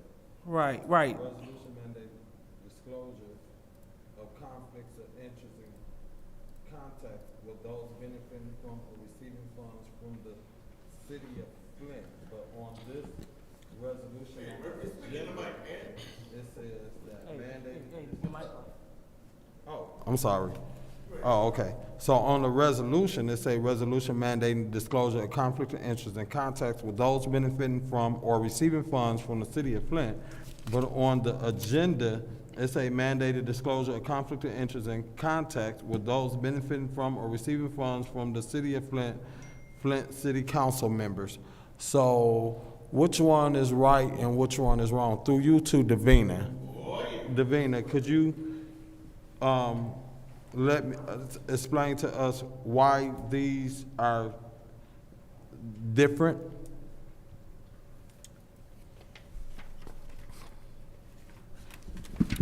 I'm sorry, why, what is different? Yes, this resolution 240106. Here, you want to look at it? No, I mean, I have the copy. You know what is, why, what is different? I I'm see it. confused what you're asking. I see it. I don't think we have to. All right, so I'm sorry. So go ahead, Madam Clerk. I was about to interrupt. Go ahead. No, I'm just wondering what is different? Oh, okay. So this is what I'm gathering, if you don't mind, Mr. Murphy. When we go down to the resolution, where it says be it resolved that any council member, we just need to strike that council member in this resolution. I went past the descriptive paragraph, so we're directly on the resolution. Oh, be it resolved. Yeah, that I see any it. public servant who has a conflict of interest, and then be it further resolved that that public servants shall orally disclose, and then be it further resolved that a public servant shall. So just striking council members in the resolution will definitely get us what we're trying to do. Okay. Okay. So I would like I would like to amend my motion to strike in the resolution where it say be it resolved that any council member and put public servant where in all the places, the first one that say be it resolved, strike that one, the second one, strike that one, the third one, strike that one. It's three, be it resolved, and replace it with public servant. That's my amended motion. All right, so we'll have an amended motion to replace council member with public servant. Any support? I support. Support from the councilman in the first ward. Any discussion? Second round. All right, so now we're about to vote to amend resolution 240106 to appoint one. And that will consist of replacing council member with public servant. So roll call, Madam Clerk. Ms. Priestley? No. Ms. Mashat? We're voting on the amendment. She said no. Yes. Ms. Worthing? No. Mr. Alamin? Yes. Ms. Lewis? Yes. Mr. Murphy? Yes. The vote is 4 yes, 2 no. The vote is 4 yes, 2 no, so that amendment fails. Okay. All right, so what's the pleasure of the body? Madam Chair, Go ahead, Councilwoman. are we back Sanford. at our original motion now? Yes. I'd like to make a motion that we approve 240106. All right, the motion on the floor to approve Resolution 240106. Madam Chair, Go ahead. that's an appropriate motion because the motion was already made. Oh, so then what are we doing? That was the amendment. So we're going back to the original motion. All right, so, so I believe we are in the second round of getting Yeah. ready to vote for the original amendment. So any discussion in the second round? Yeah. Madam Chair. Go ahead, Ms. I'm Priestley. going to vote against it. I've read it more thoroughly, and I'm just going to, I'm going to vote against it, so. Okay. Anyone else would like to discuss? Go ahead, Councilwoman Sanford. Point request for information from to my colleague. Mm-hmm. I just need you to. I know you were saying you've read it more thoroughly, but do you care to share? My objection is the second, be it further resolved that council members shall orally disclose during debate on an ordinance or resolution before city council any contacts or communications, oral or written, with any entity or persons, blah, blah, blah, that will receive a direct benefit from the matter before the council. Because, you know, we talk to people, and I don't necessarily want to disclose who I've spoken to, for or against it. And so that's why I'm voting against it. Okay. I missed that on my first time I've read it, and so that's how I'm going to vote. So I have a request for information, Ms. Priestley, myself. So looking at the last paragraph that says that will receive a direct benefit from the matter before the council of any agents, written with any entity, including agents, employees, or representatives that will receive. Yeah, no, I'm on the second, be it further resolved. So they're saying that city council or any contacts or communication or oral or written with any person, including any agents, employees, or representatives that will receive a direct benefit from the matter before council. So I guess I'm trying to determine, I might be Madam reading Chair, too much into this. Go ahead. through you to the city attorney. Bill, on this resolution, is it only if you receive matters of money, which is the second part where you will receive a direct benefit? I guess I just don't I really have never understood this resolution, and like I said, I'm ambivalent to it. Yeah, it's. I just want clarity. This resolution would impose 4 requirements. First, it would require that any council member, as the council member who has a conflict of interest as defined, to disclose that conflict during debate in the ordinance or resolution before the vote is taken. It would also require the council members orally disclose during debate any contacts or communications that they've had with any person who will receive a direct benefit from the matter before the council. So it's not that the council person would receive a benefit, but the person you spoke to will receive a benefit. The third is that requiring to disclose any things of value received in the past year from or on behalf of the entity or person who's going to be getting a benefit from the city. And the final is that clarifies that declarations don't need to be made unless the benefit is more than a de minimis nature and is distinguishable from the benefit to the public or a broad segment of the public. So for clarity, Yes.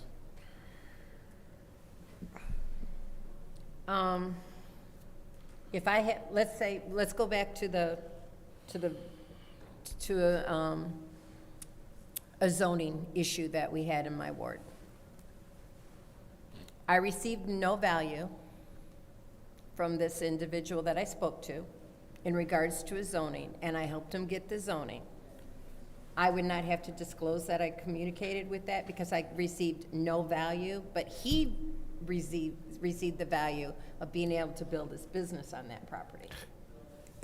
If the zoning issue somehow came before this body for like, as an appeal or for final approval or something. Which it was. And then this resolution would require that you disclose that the person contacted you. You wouldn't have to disclose the substance of the communications. And if they didn't provide you with any kind of benefit, there's obviously no need to report something that didn't happen. But this would, as written, require that, that the contact itself be disclosed, even if the substance was not disclosed. Okay, and that's my objection to it. Thank you very much for clarity. All right. Anyone else? Yes. Mr. Murphy? Yeah, so I know I always have people reaching out to me about zoning issues for projects that they have coming to the city of Flint, not necessarily my ward, but just some issues where they had problems with the zoning department that they couldn't get zoning. They ain't, people not responding to their calls.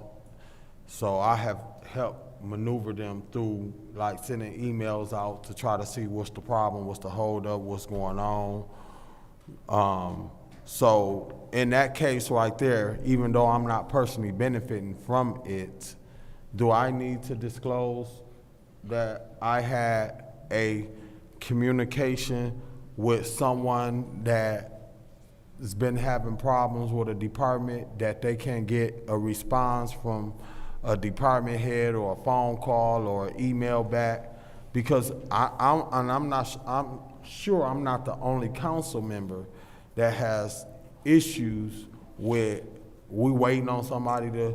It does not require disclosure of contacts generally. It only requires disclosure of contacts from persons who have matters that are pending before this council. So if there's a resolution to make an award to an award a contract or something, or award some sort of grant funding, this resolution would calls for the council members to disclose that Mr. X from XYZ organization reached out to me and asked for my contacted me. It doesn't if like somebody's just asking you as one of your kind of constituent But if the services. departments will do their job and deal with these people in a timely manner, they wouldn't be reaching out to us to try to get us to put some fire behind the department head to deal with these situations. So even when I do referrals or something, I just.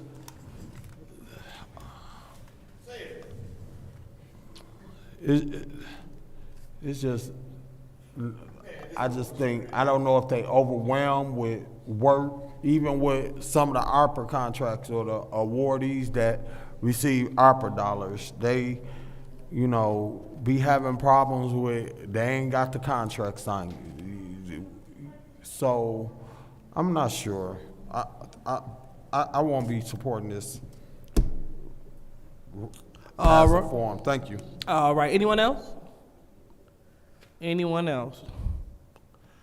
Well, seeing that we have no one else, I'll go ahead and be the last to speak. So it looks like they were saying, I'm looking at the third, be it resolved. They're talking about having any dealings with the prior 12 months. And then the second one, they were saying just disclosing this overall.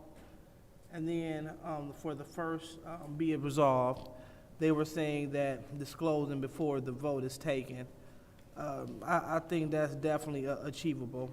And the word public servants will, it failed.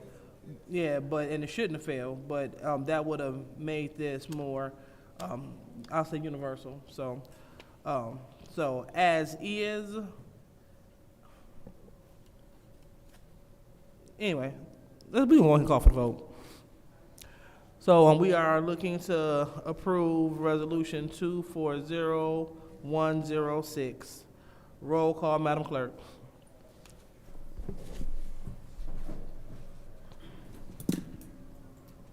Ms. Mashat? Yes. Ms. Worthing? Yes. Mr. Alamin? No. Ms. Lewis? No. Mr. Murphy? No. Ms. Priestley? No. The vote is 2 yes, 4 no. The vote is 2 yes, 4 no. That resolution fails.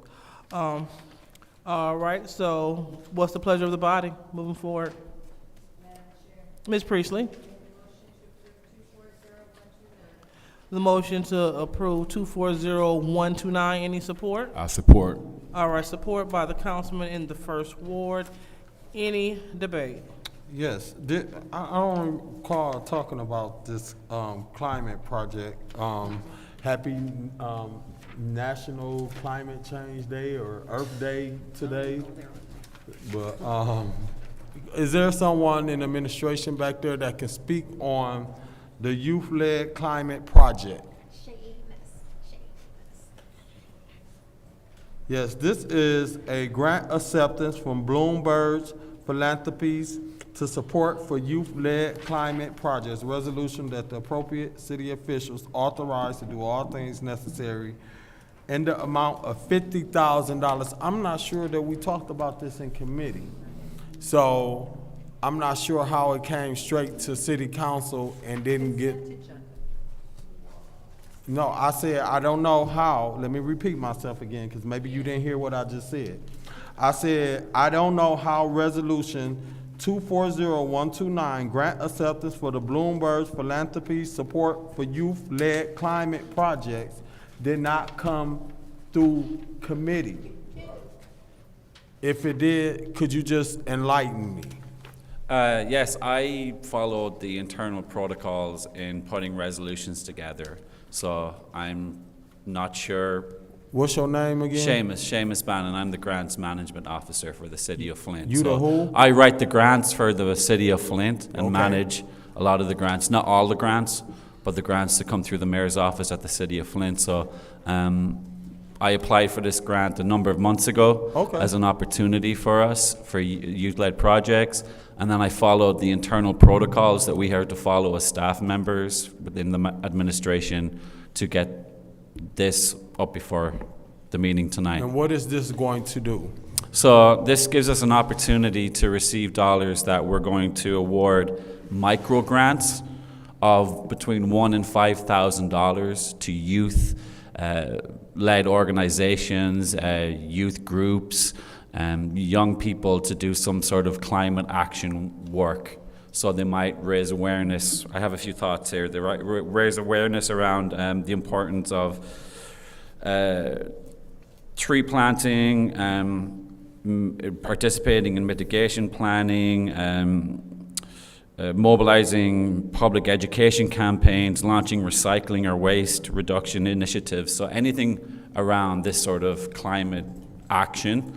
So we will, when we receive the funds, if approved tonight and we receive the funds, we will put out requests for proposals for people to get an opportunity to receive these micro grants for youth organizations between $1,000 and $5,000. So, thank you. For sure. For getting this grant. And let me give you some suggestions that I'm thinking of some projects that we're doing in the community. I know it's one in the 2nd ward. I think it's one in the 1st ward.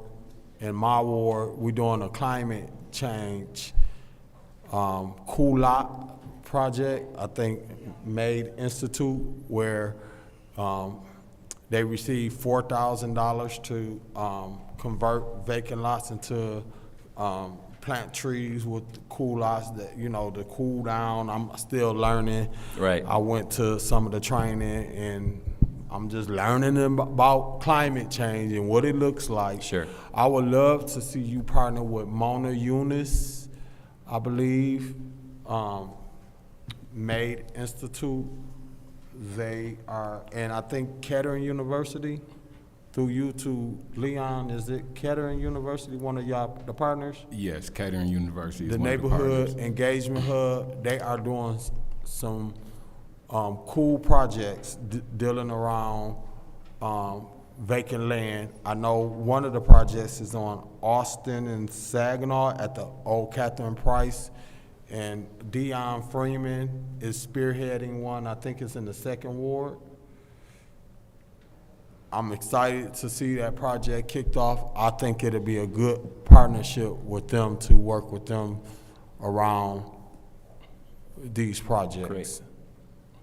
Can I add just one more point? Yes. As long as they're within the youth range, so they're using the United Nations definition of between 15 and 24.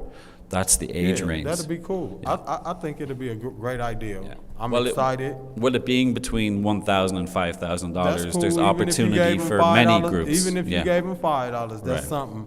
I'm just saying it can help them with what they're trying to do around those projects. They already got 4,000 apiece. Yeah. All right. Thank you. All right, anyone else? Anyone else in the second round? All right, so seeing none, we're gonna go ahead and call for the vote. Thank you so much, Amos.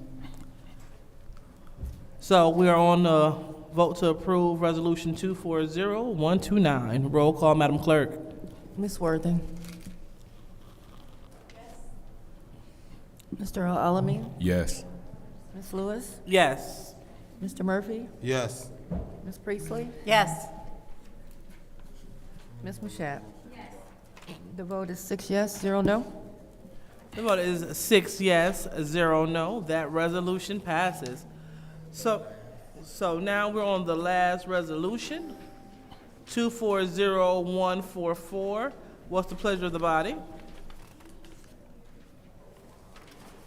Madam Chair, Ms. Priestley. make a motion to approve 240144.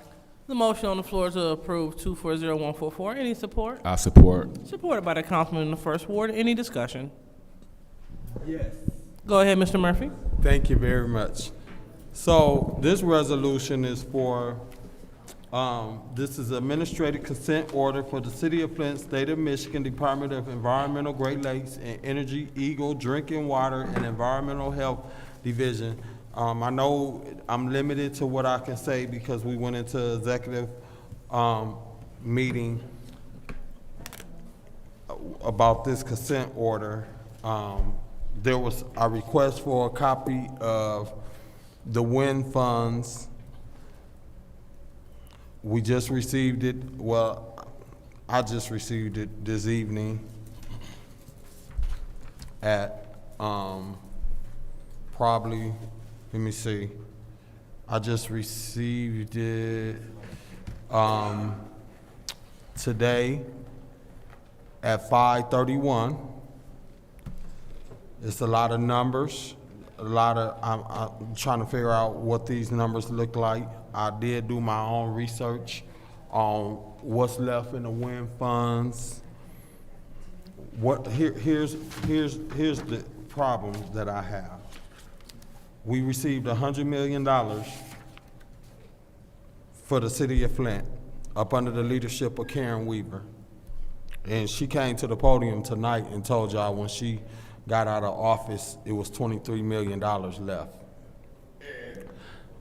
There are some major projects that was incomplete prior to her leaving office.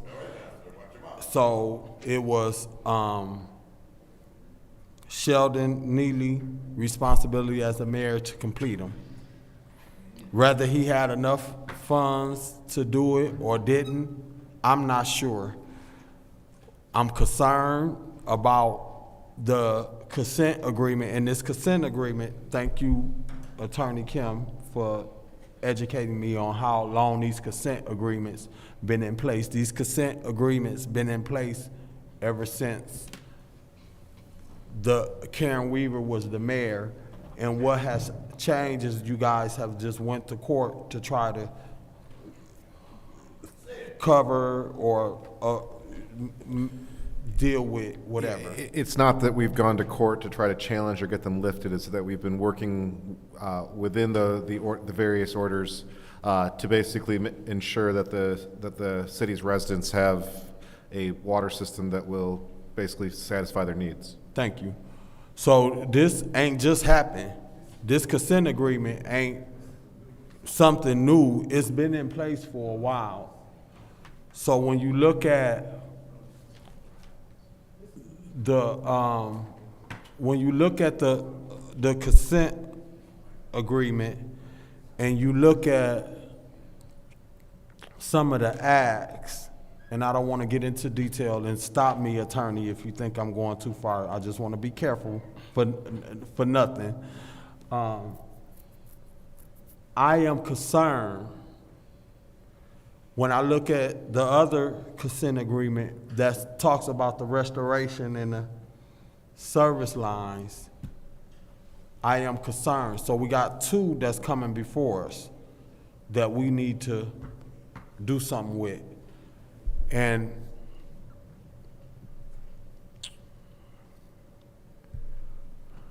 I don't feel comfortable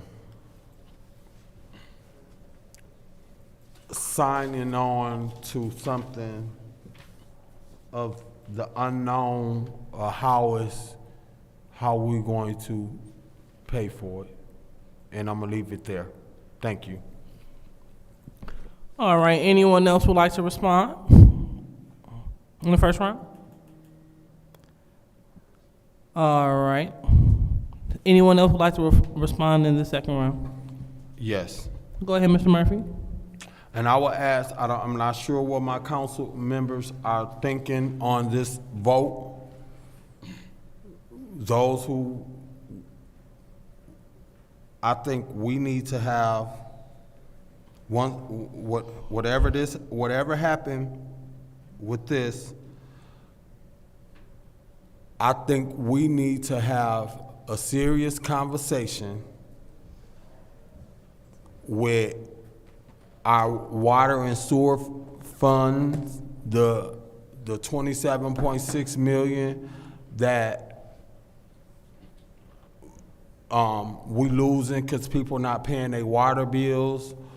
We need to deal with the 15 million of uncollectibles with the people that water's done been turned off because they done left a bill probably. We even still have a lawsuit out, and I don't want to talk about that, but I know Scott Kincaid, filed a lawsuit, and that's still out there because they raised the water rates. We also need to look at repealing Public Act 436. The emergency manager came in here and told this city up. It tore this city up, and not only did they tear the city up, they tore this city up and left us and didn't give us enough money to do the major projects that they trying to force our hands to do. And I'm not saying the money was mismanaged and all of that. I really don't know all of that, but what I do know is we in trouble. And I just don't feel comfortable. So on that note, I'm done. All right. Well, yeah. All right.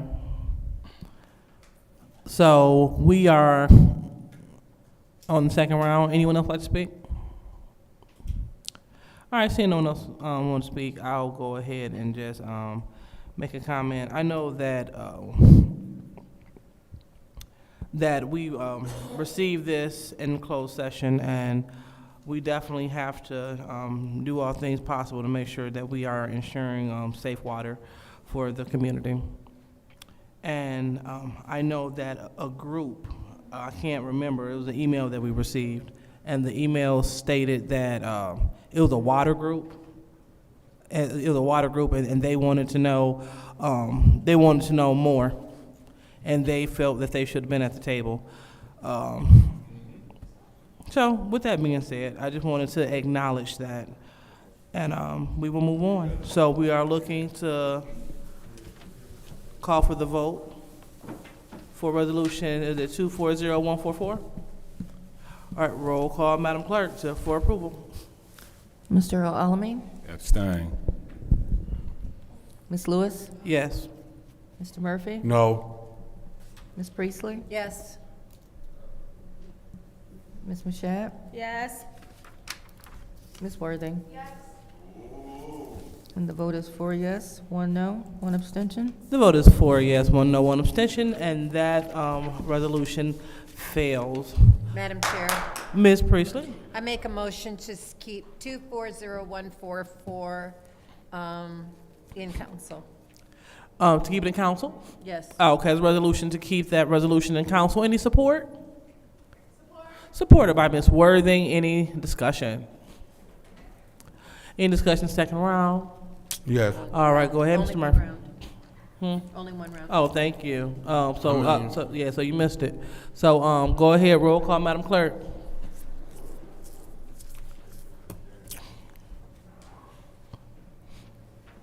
Ms. Lewis? Yes. Mr. Murphy? No. Ms. Priestley? Yes. Ms. Mashat? Yes. Ms. Worthing? Yes. Mr. Alamin? Abstain.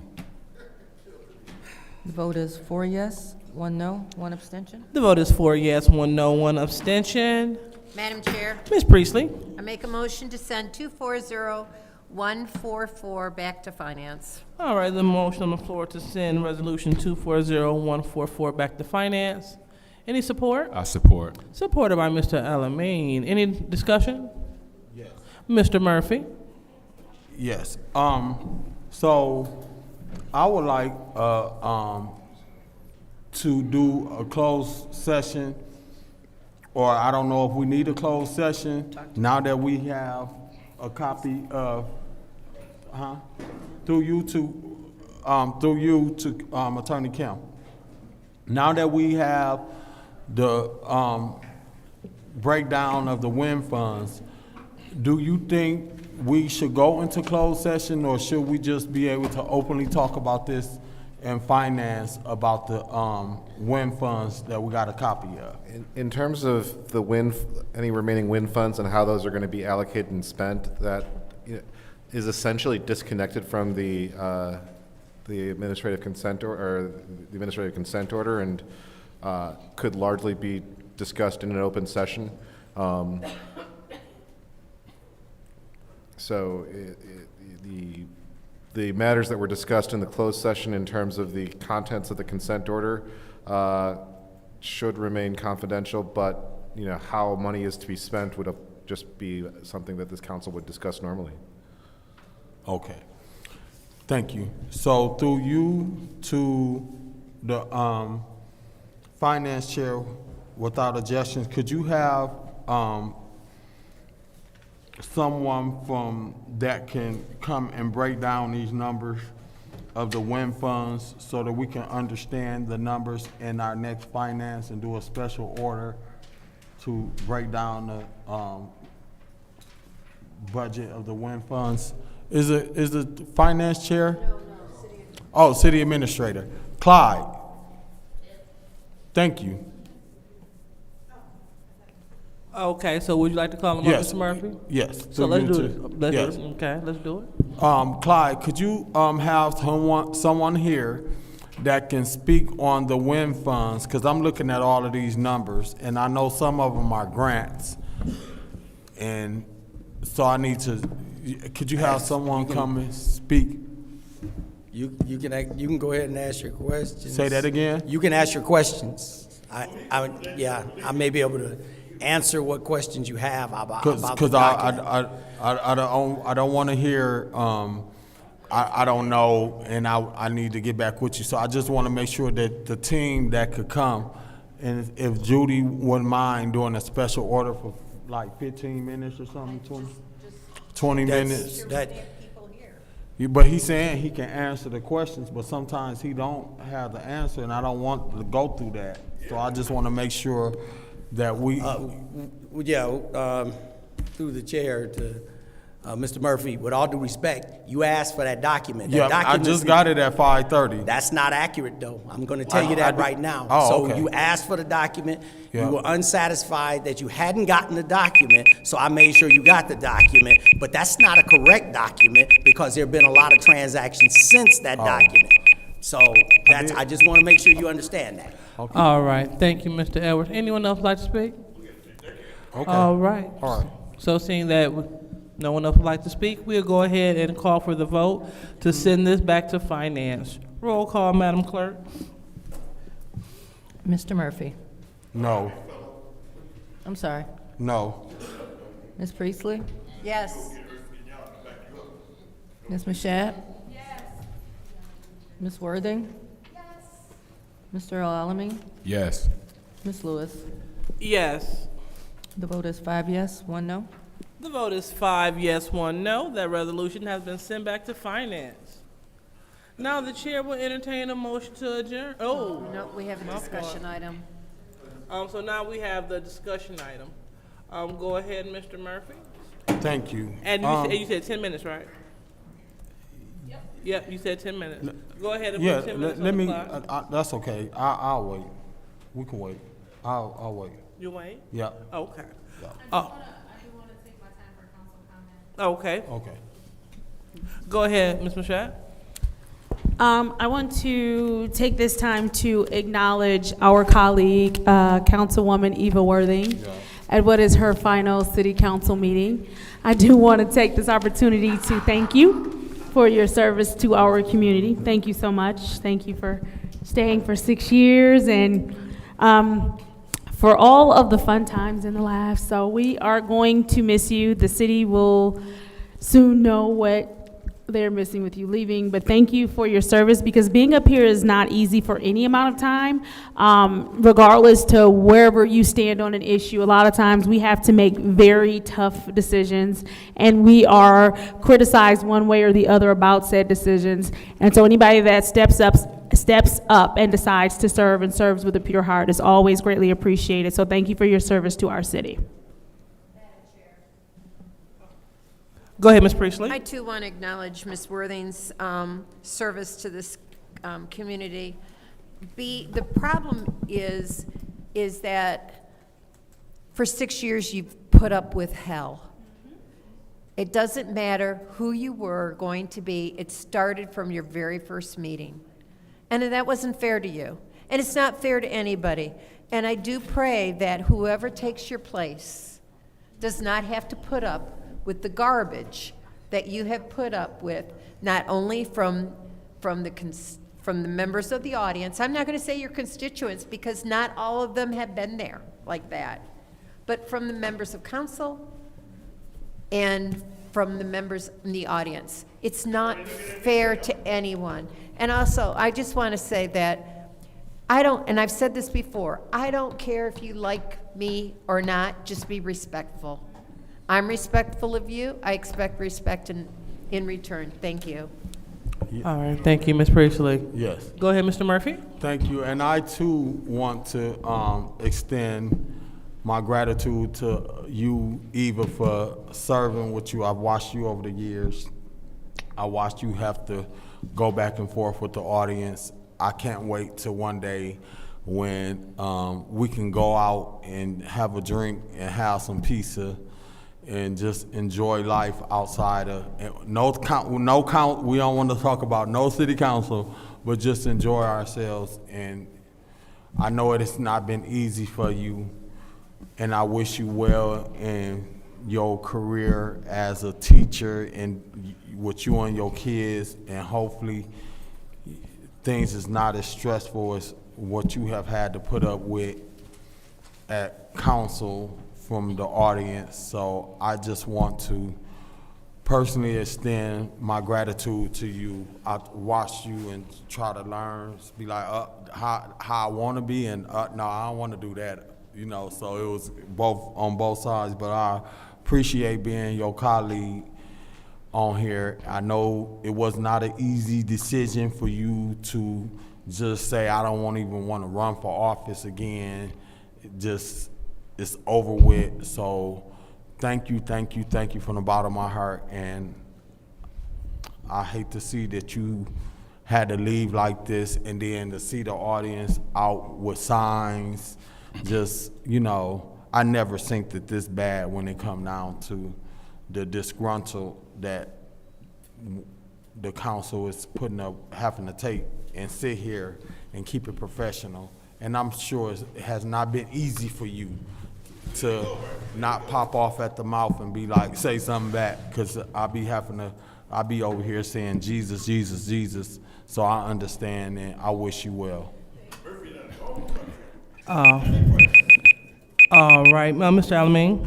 Yes, I'd just like to say thank you for your service. I know I haven't known you very that long, maybe about a month, but thank you. All right, so seeing that I'm the last one. Well, when you're done, Oh, can I forgot say about something? you. How about you? Okay, it doesn't really matter. Go ahead. Thank you, everyone. It's been a pleasure serving with you.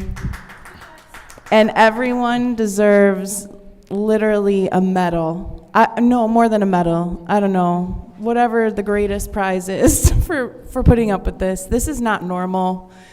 And it's not healthy to, I don't know how I made it 6.5 years, because it is not healthy, just even mentally, for those who aren't even being screamed at and yelled at and blamed for other people's life problems. Just the clerk and those around that have to sit in here, the staff, like, I feel for them. So many have left, and I watched staff member after staff member leave because no one can stay in this type of environment. And it's sad. And I believe I'm one of the last to go, like in the group that I started with, I don't feel, it was pretty dumb to stay, I'm not gonna lie, but someone said this, don't be too hard on yourself, you had hope. You had hope that things would change, and that is true. I had hope that things would get better, that we could work together, and when I saw that it wasn't gonna change in a timely manner, I said, my family is more important to me, my mental health is more important to me, and my students are more important to me, because that is what I really care about and enjoy. And so I just want to thank you all for your support, and for everyone who contacted me throughout the years and mentally gave me like a boost, like, hey, it's not you. Hey, like, you're doing great. I needed that. You don't know how much a person needs that when they're down and out. Like, and so if anyone feels like sending a message to my colleagues in my absence, it does help to hear the loudest people in the crowd aren't how the city feels. They're just the loudest, and they're here. Thank you. All right, Ms. Priestley? Yeah, I'd like to. You appreciate it. All right, thank you. The average bear wouldn't do it.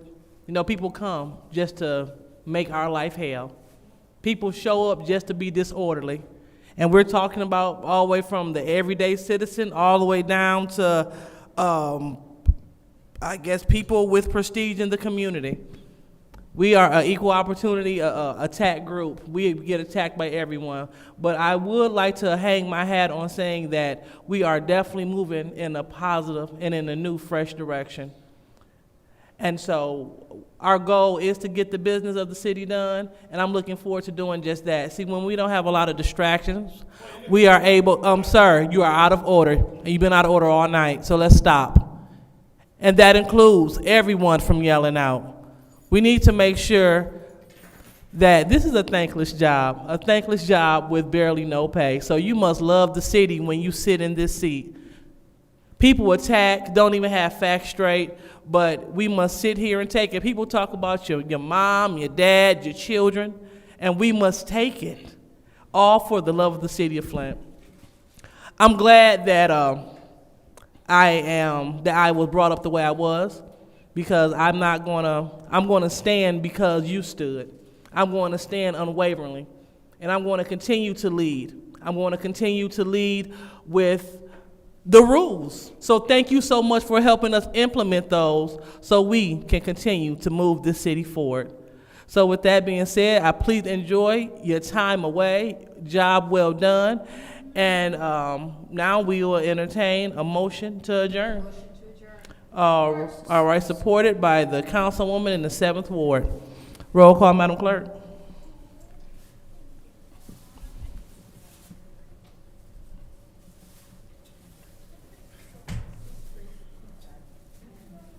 Ms. Priestley? Yes. Ms. Mashat? Yes. Ms. Worthing? Yes. Mr. Alamin? Yes. Ms. Lewis? Yes. Mr. Murphy? No. The vote is 5 yes, 1 no. The vote is 5 yes, 1 no. This meeting is now adjourned. at 10:10.